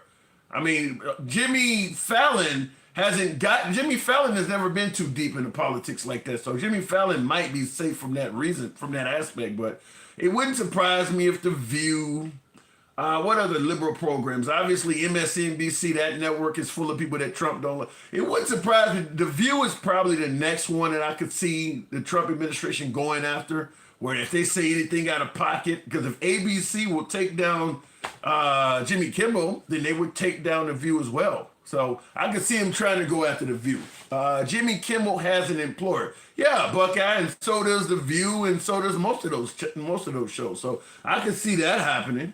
And by the way, if Jimmy Kimmel is bringing in, money or whatever the case may be for the network, and they still take him down, it's pretty obvious that Trump or someone defending Trump is behind the scenes pulling some strings and making that happen. Because they just created a void there for that 10:30 slot, or if you're on the East Coast, 11:30. You're on the West Coast, I believe it's also the 11:30 time slot, or whatever time Jimmy Kimmel comes on in your area. But that's a big program that they just created a big opening. What are they going to put in that place? So the ratings that they have at that time are going to drop significantly. The network is losing money from that. I don't see how they're going to do better by them getting rid of Jimmy Kimmel. Same thing with Stephen Colbert. So we'll see what happens, but free speech does not exclude you from consequences. I agree with that. But at the same time, as you see me mention throughout the live stream, I don't see how Don Jr. could ridicule what happened to Nancy Pelosi's husband and not face some kind of consequences himself. And there's a whole lot of MAGA that made fun of that. A whole lot of MAGA. It was so many people doing it that their only argument is, yeah, but at least he didn't die. To me, that's a bullshit argument. He got hit over the head with a hammer, but he didn't die, so I guess we could laugh about that. That's crazy. To me, that's a bunch of bullshit. But real quick, I do want to finish that clip of taking Charlie Kirk into context, because that was the whole notion, is that he's taken out of context. And by the way, Charlie Kirk himself, I don't know if you guys heard this one earlier, but Charlie Kirk himself, for all folks saying that he should not have been ridiculed in death. Freedom at charliekirk.com, and subscribe to the Charlie Kirk podcast. The Charlie Kirk Show podcast is doing quite well right now as we check the numbers. Number 8 overall in Apple News. We're going to get straight to a guest here. That's actually not what I was intending on playing, but Charlie Kirk himself also made light of what happened to Nancy NBA Pelosi's drop in its standard. He made light of also what happened to Nancy Pelosi's husband. But this is what I was trying to play. So I got to sign him ahead of time. Yes, sir. How you doing, Charlie? Everybody good? That's good. Okay, I got my phone out. That's cool for you? Okay, cool. All right, so I'm going to quote you real quick. You said, if I see a black pilot, I'm going to be like, boy, I hope he's qualified. Are you going to do that? Yeah, I mean, that is correct, yeah. That's correct? Okay, so can we both agree? What was the context of what I said, though? What was the context? I don't even want to get into DEI because your opinion on DEI, it doesn't really help you in this case. So if the context between what you brought up was that you believe that... Because they were being hired because they were black. Okay, so can we both agree that every single pilot, whether black, white, whoever, has to go through FAA certification? No, actually, new lawsuit shows that black pilots and female pilots have the standards being relaxed. No, sir, can we agree at the time of February 29th or 2023 when you said it at the time? No? No, actually, I said it, that's why you don't know the context, is that new lawsuits were showing that they were relaxing the standards for air traffic control and pilots in order to meet the standards. The context of that was diversity, equity, and inclusion. What is that? Now I want to pause it and say something. This is where I have a problem with, because Charlie Kirk is really good at debating. He was a master at doing that. I would have felt much better if he had said, the courts have ruled that airlines are relaxing the standards. His statement was, new lawsuits are alleging that they, relax the standard. A lawsuit is just an allegation. Anybody can fucking sue somebody. The fact that somebody is suing, suggesting that the airlines are relaxing the standards, that doesn't mean any damn thing. Have any of those lawsuits been ruled upon by a court that actually did determine it was happening?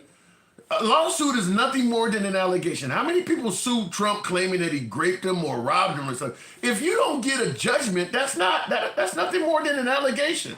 So what he's saying is, because people were alleging that the airlines were relaxing their standards, now he gets on planes and he's worried about seeing a black pilot. But a lawsuit is nothing more than an allegation. I wish he had been able to point out how some of these lawsuits were adjudicated and the courts did rule that the airlines were relaxing standards. And I'll play the rest of this, but he never says that. He never does. He just sticks with their lawsuits.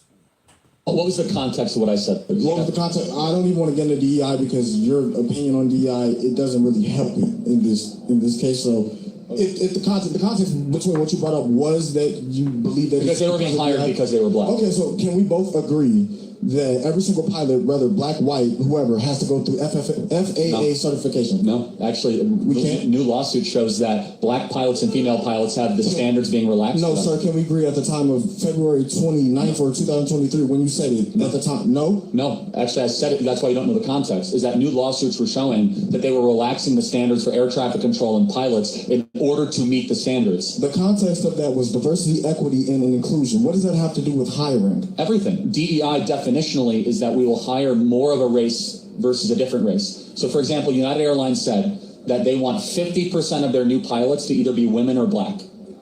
Okay. Currently, just so you understand, it's like 8%. So they want to go from 8% to 50%. Okay. And every time DEI is implemented, every single time, the lowering of standards occurs. Every single time. Lowering of standards? Correct. So can I prove it to you? We both want excellence, right? Okay. If you and I said, hey, we want 50% of the new people going in the NBA are white.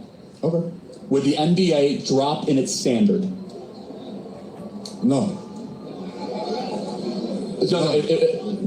The National Basketball League? No, if we said 50%, if we say 50% of the NBA drops, and it was only white. No, I said would the standard go down? I'm not hearing what I'm saying. If 50% of all new people going in the NBA were white, by decree, would the quality of play of the NBA decrease? Would the quality of play in the NBA decrease? Yeah. No, if they're the same standard of basketball play. Hold on, let's talk realistic. Well, what are you saying realistically? You're asking me. 75% of the NBA is black. 75%. So does that mean white players are less better, or does that mean whites are not as good at basketball as blacks? Everybody calm down. We got some big exceptions. We're very proud of Larry Bird. Okay. No, he's good. We're very proud of Luka and Nikola. However, the point being, let's implement DEI in the NBA. Okay. If all of a sudden 50% of all the players have to be white, which means they have to say no to otherwise good black players. There was a time where this happened, right? Well, no, of course, and the league wasn't as good. That's the point. No, you understand that there was a time where the exclusion of African-American players was in the NBA, right? No, for sure. I acknowledge that. And the league got better as blacks were allowed in. Did it get better, or did we just integrate ourselves in? Well, hold on. No, but the players in the league averages around that time weren't worse. We just got better. Hold on. Do you actually think that, why is it that 75% of the NBA is black? Right now? Yeah.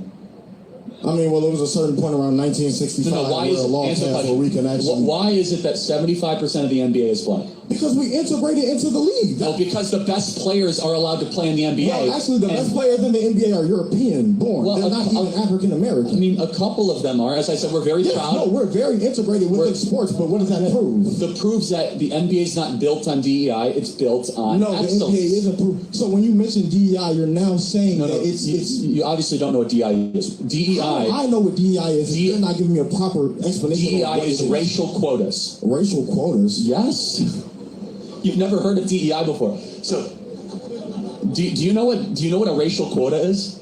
You have to have a certain amount of a certain race. That is what United Airlines did. We must get to 50% of our pilots to be black or women. Therefore, if the NBA said 50% of our players have to be white, I guarantee you, we could try to get as many Serbs and Croats as possible. It's not going to make the NBA the best league. Instead, the NBA has a policy of which... Okay, they're going on and on about the NBA, but I wanted to play this clip because everybody often says you just give sound bites, you don't play it in the context. This was plenty of context for him to describe what he was talking about. And the question I want to ask you folks is, regardless of how you felt about Charlie Kirk when you heard the sound bite about he's concerned when he sees a black pilot, because the sound bite just simply said, if I see a black pilot, I'm going to be like, I hope he's qualified. And then and that's just a soundbite. Now you've heard it explained in detail. Did it change your mind? That's what I'm going to ask. If you favor Charlie Kirk, you like what he's saying, you think he's telling the truth, does this soundbite change your mind at all? If you don't like Charlie Kirk, if you think he's bigoted, racist, intolerant, or says some crazy shit, did this soundbite make you think, actually what he's saying does make sense?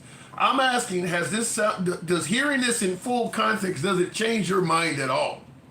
Now, the African American that's involved in the debate with him, do you think he walked away thinking, okay, yeah, he actually is right? Do you think it changed his mind at all? Because that's what folks are saying, that as opposed to listening to this guy in just sound bites, listen to the full debate, listen to it in full context, and it'll make more sense. So now that you've heard it at length, does it make more sense? Now, I will say, I ended it because they were talking about the NBA and things like that. I understand there's a big difference between something you can achieve academically versus athletically.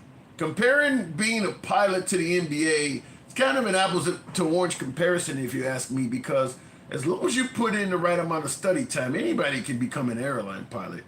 Everybody can't join the NBA. It doesn't matter how much you practice playing basketball. If you're only 5'2", you're not going to make the NBA.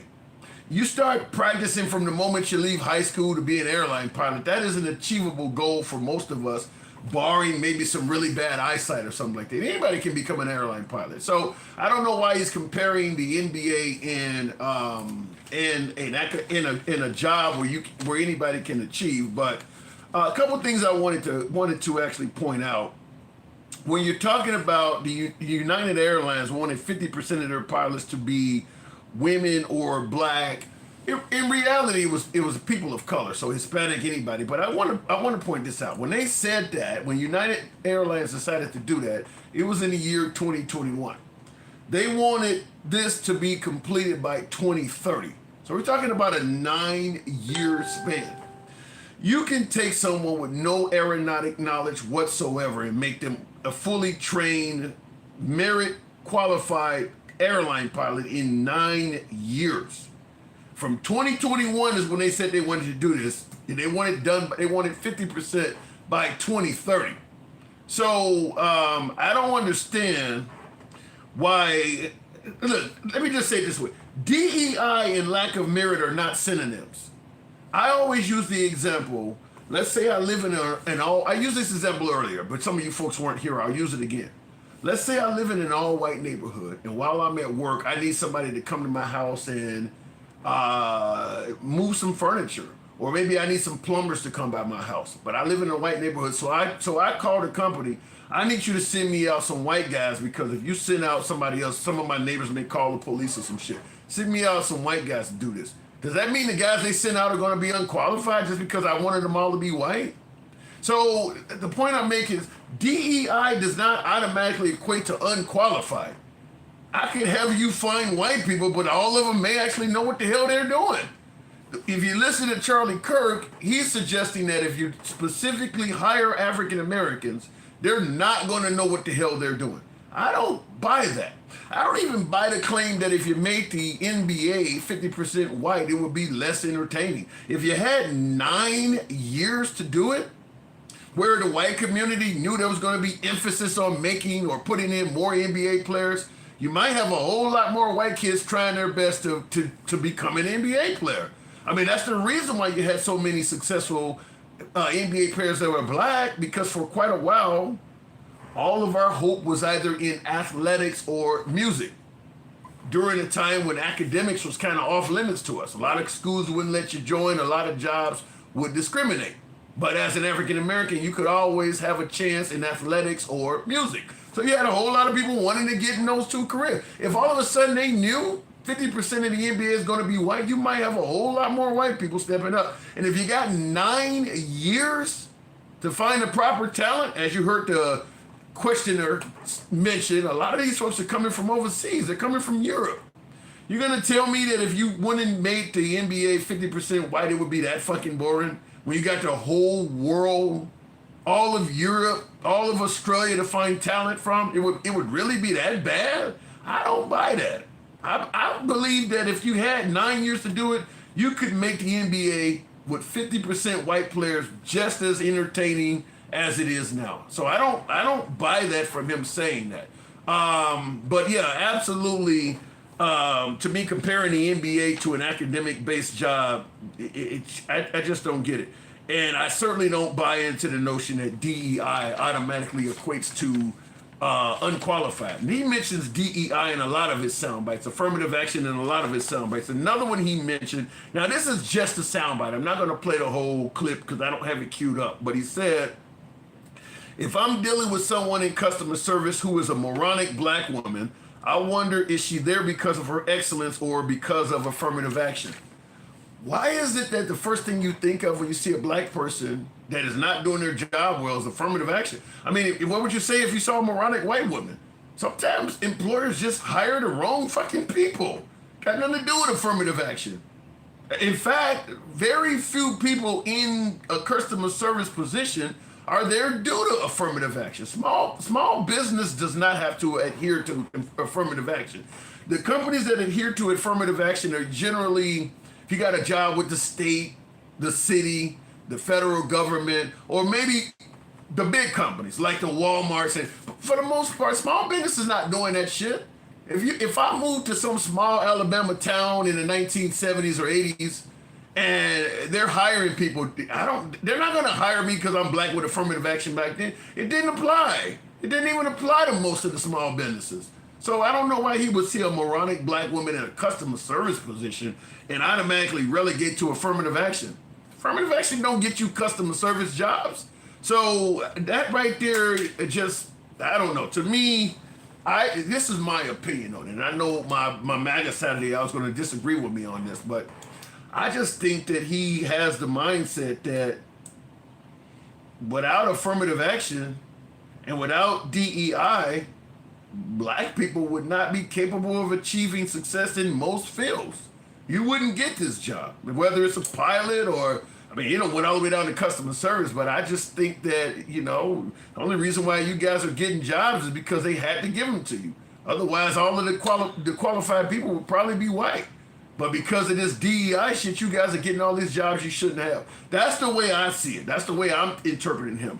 But I ask you folks, after seeing him in detail, played full context, did that particular comment, his particular debate on the black pilot, did it change anybody's mind? Did you hear it in more context and now you're suddenly saying, yeah, I now understand why he doesn't feel confident when he sees a black pilot? Did you first think that what he said was wrong, and then after hearing him, you now feel like what he's saying is making more sense? Because I'm going to submit to you that I think folks who favor Charlie Kirk from the sound bites are going to favor him when they hear him in full context. People who don't like what they're hearing in the sound bites are not going to start liking him when they hear it in full context. I think, to me, this is me saying this, and you have your right to have a difference of opinion, but I think that, to me, the sound bites actually speak volumes. I don't think a lot of the stuff he says you really need to hear more of it. That's me, though. I know a lot of you folks think differently. You think that you need to hear a lot more of it to make it make sense. Like, I mentioned this with MAGA Reacts earlier, the whole BLM equals burn, loot, and murder. Do you really need to hear any more of that to make that make sense? He thinks Black Lives Matter, the acronyms BLM, stands for burn, loot, and murder. How much more of a conversation do you need to have with him? You either agree with that or you don't. You don't need to hear that in full context. It's not going to change your mind. So Juneteenth should not be a federal holiday is another one he said. Is he going to explain that in detail to you and you're suddenly going to say, yeah, you know, you're right. Juneteenth shouldn't be a federal holiday. You either agree that Juneteenth should never have been implemented or you don't. Context is not going to change that. I don't know. In fact, I don't know what context he could offer to make somebody go from we have a holiday to we shouldn't have it now. You either agree with him or you don't. So I think in some of these cases, context is not going to help it out at all. You either think that Charlie Kirk was preaching facts and getting things right, or you hear the sound bites and you come up with a negative opinion of them. I don't think listening to 5-10 minutes of each one of these is going to change that. But that's me. As always, I do appreciate you folks tuning in. You know what I got to do. I got a day job. We remain MAGA friendly in our entirety. We have always been MAGA friendly. We always will be MAGA friendly. We don't block, ban, or censor anyone. You don't have to agree with anyone on this program. You can be critical of anyone on the program, up to and including yours truly. If you favor open dialogue in that manner, follow the program if you're currently watching on Clapper or TikTok, and give us a sub if you're watching on YouTube. Nevertheless, folks, I do appreciate you guys tuning in. Unfortunately, I got to step away. I'll catch you guys tomorrow. Thank you very much. I got to go, and I don't know why that's doing that, but appreciate it. Somebody was waiting on that other one. I didn't see that, though, but I got